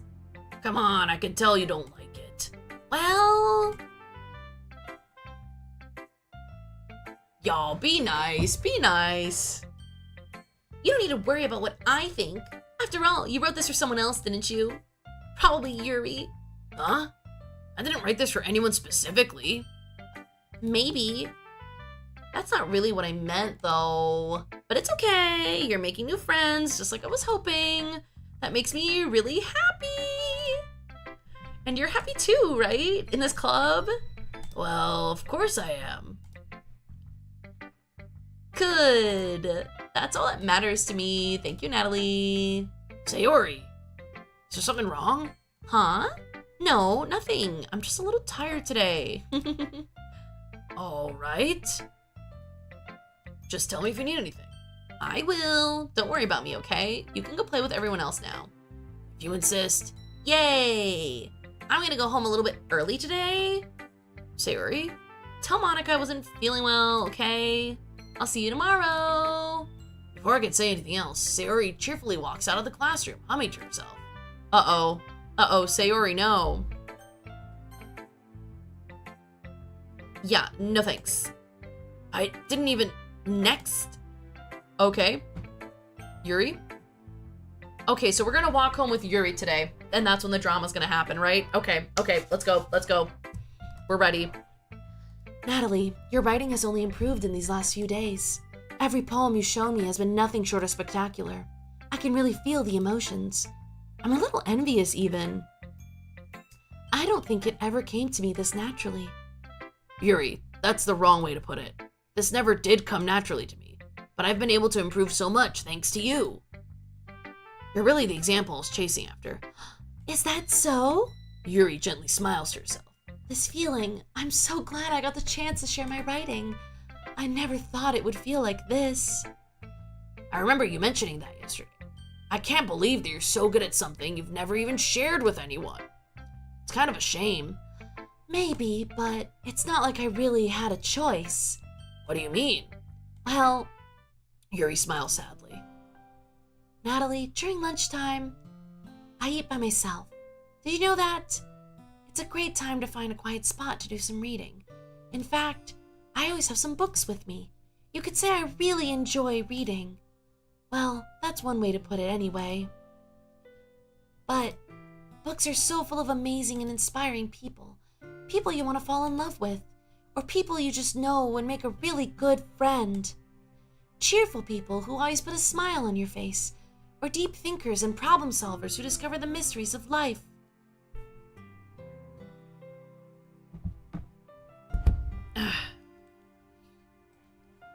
So when you look at it that way, I'm surrounded by friends every day, you know? Oh, say Monica if it's Lifetime. Monica, Monica, Monica. And those friends don't laugh at me. They don't tease me for spacing out all the time. They don't make fun of my body type, and they don't hate me for acting like a know-it-all. People say that about you? I'm not a know-it-all, Natalie. It's the opposite. I don't know anything. I don't know how to talk to people. I don't know how to make people see me as normal. I don't even know how to make myself happy. I have all these feelings, and all I can do with them is read and write. But it wasn't until now that I started sharing them with you that I really understood what was missing all this time. But I haven't really done anything. No, that's wrong. Just being patient and respectful. And yes, we're talking to Yuri right now. That's really important to me. I know I'm a difficult person, Nat. I speak too slowly. I second guess myself, all the time. I read too deeply into things. But every time, you've always treated me just like anyone else. It's so rare that I feel comfortable with myself when I talk to others. But that's why every time I talk to you, I just feel really happy. Oh, I see. Well, I treat you how you deserve to be treated, Yuri. And if other people don't see it that way, then screw them. I mean, I joined this club hoping I would make friends. And I would say I've had at least one success. Wouldn't you? If you put it that way, yeah. We really are friends now, aren't we? Yuri puts her head in her hands, but this time she's smiling as she does it. Do you want to show me your poem? Yeah, I do. Let me get it for you. Ghost Under the Light, Part 2. The tendrils of my hair illuminate beneath the amber glow, bathing. In the distance, a blue-green light flickers. A lone figure crosses its path, a silhouette obscuring the eerie glow. My heart pounds. The silhouette grows closer, closer. I open my umbrella, casting a shadow to shield me from visibility, but I'm too late. He steps into the streetlight. I gasp and drop my umbrella. The light flickers. My heart pounds. He raises his arm. Time stops. The only indication of movement is the amber light flickering against his outstretched arm. The flickering light is in rhythm with the pounding of my heart, teasing me for succumbing to his forbidden emotion. Have you ever heard of a ghost fleeing warmth before? Giving up on understanding, I laugh. Understanding is overrated. I touch his hand. The flickering stops. Ghosts are blue-green. My heart is amber. Can we skip the whole game and get to the good part? But the game is the good part, is it not? I hand the poem back to Yuri, but instead of taking it from me, she looks away. Do you dislike it? No, of course not. I just don't really know how I should respond. Despite Yuri's poems usually being cryptic, it wasn't hard to figure out what this one was about. Oh my god, we cannot listen to Magic 8 Ball. I don't know if I'll be able to explain this one. That's fine. I understand it. Yuri is having an even harder time speaking than usual. Does this one mean a lot to you? Yuri nods. I'm not really good with words, but I'm happy that you shared it with me. So thank you, and I hope we keep spending time together. Despite my inability to make eye contact, I see a faint smile emerge on Yuri's lips. I once again try to hand the poem back to her, but instead, Yuri gently takes my hands and pushes them back towards me. I hesitate in response to her warm touch. You can... The poem is... Once again, Yuri fails to form a complete sentence. Oh, we got Mr. Mouse? Let's go, Mr. Mouse! Here he is. He's hanging out. Thanks for redeeming Mr. Mouse socks. You mean I can keep it? Yuri nods. I'd love to. Again, Yuri faintly smiles as if she doesn't want me to notice. I know, why are we racing towards the trauma?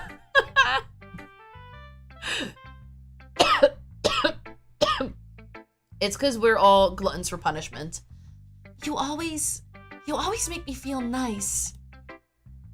I know I'm not good with people, but I hope that I can return the favor sometime.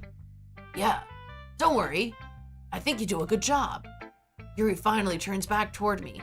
I guess we should move on before Monica says something, but I'm sure we can talk later.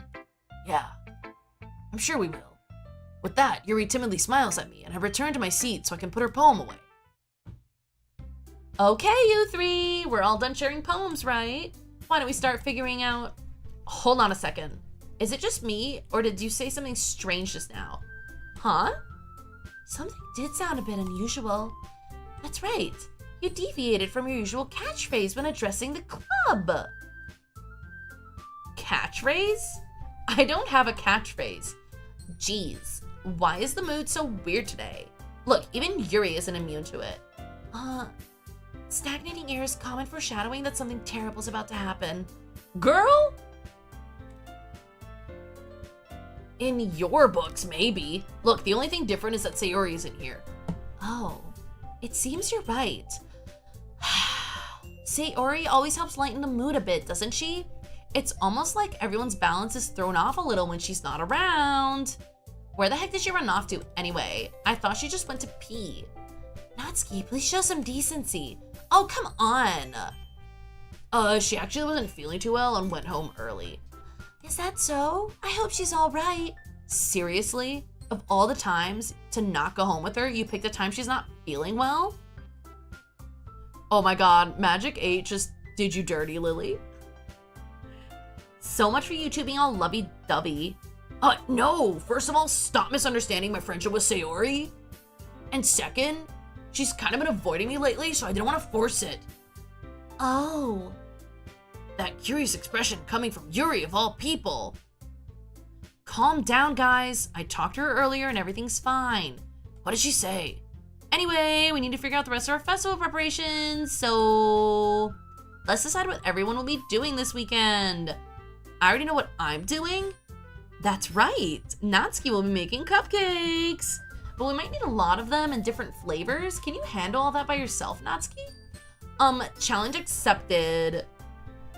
And as for myself, I'm going to be printing and assembling all the poetry plant pamphlets.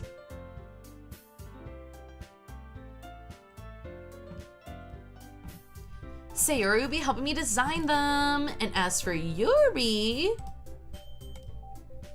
you can, guys, can you help me come up with something for Yuri? I'm useless. No, that's not it at all. You're the most talented person here, you know? No, Natsuki's pouting too? Jeez, even I can tell now. I guess I never gave Sayori enough credit, but I can tell things are even harder on you when she's not around. That may be the case, but if I can't also be the leader on my own, then I won't grow as a person. So, Yuri, Mr. Mouse is angelic. Yeah, he's perfect. You have a beautiful handwriting, you know? So you should make some banners and decorations to help set the atmosphere. Atmosphere? About that, I love atmosphere. Yuri's expression suddenly changes as she stares at her desk in focus and starts nodding to herself. Your mind is already racing, I see. That's great. You'll be a wonderful help, Yuri. But anyway, that just leaves you, Natalie. The one who is truly useless. Oh, don't say that. In fact, both Natsuki and Yuri have some pretty heavy tasks to handle. It would probably go a long way to give one of them a hand. You could always help me out as well. I would be really appreciative of that. Oh, is Monica suggesting I spend the weekend with one of my club members? How on earth are they going to respond to a suggestion like that? I suppose I wouldn't mind a bit of help. Well, even if you don't know how to bake, there's always some dirty work I could give you. It's not like Monica's gonna give me a choice, and you shouldn't be sitting on your butt anyway. Natsuki tries to mumble a bunch of excuses like that. If I recall, Natsuki, you mentioned that you would like to handle the baking on your own. Natalie may not like to be around if you only make him out to be a nuisance. So therefore, he may be more suited to assisting with the decorations. Hold on, I never said that. How hard could it be to make a few decorations anyway? Sounds more like you're just making excuses for Natalie to— What are you saying? It will be extremely meticulous work. And baking isn't? Oh my god, they're getting in a fight over me. Girls, I'm not worth it. I am not worth your time. I'm not worth it. Guys, let's settle down for a moment. In the end, I think it's up to Nat to decide how he'd like to contribute. Besides, he hasn't really gotten the chance to spend any time with me yet, you know? So I'm sure he's interested in— You literally just said, I'm surprised as well. Sorry. I was just saying, though. Jeez, can we just settle this already? Yeah. Here, let me settle it. Stop fighting and let me settle it. I'm gonna hang out. So I should pick Sayori as a good friend, but I'm gonna pick Yuri. Well, I'll probably be the most useful helping out Yuri. Me? Are you serious? Why would you? Natsuki? I can already tell you're about to say something mean. No, I was just saying, So you'll be helping Yuri then, Natalie. Yeah. That's what I'm gonna do. I'm glad. I have a bad habit of overthinking these sorts of things. So I think your assistance will be very useful. That's great to hear. Natsuki, will you be able to handle baking on yourself? I mean, yeah, I already said it would be fine. Okay. Everyone can tell that Natsuki's feeling a little sour. So is that everything we need to go over? Yeah, that should be about it. Are you guys excited? Well, excited may not be the right word, but I suppose I'm looking forward to it a little bit. Do you feel the same way, Natalie? Me? I guess you could say I'm interested to see how it'll turn out. That's good enough for me. What about you, Natsuki? Natsuki, what? Why is everyone yelling at me? I didn't even do anything. No, that's not what I meant at all. Yuri anxiously glances between everyone in the room. I'm sorry for this. I don't really know why Natalie picked me. And also, your cupcakes are the best cupcakes I've ever had. They go really well with my tea, and nothing that I do for the event will compare to that, so... I get it. I'm kind of surprised, though. Why? Well, I'm the one acting immature. I already know that. But you're trying to cheer me up all of a sudden. I know I'm not very good at it. I'm sorry if I said something bad. Natsuki isn't the only one surprised. Monica and I are also taken aback by Yuri's words. When she already has trouble with words, trying to cheer someone up must be far out of her comfort zone. Hey, Dora! Dora! Baby's cat, can you get out of the way? Can you get out of the way of the dialogue? Come here. Dora! Dora will not get out of the frickin' way. But I begin to understand. Yuri was trying to sound like Sayori. Even if it didn't work perfectly, I could tell that she tried to say something Sayori would say at a time like this. Because Sayori always helps everyone smile and feel good about themselves. So some of the games I play, right now I've been playing Pokopia and Kingdom Hearts 2. And then on Wednesdays, sometimes I play Final Fantasy XIV, sometimes I play Fields of Mystria. I've also been playing Nier Automata, and then on Friday, I like to play Tomodachi Life. That's what I got on the roster so far.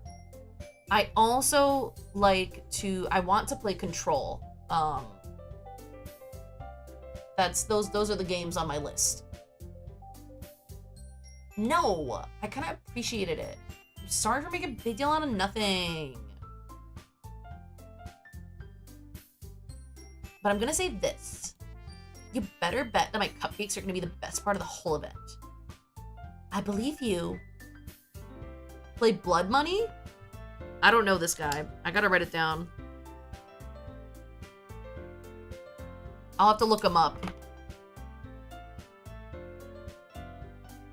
Yeah, I hope to see everyone do their best. But with that, there's nothing more for today. So I guess it's time for us to head out. All right, let's get out of here then. Everyone packs up their things. I start to follow Monica and Natsuki out the door as they chat between each other. I turn around. Sorry. I realized that I don't have any way of contacting you this weekend. Oh, you're right. Can't believe that slipped my mind. Should I give you my phone number? I think that would be the best way, yes. All right then. Yuri and I exchange phone numbers. Okay. Then I'll be stopping by your house on Sunday. Huh? My house? Is that a problem? No, not at all. I just thought that I would be the one going to your house since I'm the one helping you. Oh, I suppose that makes sense. But if you don't mind, I think I would prefer going to your house. All right, in that case, it won't be a problem. I decided not to press Yuri for a reason. It's not like it should matter much either way, so I'll just need to make sure my room is clean. You can give me a warning. I hope I managed to make myself useful in some way. I'm not nearly as creative as you are. Don't underestimate yourself, Nat. I think that we'll make a very productive team. Even if you only chose me because you felt bad or something. Wait, you don't actually think that, do you? I don't know. It's difficult to come up with any other reason you may have chosen me. You're forgetting the one reason with the most common sense. I chose to help you because that's what I want to do. But Yuri thinks to herself with an extremely tense expression. Yuri, you're overthinking this. You wanted me to point out when you're overthinking, right? Huh? I didn't realize. I'm telling you, I want to. I'm turning to Joey Wheeler. That's all there is to it. You believe me? Yuri thinks really hard again. She looks straight into my eyes for a long time. I believe you. As if it took her a tremendous effort, Yuri finally says that and relaxes her expression. And I'm really looking forward to Sunday. Yeah, I am too. All right, here we go. We're going home. Can't believe this. Yuri's gonna be coming to my house on Sunday. My anxiety shoots through the roof. Even though I've gotten pretty used to handling her at this point. What do you mean handling her, buddy?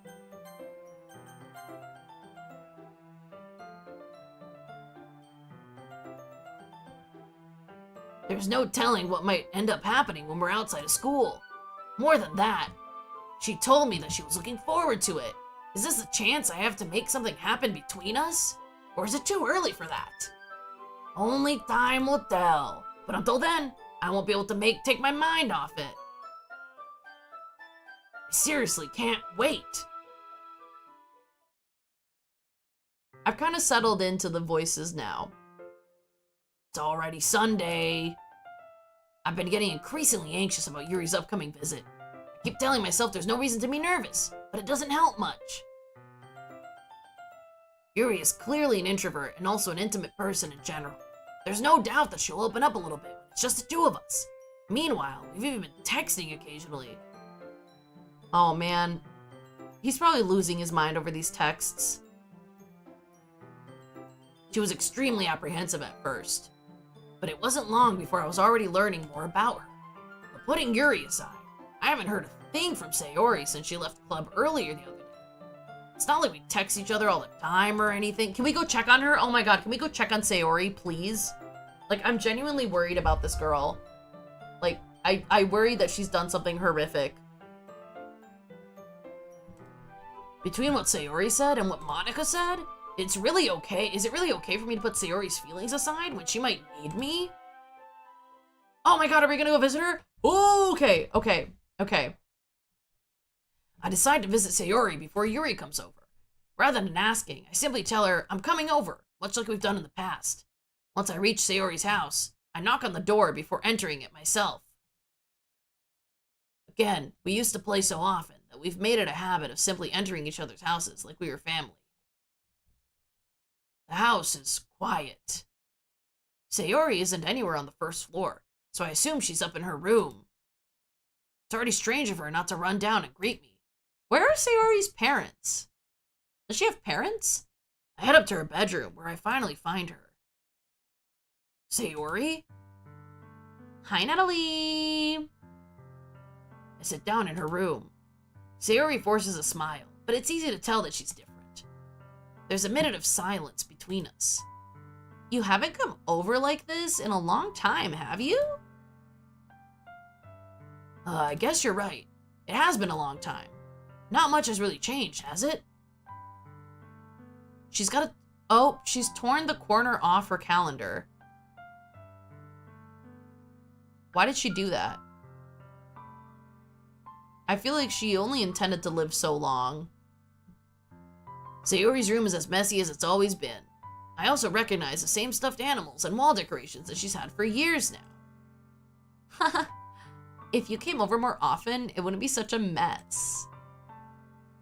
That's because I end up cleaning it for you. How come you suddenly wanted to come over today? Aren't you supposed to see Yuri today? Yeah, but... Wait, how did you know that? Sayori had already left by the time we decided that last meeting. Monica told me. It's only natural for her to keep me informed about the festival preparations, right? That's true. But what about you? Aren't you going to be helping Monica today? Of course. But I'm just helping her online. We didn't plan to meet up or anything. Oh, so it's just me and Yuri then. Yep. There's more silence between us. Sayori stares in a random direction. Everything about her behavior is really uncharacteristic. I finally get to the point. I just wanted to see how you were doing. After you left on Friday, when something's wrong, you can't really hide it from me. I know you too well. So... Sayori smiles, shaking her head. That's no good, Natalie. Huh? Why can't it just be like it's always been? This is all my fault. If I didn't get so weak and accidentally express my feelings, if I didn't make that stupid mistake, then you wouldn't have been worried about me at all. You wouldn't have come here. You wouldn't have even been thinking about me right now. But this is just my punishment, isn't it? I'm getting punished for being so selfish. I think that's why the world decided to have you come over today. It just wants to torture me. Sayori! I grabbed Sayori by the shoulders. Dude, take a breath. Take a breath. Don't tell me. I'm about to find out. Don't tell me. Chill. Deep breaths. What on earth are you saying? Are you listening to yourself right now? I know something happened to you. There's no other explanation for you to be like this. So tell me already. Until I know, I won't stop thinking about it. Sayori gives me an empty smile. You really put me in a trap, Nat. But you're wrong. Nothing happened to me. I've always been like this. You're just seeing it for the first time. Seeing what? What are you talking about, Sayori? You're really just gonna make me say it, aren't you, Natalie? I guess I have no choice this time.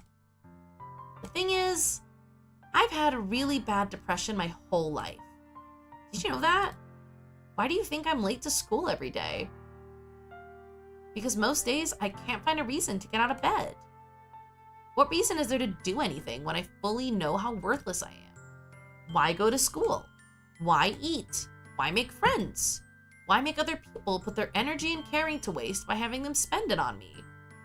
Aw, man. See, this is kind of how I was in high school, too.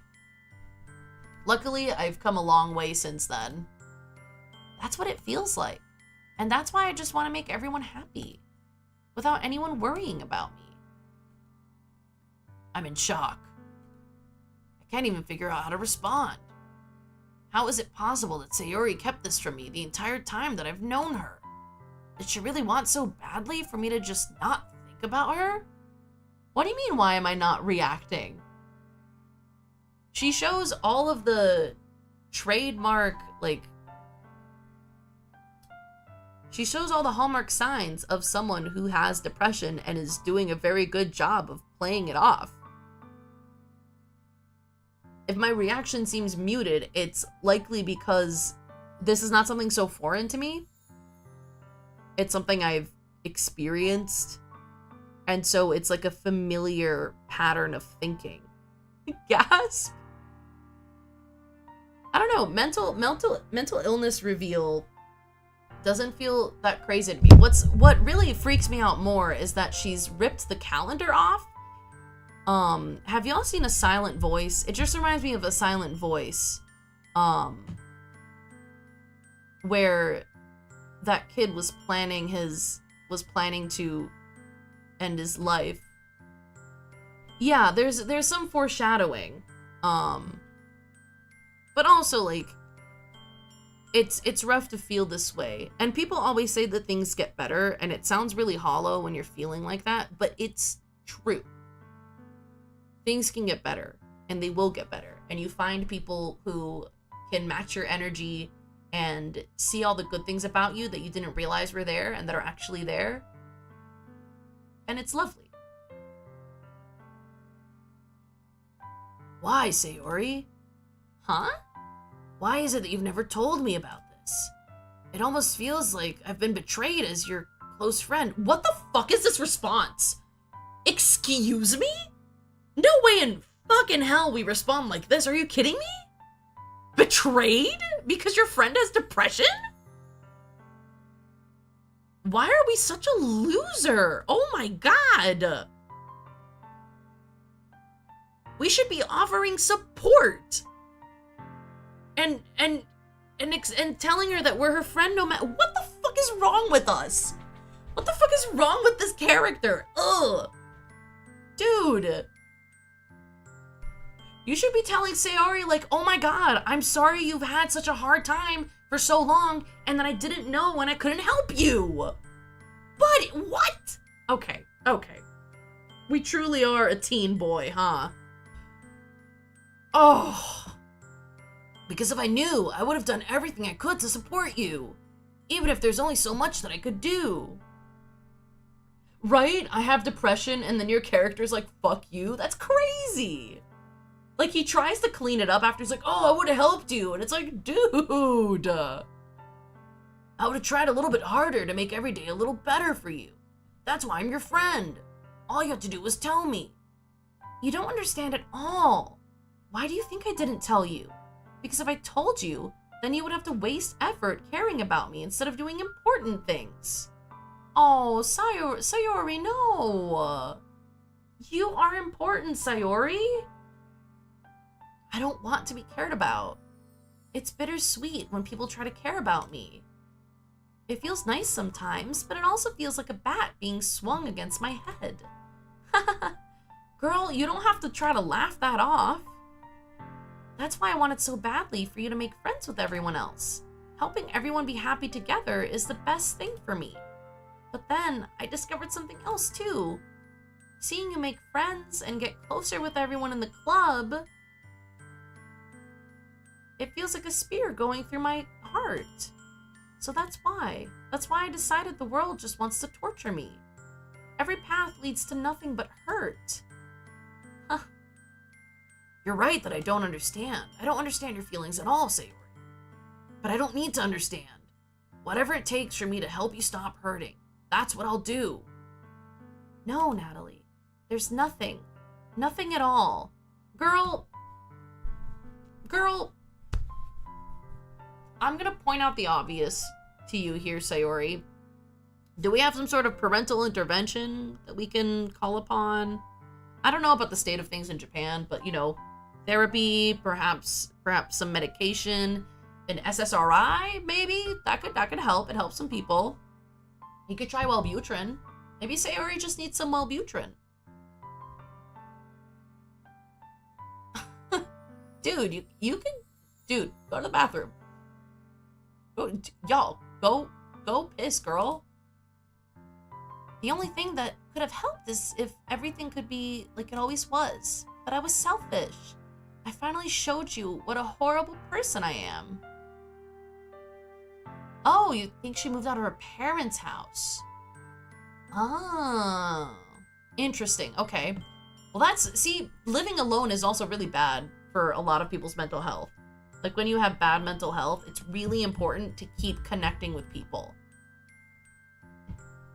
And having bad mental health does not make you a bad person, obviously. Tears streaked down Sayori's face. I made you join the literature club because I was selfish, and I was punished by my heart hurting in a way that I couldn't understand. And now you came here and I made you hurt too. I'm just weak and selfish. That's all I am, and that's why I'm going to accept these punishments, because I deserve every last one. Without thinking, I once again grab Sayori's shoulders. This time, I pull her into a tight embrace. Oh, Natalie. Sayori, I don't care if you feel selfish. I'm really happy that you convinced me to join the club. Seeing you every day makes it worthwhile enough. If I make friends with everyone else, then it's just a bonus. But please never underestimate how much I care about you. I wouldn't have it any other way. Natalie! Sayori isn't hugging me. Despite my arms being wrapped around her, Sayori's arm remains at her side. She starts sobbing next to my ear. No, don't do this to me. Please don't do this.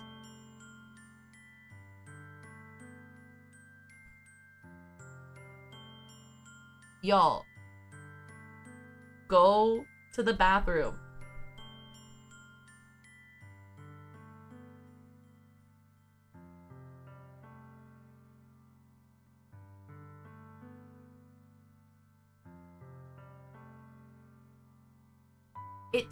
Going to the bathroom is gonna take you 2 seconds.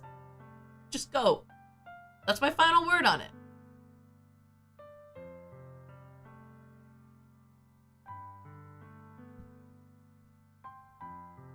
I will be answering no more bathroom quandaries. This is your responsibility as a human being. You don't know if your character is making the right response or the worst possible response. So I feel like the way that the MC is responding is a combination of the worst possible way to respond and some things that actually are positive. So, like, I feel like after this conversation, if after this conversation, we don't take steps to get Sayori outside help, we have failed as a friend. Like, just saying, like, okay, we hugged Sayori and we told her that we love her. She's gonna be fine. She's totally not gonna do anything drastic, is a failure in friendship. That's my take on it. Like, when people have serious mental illness, they usually need more than just friends. Like, you need actual help from people who know how this stuff works and affects your brain. See, it all worked out. I talked, people pissed, life goes on. You never understood why the character just acts like he's the only person who can help her. Yeah, I think that's also,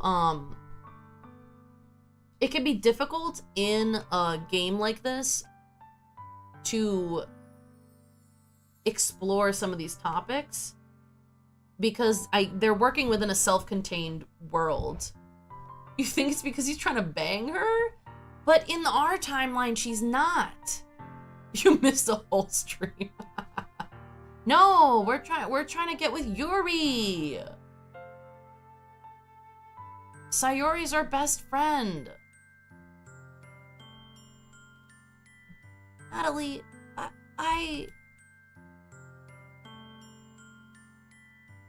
See? You didn't even miss anything. Sayori barely manages to speak between her sobs. I don't know if I'm doing the right thing, but all I want is for her to know that I care. If you have it in you to call yourself selfish, then you can let me be selfish too. No matter what it takes, I'll figure out what needs to change. I'll make these feelings go away. See, that's really unrealistic. That you can't do that, dude. And if there's anything that you need me to do, you're just saying this character isn't willingly gonna pass up any opportunities for ill-gotten bangs. Yeah, that also feels accurate. Like, he's a bit of a sleaze, right? Then you'd better tell me. I'll get mad if you don't. I don't know. I don't know. Gently, Sayori finally puts her arms around me in return. I don't know anything. It's all really scary. I don't understand any of my feelings. The only time I'm not feeling nothing is when I'm feeling pain. But your hugs are so warm. And that's really scary, too. Sayori lets me go. As she does so, I let her go as well. The festival's tomorrow.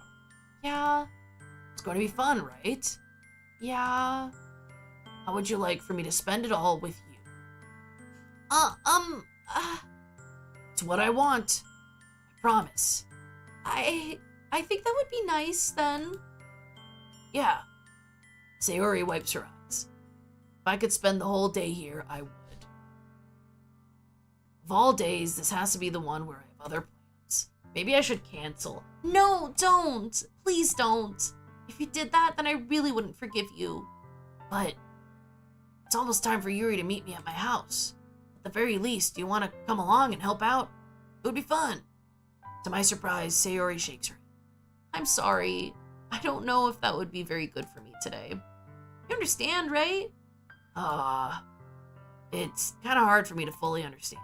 But I'm trying my hardest. It's okay. It's okay. Don't worry too much about it. See you tomorrow, okay? Monica, what's up, girl? Girl, what? Girl, what? All right. I look forward to it. There's a Doki Doki Cafe? Where? I say goodbye to Sayori and exit her house. On the way home, I still find myself feeling uneasy. But it's hard for me to keep thinking about it when Yuri's about to come over, too. So yeah, okay, so we're gonna field trip to Ohio to go to Buca di Beppo, the Superior Olive Garden according to chat.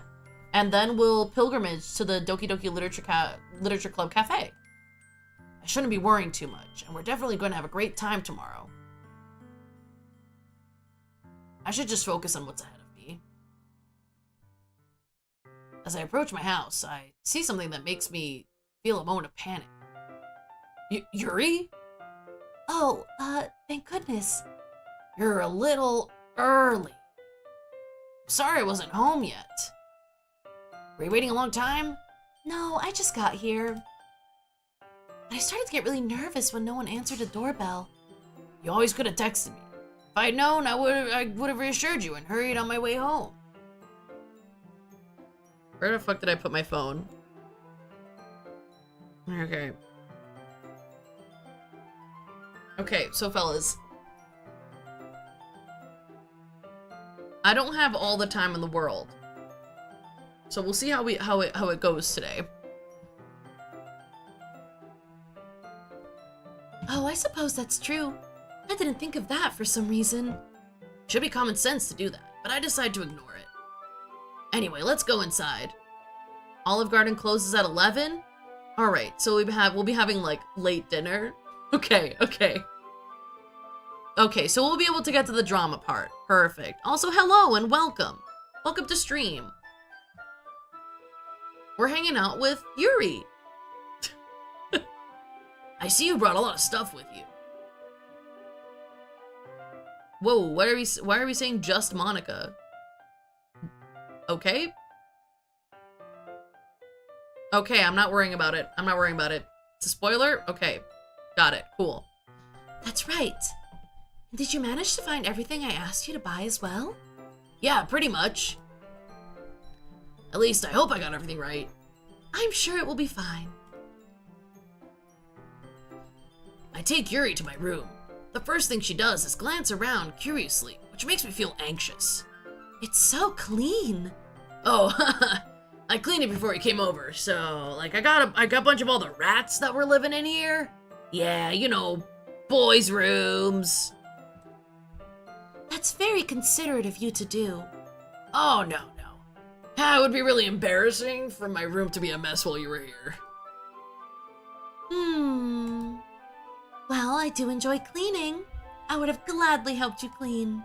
Oh, that would be even more embarrassing.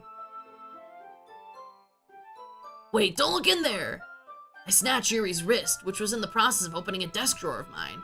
Oh, I'm sorry. I wasn't thinking for some reason. I was just spacing out. It's fine. I let go of Yuri's wrist. She puts both of her hands firmly in her lap, as if making sure she's keeping track of them. So, should we get started? Is the implication that that's the drawer where he keeps, like, tissues and lotion? Or his diary, maybe? Yeah. I have a few things planned that you can help with. Decorations and other atmospheric enhancements. Atmospheric enhancements? You know, mood lighting, aromatherapy candles. Oh, wow. I didn't know you planned on taking it that far. Of course! I want to help take our guests to a faraway place. The drawer has a picture of Yuri in a crunchy sock. Ew, no! But how did he get the picture of Yuri in the first place? Although many will stop by just out of curiosity, and for cupcakes, I guess. I'm determined to provide an experience that will leave them wanting more. That's great. It's easy to forget that you're a pretty intense person. I don't think it's easy to forget that she's an intense person. She showed up to your house wearing a turtleneck, bro. Like, I'm not saying there's anything wrong with turtlenecks, but just, that's kind of an intense fit, you know? To show up to do like a school project, you're out here in a frickin' turtleneck? Crazy work. Oh, intense? I guess that's the best way to put it. Is that a bad thing? No, not at all. It's something that I like about you, actually. Oh, is that so? I could be even more intense if you'd like. That makes me feel relieved and kind of happy. Yeah, no need to be so anxious. You can relax a little. Relax. I brought some things for relaxation. I was going to use them during the poetry event. Oh yeah? Like what? Let's see. Yuri rummages through her bag. She pulls out a few candles and a wooden cylinder-shaped object. Squirrely Dan? Oh god, I'm missing the joke. My Yuri voice is the new headcanon? Beautiful. I'm Yuri now. I did some shopping on my way here, so I happened to have these in my bag. I plan to cover the windows in black paper and use the candles to light the room. I think that would be amazing, don't you? Yeah, that would be really neat. What's that wooden thing, though? Oh, this? It's a diffuser for essential oils. How familiar are you with aromatherapy? Not familiar at all.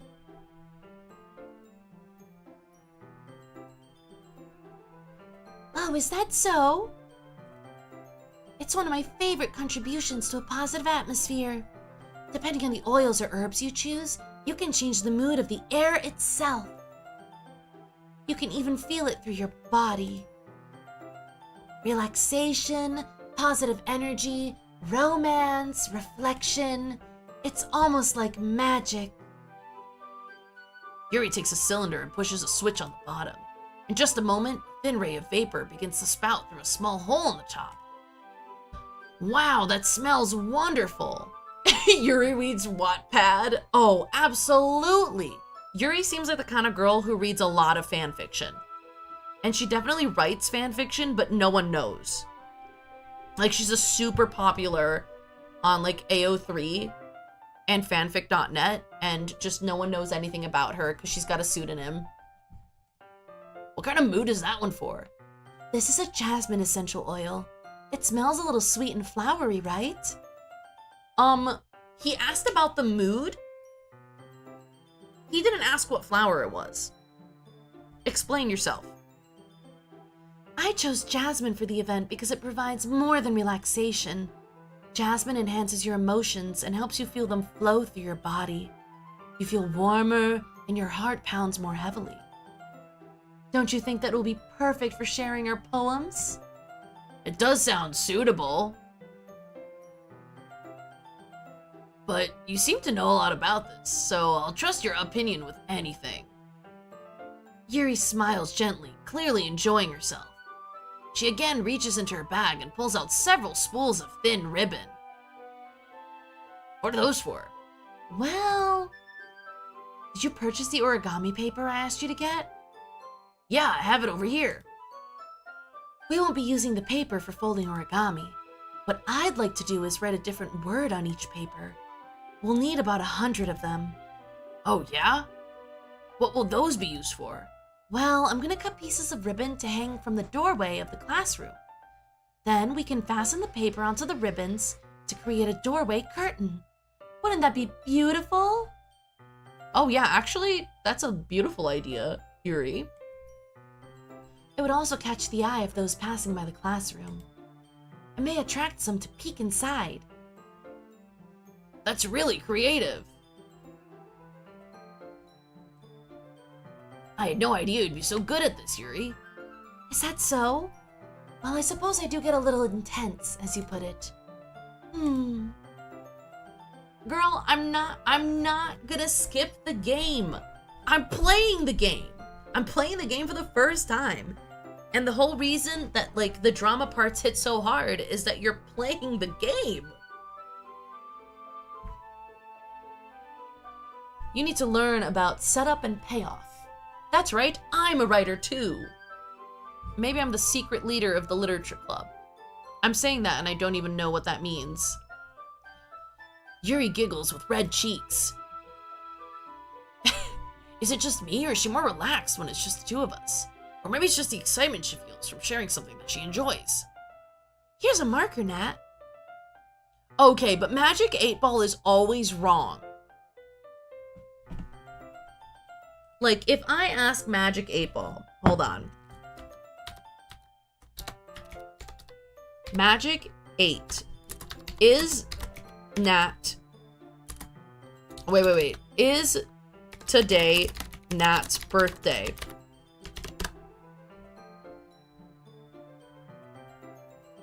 Okay, maybe it was right that time.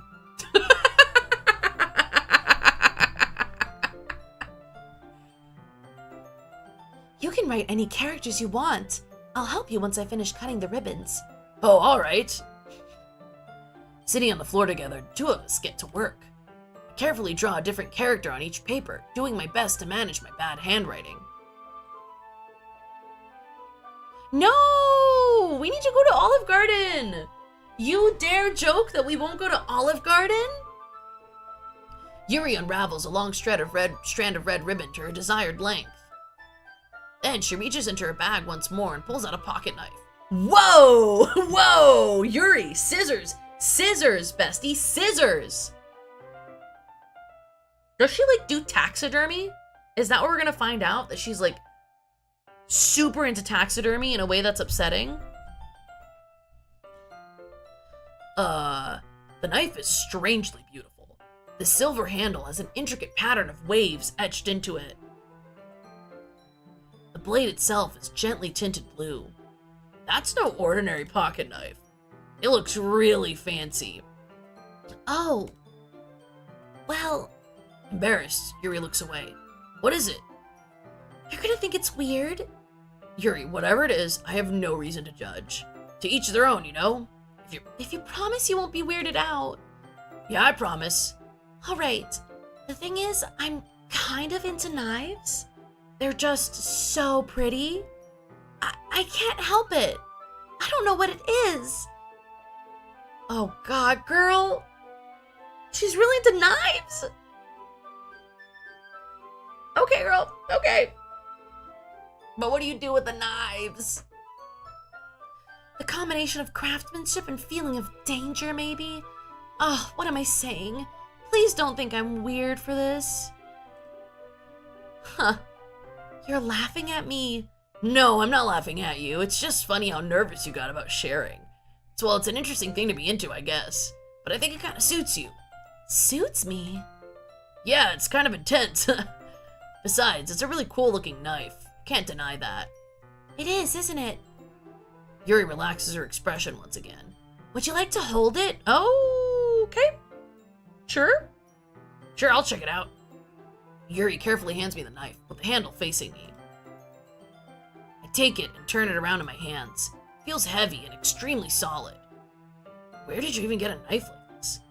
Curious of its sharpness, I feel the point of the knife with my index finger. No! Why would you do that? That's not...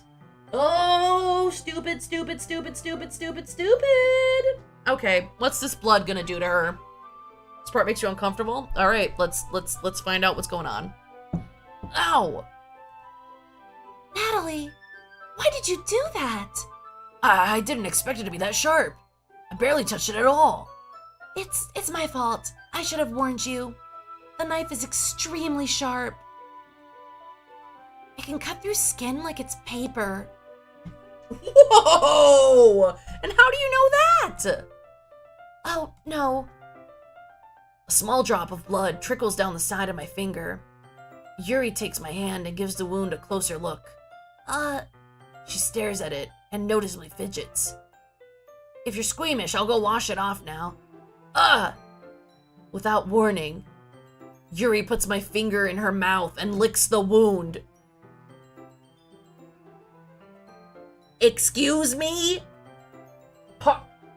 Pardon me, ma'am? Pardon me, ma'am? You don't know where his blood's been.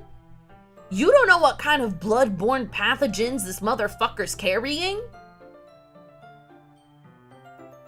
I'm less concerned. How am I less concerned about the blood sucking and more concerned about the quality of his blood? Yuri. Yeah, she's becoming vampire coated. Girl, what are you doing? What are you doing? I feel her. Whoa! Whoa! Whoa! I feel her tongue curl around my finger. Startled, I instinctively pull my hand back. If he says he enjoys this, he's the problem. Oh. Please forgive me. I wasn't thinking. Yuri lowers her head, her face burning up. Yuri. That's the most embarrassing thing I've ever done. What do you mean it gets worse? No! How could I do something like that? I'm sorry. Sure, it was a little weird and it took me by surprise, but I guess she was just trying to help, right? How dense are we? How dense are we? Yuri, I think you're overreacting a little. No, she's not. She's really not. She doesn't lift her head. What if she doesn't recover from this for the rest of the afternoon? Alright, you know what? This might be a stupid thing to do, but I do it anyway. I take Yuri's hand and lick her index finger in return.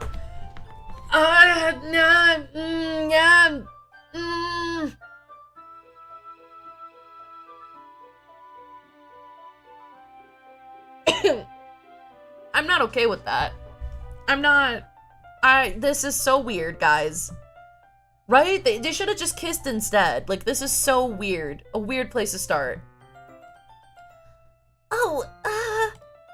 Did you really just do that? Now we're even. No, you're not. You're really not. She consumed your blood, dude. Yuri just looks at me like I did something wrong. I knew that would be a bad idea. If not for the sweet aroma of the jasmine oil, the air would be extremely heavy right now. You're so weird, Nat. Yuri giggles shyly. Huh? Yuri calling me weird? Oh, you didn't have this part? I have no response to that. Where do you keep your bandages? I don't think I need one, actually. It was a tiny cut. Look, it already stopped bleeding. I see. That's relieving. The tension is quickly lifted. We each resume our respective activities. I watch Yuri's knife cut through the ribbon like it's nothing but air. Meanwhile, I continue to make progress on the paper. How did you guys start dating? We licked each other's fingers. God. I don't know why I'm worried about her being some sort of creature and that his finger is just like a rot is gonna penetrate his finger and spread to the rest of him. After we finish attaching the paper to the ribbons, we lay them all out side by side. It looks better than I expected. It'll be very effective as a door come. Hello? Looks great. Good thinking coming up with this, Yuri. And that's how I met your mother. Oh, thanks. It's just something I saw online, really. Are you ready to move on to the next task? Yeah, let's do it. Everything will make sense once you get further in the game. All right, beautiful. What do you have in mind? I'd like to create a banner. That's why I asked you to buy the paint tablets. Oh, that's right. One of the items Yuri had asked me to buy was a kit of watercolor paint tablets. We'll need about 6 cups of water to put each of the tablets in. Do you mind fetching those for us? Of course not. 6 cups of water. I'll be right back in a minute. Thank you very much. Oh, and just a little bit of water is okay. If you feel the cup's too much, it'll be too diluted. Okay, hold on. We should save. It's been like a million years. Okay. Taking Yuri's advice, I decided to use a small plastic bathroom cups rather than full-size glasses. I put them on a plate to catch any paint that drips, then bring it back into my room. Yuri? Yes? I come in to see Yuri quickly unrolling her sleeve. Pulling it back over her. Oh no! Oh no! Does she cut herself and suck her own blood? Oh my god.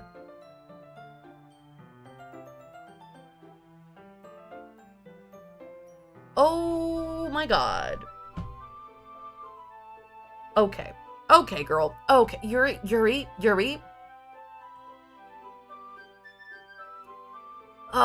Nothing.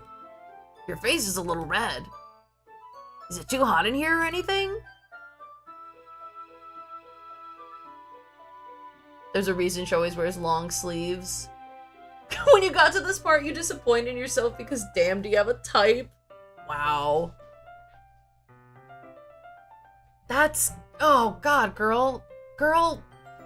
Am I just on the road to finding out that every single one of these girls needs psychiatric intervention? Fuck, dude. No, not at all. There's nothing wrong, so let's mix the paint. Yuri hurriedly dismisses me and takes it upon herself to unwrap the tablets, dropping them into the cups. She does this when she's excited. So? You've lived this IRL scenario more than 0 times? Excuse me? Whose blood did you drink? I'm kidding. I thought we would do something simple that would look very nice. I'd like to paint a gradient across the banner. Starting with the colors for a sunrise, then daytime, then sunset and nighttime. Once it dries, I'll write an inspirational quote across the banner. We can hang it on the wall behind the podium at the front of the classroom. Oh, neat. What are you gonna write? Well, it'll be more fun to surprise you.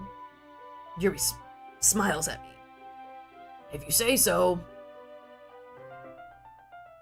Okay, so the stopping point of the stream needs to come soon because my voice is like fucked up, man.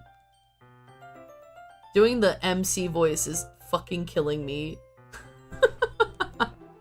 So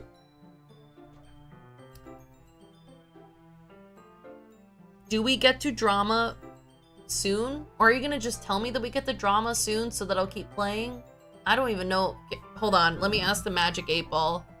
I'm very close to the breaking point.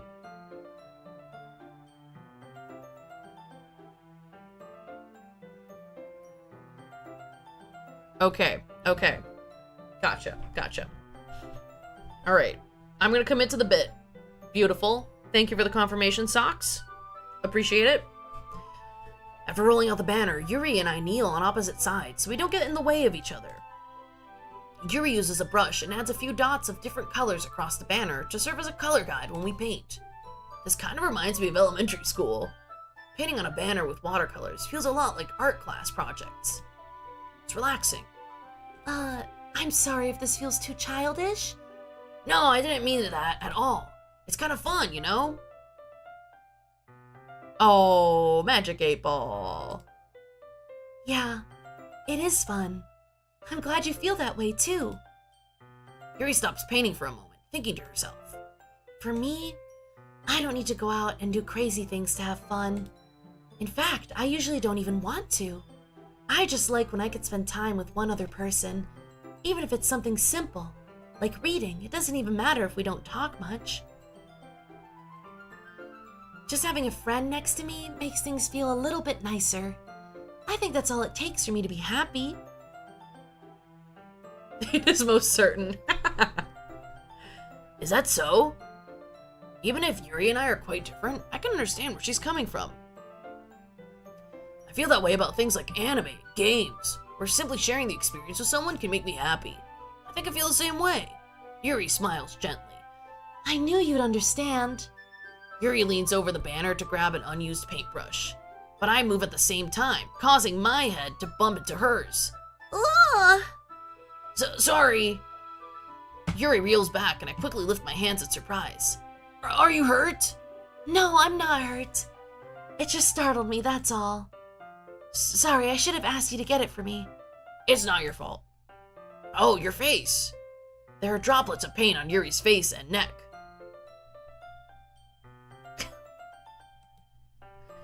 Is there something on my face? Yeah, I accidentally got paint on you. Sorry, it's totally my fault. I'll get a towel right away. I rush out and fetch a small towel, then I dampen it with hot water. I return to my room and kneel back down in front of her. Oh my god.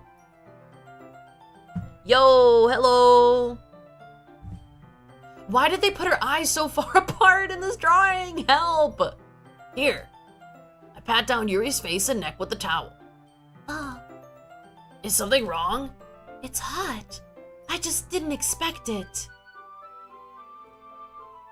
Sorry. She's got terminal uwu. Hear me out. No, she's still cute. She's still cute. Guys, she's got terminal uwu. We can't make fun of her for it. I didn't want to use cold water. Having finished, I start to retract my hand, but Yuri suddenly holds my wrist.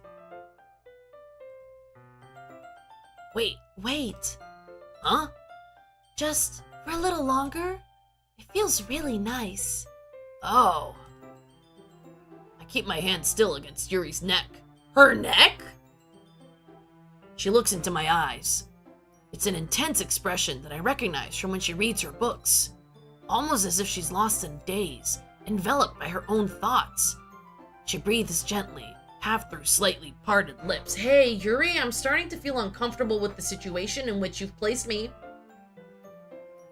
I don't know why I'm leaning away from the screen like she can touch me. Ah. What's happening? Is it the aroma of jasmine oil giving me this dizzy feeling?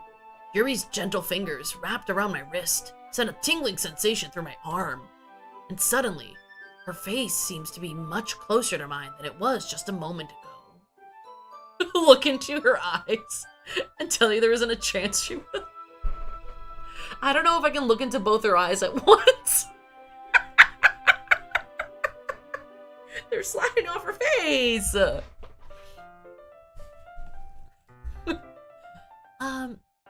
Yuri slowly pulls away. Sorry.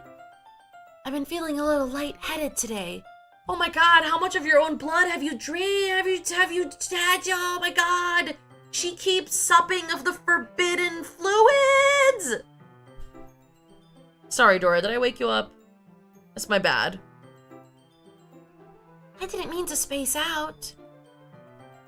It's fine. I'm streaming, I don't know an exact number. I'm gonna stream until the so-called breaking point. That's the intention, because also I want to go to Olive Garden with my partner for dinner, and it's like 8 p.m. Ugh. The moment is over as soon as it began. Yuri picks up her brush again. So essentially, I've been told that like the breaking point is soon. So I'll be streaming for a little while longer. Apologies. I don't have an exact time frame. I usually don't stream for like 6 hours straight. This is crazy for me. Oh my god, thank you for the follow. I appreciate you. Girl, fight me. What do you mean play later? You think I'm made of time? I have an editing job due on Monday. But her movements seem clumsier, like she's unable to focus. I remain silent, forced to ignore the event that just transpired. Socks might know when the breaking point is. Breaking point for Yuri is nigh. See? We got answers, baby. I hesitantly retrieve my own brush and continue following Yuri's example. That should do it. I finish filling the night sky with white dots that look like stars. Looking at the banner as a whole, it's very pretty and natural looking. I think it came out better than I expected. That's true. If you want to reduce my need to go edit, consider subscribing or donating to the Ko-Fi. The breaking point for her is nigh. Look at her eyes. It's our bug-eyed bestie, okay? I'm really happy with the results. Yeah, me too. Are you going to add the lettering now? Oh, not yet. It needs to dry first. That's true, but won't that take a while? Well, perhaps it would be best to leave it here, then have you bring it in the morning. I could do the lettering in the classroom before our event starts. Is that okay? That's totally fine. Wonderful. In that case, I don't think there's anything more for us to do here.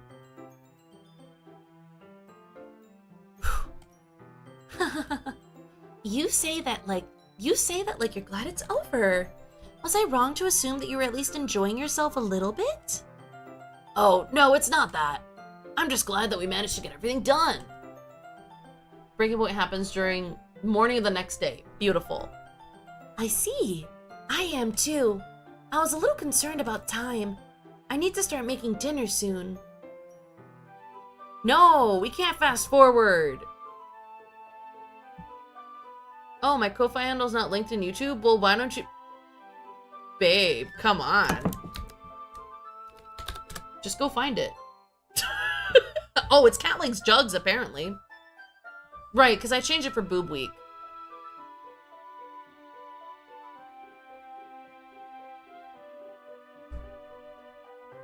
Okay, alright.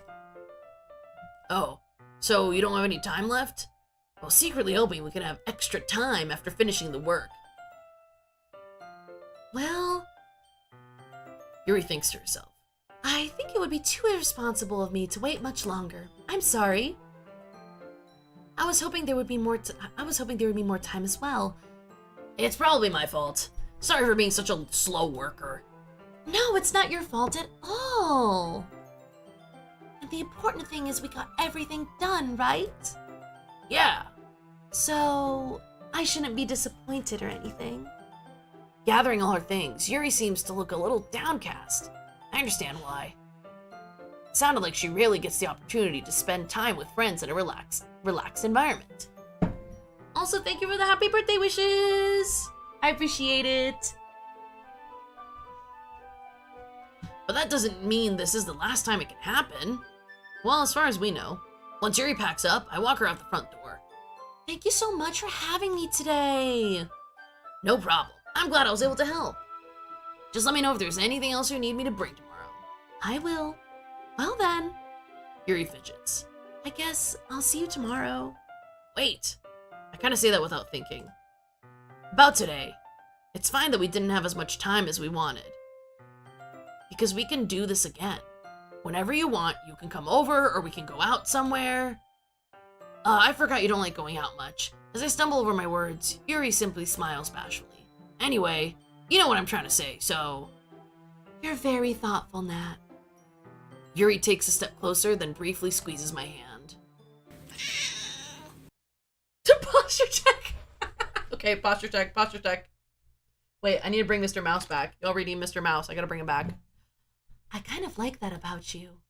Well, how am I supposed to respond to that? But I don't even get a chance to, as Yuri suddenly pulls back. Sayori? Huh? Hi, Natalie. Oh my god, we gotta stretch.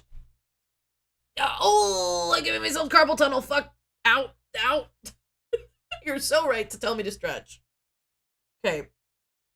God, are we really preparing me for the world to fall on my head? See, I don't like it when there's two girls in the same place. It scares me. It scares me a little. All right. We did our little wrist stretch. Do a little neck stretch. I think my shoulders have been by my ears this whole time. There's no music. That's a bad sign, huh? Okay. I'm not ready, but I'm ready. Mr. Mouse is here. He's gonna give me support. Hey, Natalie. Sayori. Just now, we weren't... It's okay, Natalie. I just stopped by to say hi. Well, it's nice to see you. I'm sorry, but I'm already on my way to leave. Oh, really? That's too bad. I'm sorry. Dora, I know. It's 8 p.m. and you usually eat at 7:30, but I gotta see what happens to these Doki Doki girls. But we'll all be together at the festival tomorrow, so that's fine, right? Of course. Sayori beams. Yeah, so I'll see you tomorrow. Clearly embarrassed, Yuri hurries off. Damn it. I can't. Dora, I can't see. Sayori waves goodbye after her. Sayori, I thought you didn't want to come over today. Well, I tried staying in my room, but my imagination was really mean to me, so I had to come here and see it for myself. See what? What are you talking about? You know, how much fun you were having with Yuri. And how close you got to her. It makes me really happy that you've made such good friends. It's all that matters to me. Tears start to fall down Sayori's face. That's all that matters to me. Why am I feeling this way, Nat? I'm supposed to be happy for you. Why does it feel like my heart is splitting in half? It hurts so much. Everything hurts so much. This would be so much better if I could just disappear. Sayori, don't say that. It's true. If I wasn't here, then you wouldn't have to waste your sympathy on me. You wouldn't have to put up with me being selfish. Monica was right. I should just... Oh my god! Did Monica tell Sayori to end herself? Oh my god! I was right to be afraid of Monica! Oh god, very big decision? Okay. Monica? Monica was right about what? Sayori. What I said before is true. I'm not going to let this continue. Caring about you like this isn't the burden your mind is making it out to be. It's something that makes me happy. Sorry, I'm reading around the cat, if that wasn't clear. It's something that I wouldn't trade for anything else.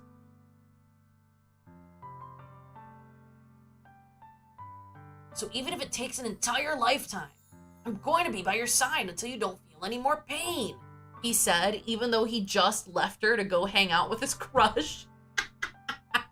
But Sayori looks away. I put a hand on her shoulder to reassure her. I'm scared. I'm really scared. What are you scared of, Sayori? I'm scared that I might like you more than you like me. Sayori? It's true, isn't it? I was weak and started to like you too much. I did this to myself. Natalie, I like you so much that I want to die. Oh, whoa, whoa, whoa, whoa, whoa. Oh, Sayori. Oh, God. She needs a team of therapists. Bestie. Yeah, the MC is actually a bum. Like, you are correct. That's how I feel. And That's enough, Sayori. I don't want you to hurt anymore. Why does he keep saying that? It's not gonna... Oh, okay. I slide my hand down Sayori's arm and squeeze her hand in my own. You remember how I said I'll always know what's best for you? Do you still believe me? Wordlessly, Sayori nods. Even if you don't understand all of your own feelings, I know what you need the most right now. Gross, gross, gross. And that's what I'm going to give you. What do you... Think about how you're saying things.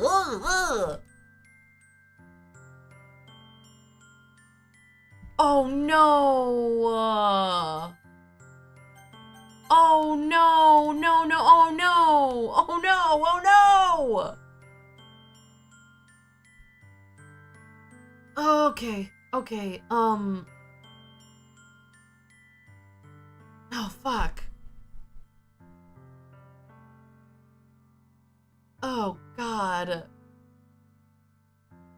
But the problem is that we've been pursuing Yuri this whole time. And like Yuri just licked our blood and we just licked Yuri's finger. So I think here's my gut is that no matter what we do, Sayori's gonna pose a danger to herself. I think that's all we've got. I don't know what to do. Because the thing is, if we tell her we love her, because I tell my friends I love them. I do this. I tell my friends I love them. Spin a wheel. Because the thing is, if I was in the situation, I would say both things. Like, I love you. You'll always be my dearest friend.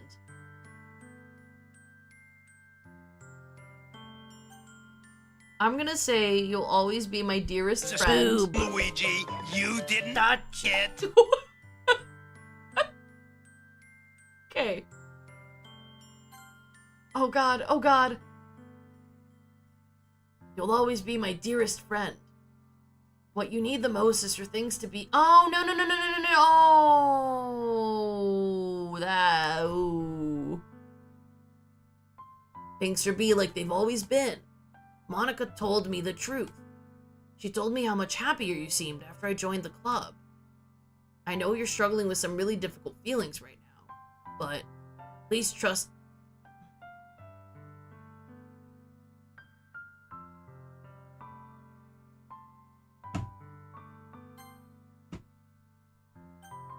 I need to see... Pardon me. I love you. Huh? Those are my true feelings. So there's no way... Fucking shoulder, Emil? Oh, this stream is ridiculous. Yeah, that's the thing, is when you mentioned Monica, I was like, oh no, we can't do that. Like Monica, yeah, no. Alright, shoulder Emil, here we go. Alright, we've got shoulder Emil and we've got Mr. Mouse.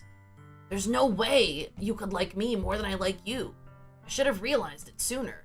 But spending time with everyone at the club, making new friends, and having fun with you every day. It helped me realize that you are truly the most important person to me.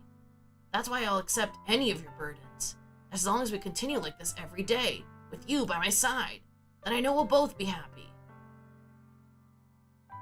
Nat. But see, here's my fear.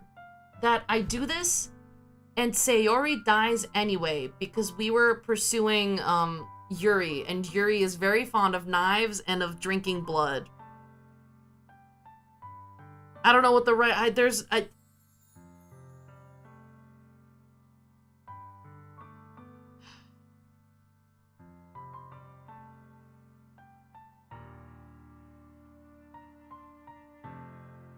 okay.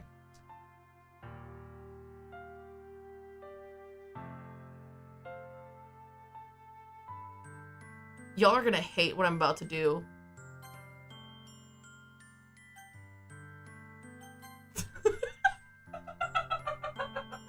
I'm the worst, okay? Okay, there we go. This is what I'm gonna do because this is what I think is the correct thing to do. Like, I don't think it's right for us to say we love her. Like, I just don't think that's right. I just needed to know if we brought up Monica in the other response. Yeah, we're gonna, here. Okay, yeah, there we go. I see. Oh, it feels bad, but I think this is what I need to do. Like, this is what I need to do, okay? I'm not trying to have her, like, murdered. She clearly wants me to reciprocate her love when I don't. I don't. Sayori forces a smile through an incredibly pained expression. Huh? Is this what it feels like? To get stabbed in the chest? Oh, I should write a poem about this. Sayori, it's okay. This is just my punishment, remember? For being so selfish. So please don't worry about these stupid feelings. I know you're right. I knew this whole time that there's no happiness down that path. That's why I came here. Just so I could get the answer I needed to hear. And the other thing, you're also right that I just wanted to go back to the way it was. I realize that now. You really do know me better than anyone, Nat. I'll trust you with anything. Anything at all. So... Sayori's smile finally breaks. All of a sudden, she turns around and drops to her knees. Ah!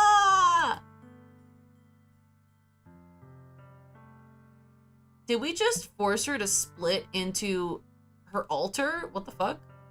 Clutching her head with both hands, she screams as loudly as she can. I'm so shocked that I don't know how to react. Sayori looks over her shoulder and flashes me one more weak smile before turning around and running off. Sayori! I'm left helplessly standing in front of my house. Why am I feeling so horrible about this? There's nothing more that I could have done. The most I can do is support Sayori through her feelings and help her on the path that's right. But I'm having as much trouble understanding Sayori's feelings as she is. Even though I can comfort her, I keep wondering if I should be doing something more, or something different. I know these thoughts will continue to plague me until things are back to the way they were. I'm going to give it everything I've got. Sayori will always be my dearest friend, and I'll do whatever it takes to put a smile on her face every day. Buddy, Sayori was your dearest friend. Sayori is no more. I'm sorry, the way they've written this character, she's gone. She's gone. It's the day of the festival. Of all days, I expected this to be the one where I'd be walking to school with Sayori. But Sayori isn't answering her phone. No. I considered going to her house to wake her up, but decided that's a little too much. Meanwhile, the preparations to the event should be nearly complete. The banner Yuri and I painted is dry, and I gently roll it up to take with me. She sent me a pleasant text reminding me to not forget anything, and I reassured her.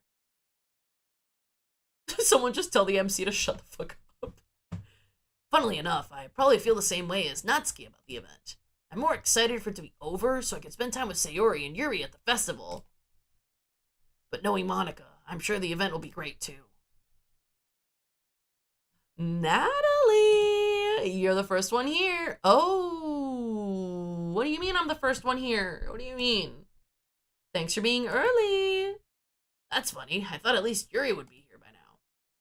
Monika's placing little booklets on each of the desks in the classroom. Bro, breathe. Everyone breathe. Right? Is he just ignoring that Monika told Sayori to end it all? I think he's too dumb. He just doesn't realize what Monika told Sayori. Like, if it's not spelled out to him, he doesn't know it. They must be the ones she prepared that have all the poems we're performing. In the end, I found a random poem online that I thought Monika would like and submitted it. So that's the one I'll be performing. I'm surprised you didn't bring Sayori with you. Yeah, she overslept again. That dummy. You'd think that on days this important, she'd try a little harder. I say that, but I suddenly remember what Sayori told me yesterday. And I suddenly feel awful knowing it's not nearly that simple for her. I only said it because it's the way I'm used to thinking, but maybe I should have gone to wake her up after all. You should take a little responsibility for her, Nat. I mean, especially after your exchange with her yesterday. Monika? You kind of left her hanging this morning. Exchange? Monika, you know about that? Of course I do. I'm the club president after all. But, I stammer, embarrassed. Did Sayori really tell her about it that quickly? About how I basically turned down a confession? That's what she said she's always She said she's always watching. She said, and I said, oh, I clocked you, bitch.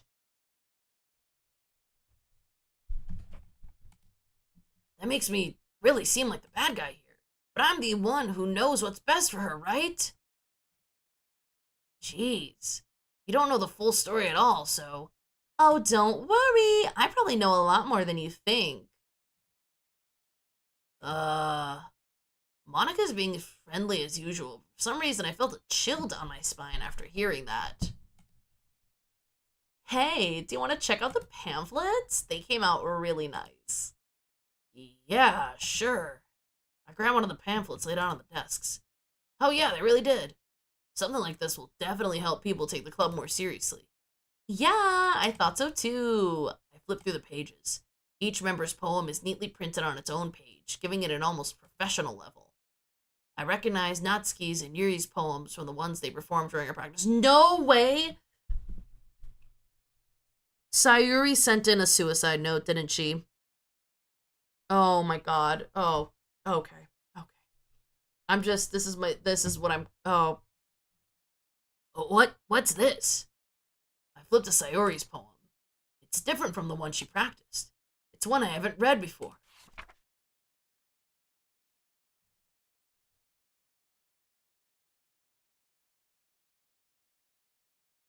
Oh my god!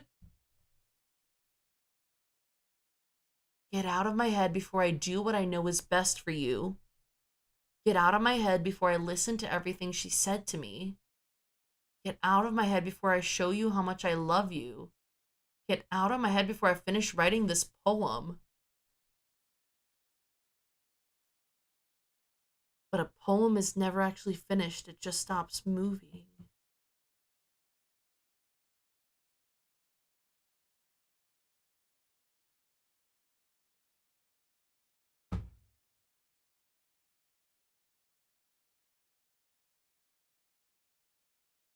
Whoa.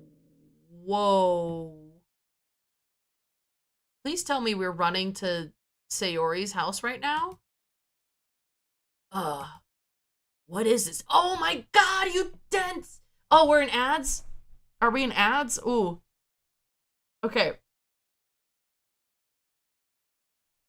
Oh god. Are we just gonna sit in silence waiting for the ads to be done? Ripperoonie.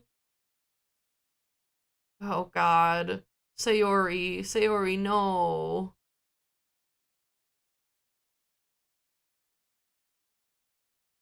It only, I wish it would tell me like ads are it does say ads are starting, but it doesn't tell me when they're done.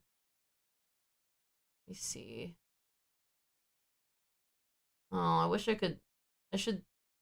Okay. I should snooze the ads.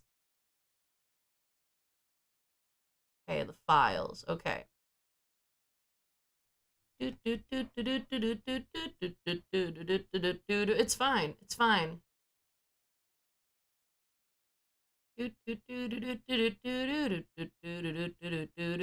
Oh. You want me to get up and get a drink? I'll hydrate myself once I know what happened to Sayori. Oh my god, my voice is dying. It's fine.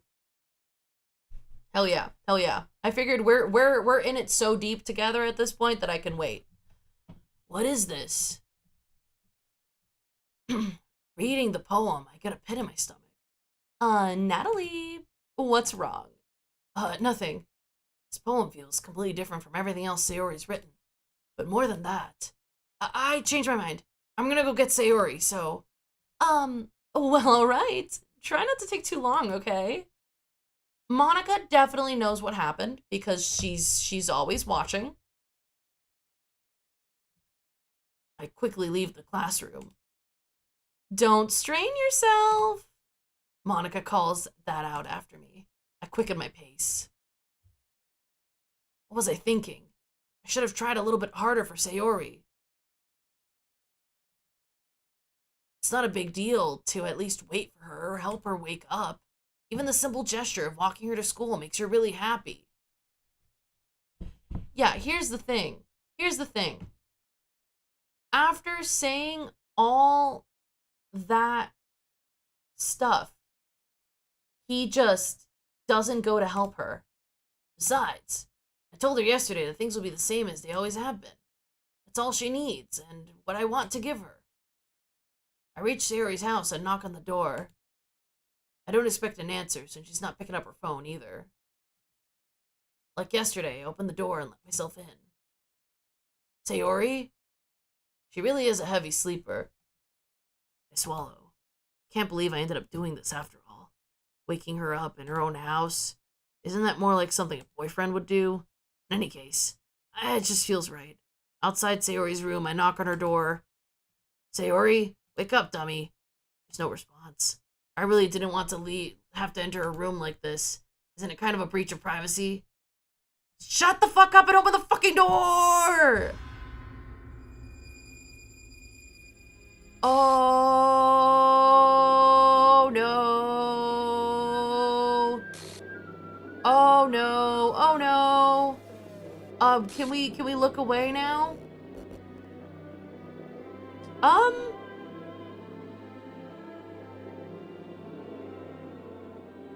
What the hell?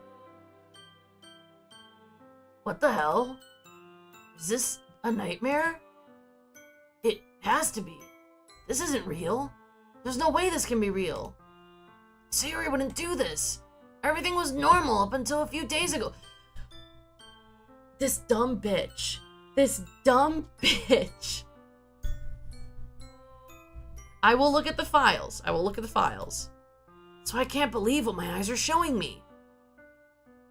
I suppressed the urge to vomit. Just yesterday, I told Sayori I would be there for her. I told her I know what's best and that everything will be okay. Then why? Why would she do this? How could I be so helpless? Dude, Buddy does not understand anything about mental illness. What did I do wrong? Turning down her confession? That has to have been what pushed her over the edge. Her agonized scream still echoes in my ears. Why did I do that to her when she needed me the most? Well, the thing he did wrong is he, let her go home into her empty-ass fucking house. They just left her alone. Why was I so selfish? It's my fault.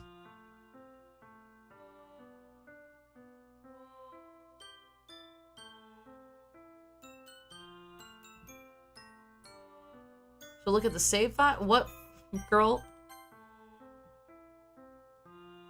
I just spent more time with her, walked her to school, and gave her what I know she wanted out of our relationship. And I could have prevented this. I know I could have prevented this. Screw the literature club. Screw the festival. I just lost my best friend.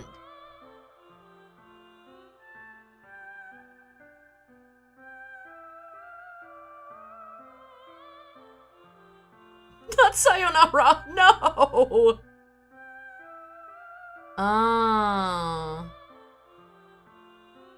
Damn.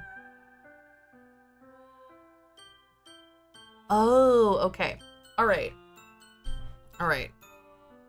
She's gone. I'm gonna finish his. She's gone forever now. This song name is not Sayonara. No. All right. That's how we're gonna end the stream. Is I'll look at the. Okay, I'll save. All right, I'll save. So you're telling me save, leave the game.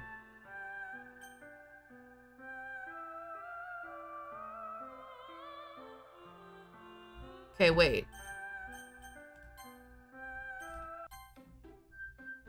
Oh, oh no. Oh no, Monica's put herself in. Oh, she's replaced Sayori with herself.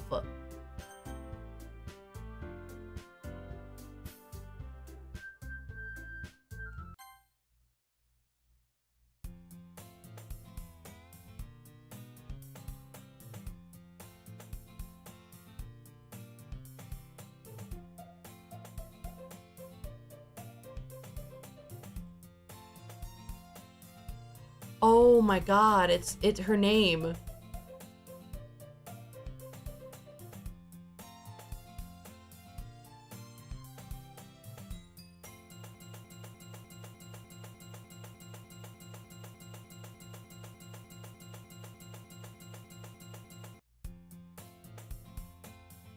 It's an ordinary school day like any other.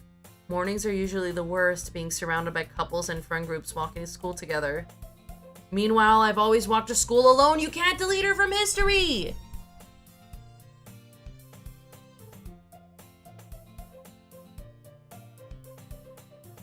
I always tell myself it's about time I meet some girls or something like that. But I have no motivation to join any clubs.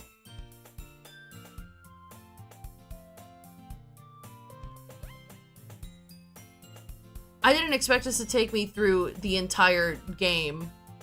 Hold on. Hold on. Just take me to the fucking menu. Okay. Okay, files. Girl, hey, okay.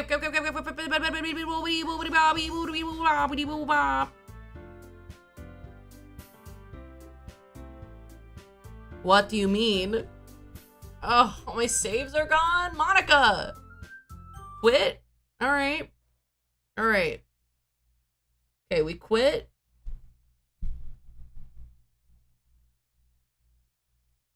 Okay.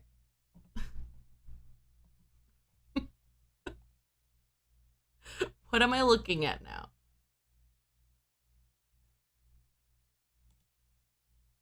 My files.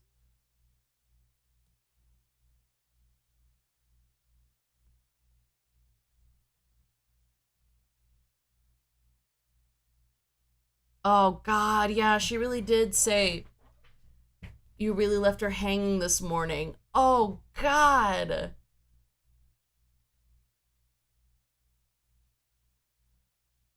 I don't know what I'm looking for.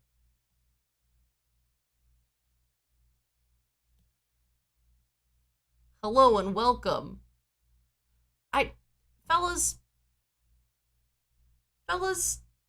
would I have to know where the hell I installed this game?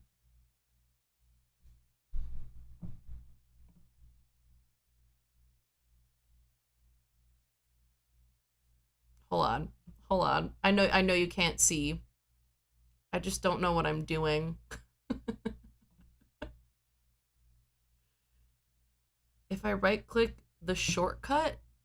Oh, okay.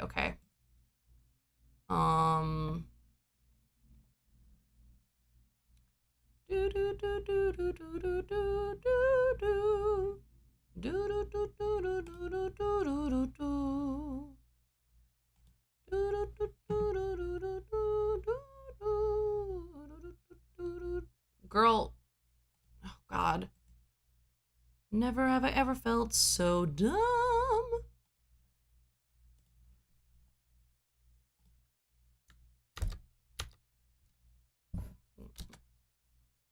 No, what? Why would you do this to me?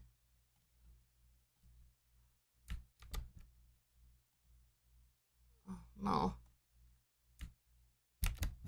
YouTube chat is losing their mind about the files. I don't know how to find them. Oh my God. I don't know how to find the files. Hold on.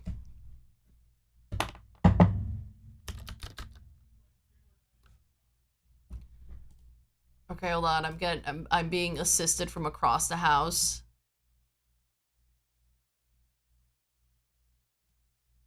Okay.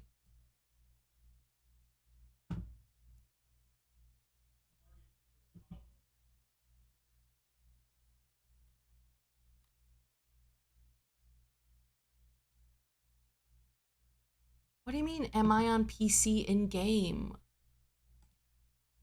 Okay, wait.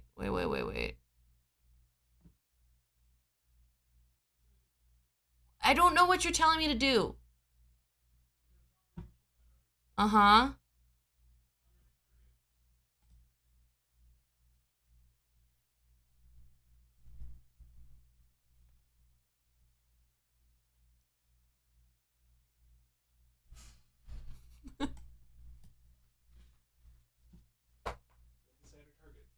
My target? In the properties, the shortcut,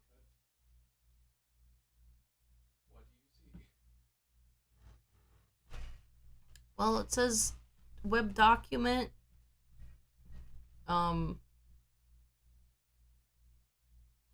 This is what I have. I'm here. Sorry, I'm getting assistance, fellas. We're receiving assistance.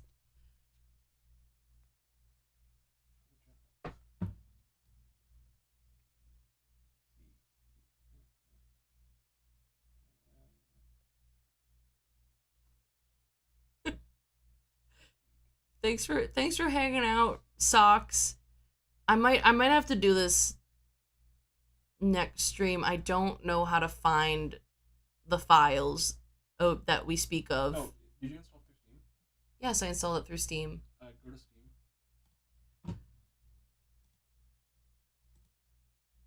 Stem. Open actual Steam. Stem. Properties. All files. What? Sorry. Do I right click on it again? Manage game. View local files. There you go. Oh, okay. Wait, fellas. We found it. We did it. I am on PC. We did it. It's okay. We found it. I will. Okay, hold on. Okay. Hold on. I don't want to show you my entire screen. That's insane. Okay. So you're telling me characters, and then there is no Sayori. There's no Sayori in here. I have Monica, Natsuki, and Yuri.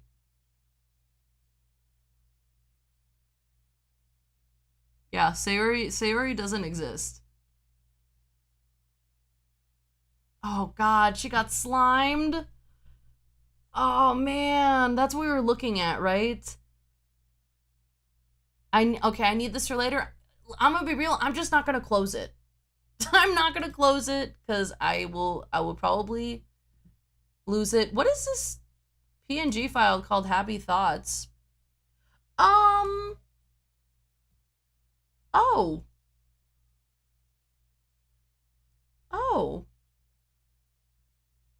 can't see that. How do I...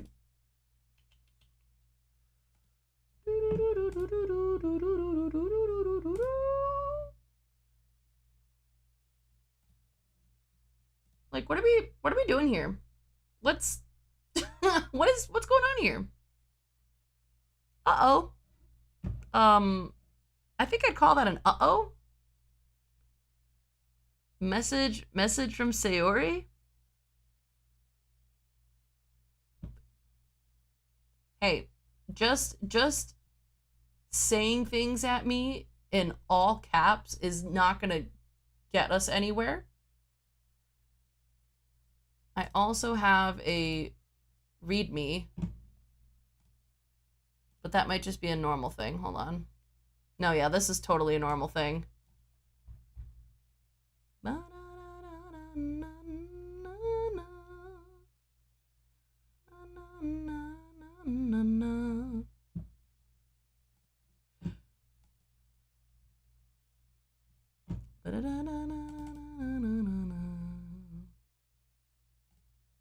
Oh yeah, wait a minute. In game, if I look at saves, they're actually gone? Damn. Yes, tell me a cool detail that foreshadows her death. I'm curious.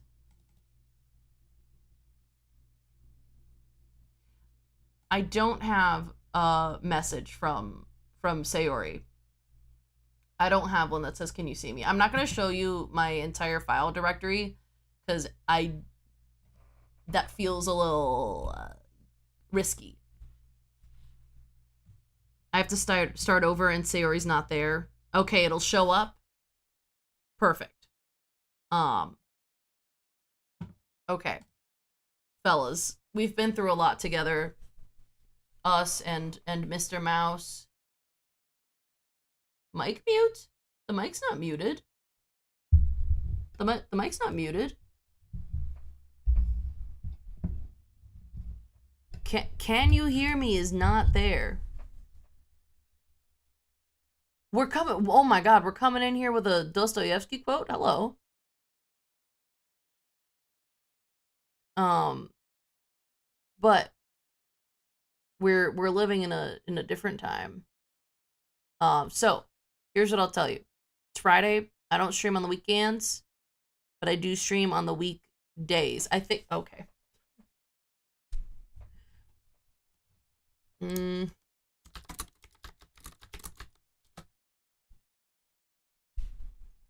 Also, my beautiful YouTube chat. I don't have any messages from Monica yet.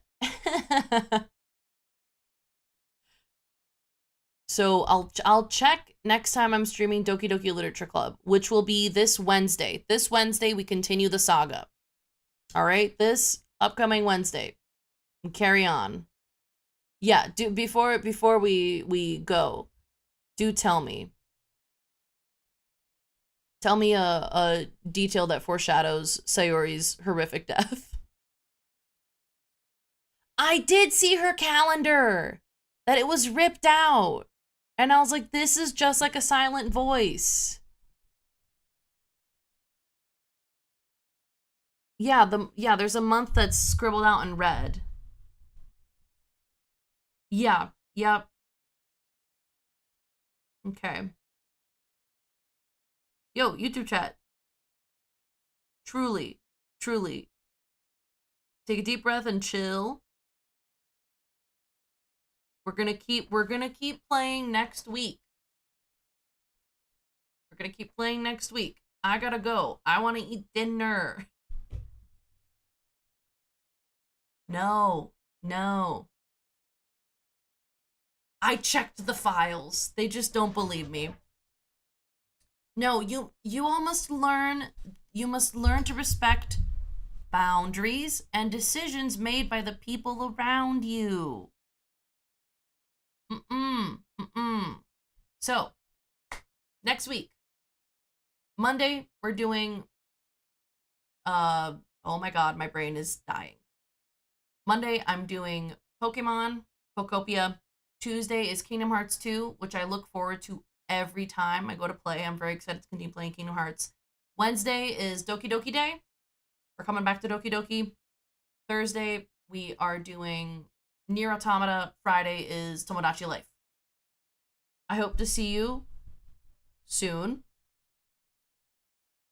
And thank you so much for hanging out. I appreciate everyone who's here and who is interested in my journey through Doki Doki Literature Club. You will have to wait until Wednesday to tell me the beautiful things about Doki Doki Literature Club, okay? Take a deep breath, and I will see you all then. Thank you, and goodbye! Goodbye, goodbye, goodbye, goodbye! Bye, bye, bye, bye, bye, bye, bye, bye, bye, bye.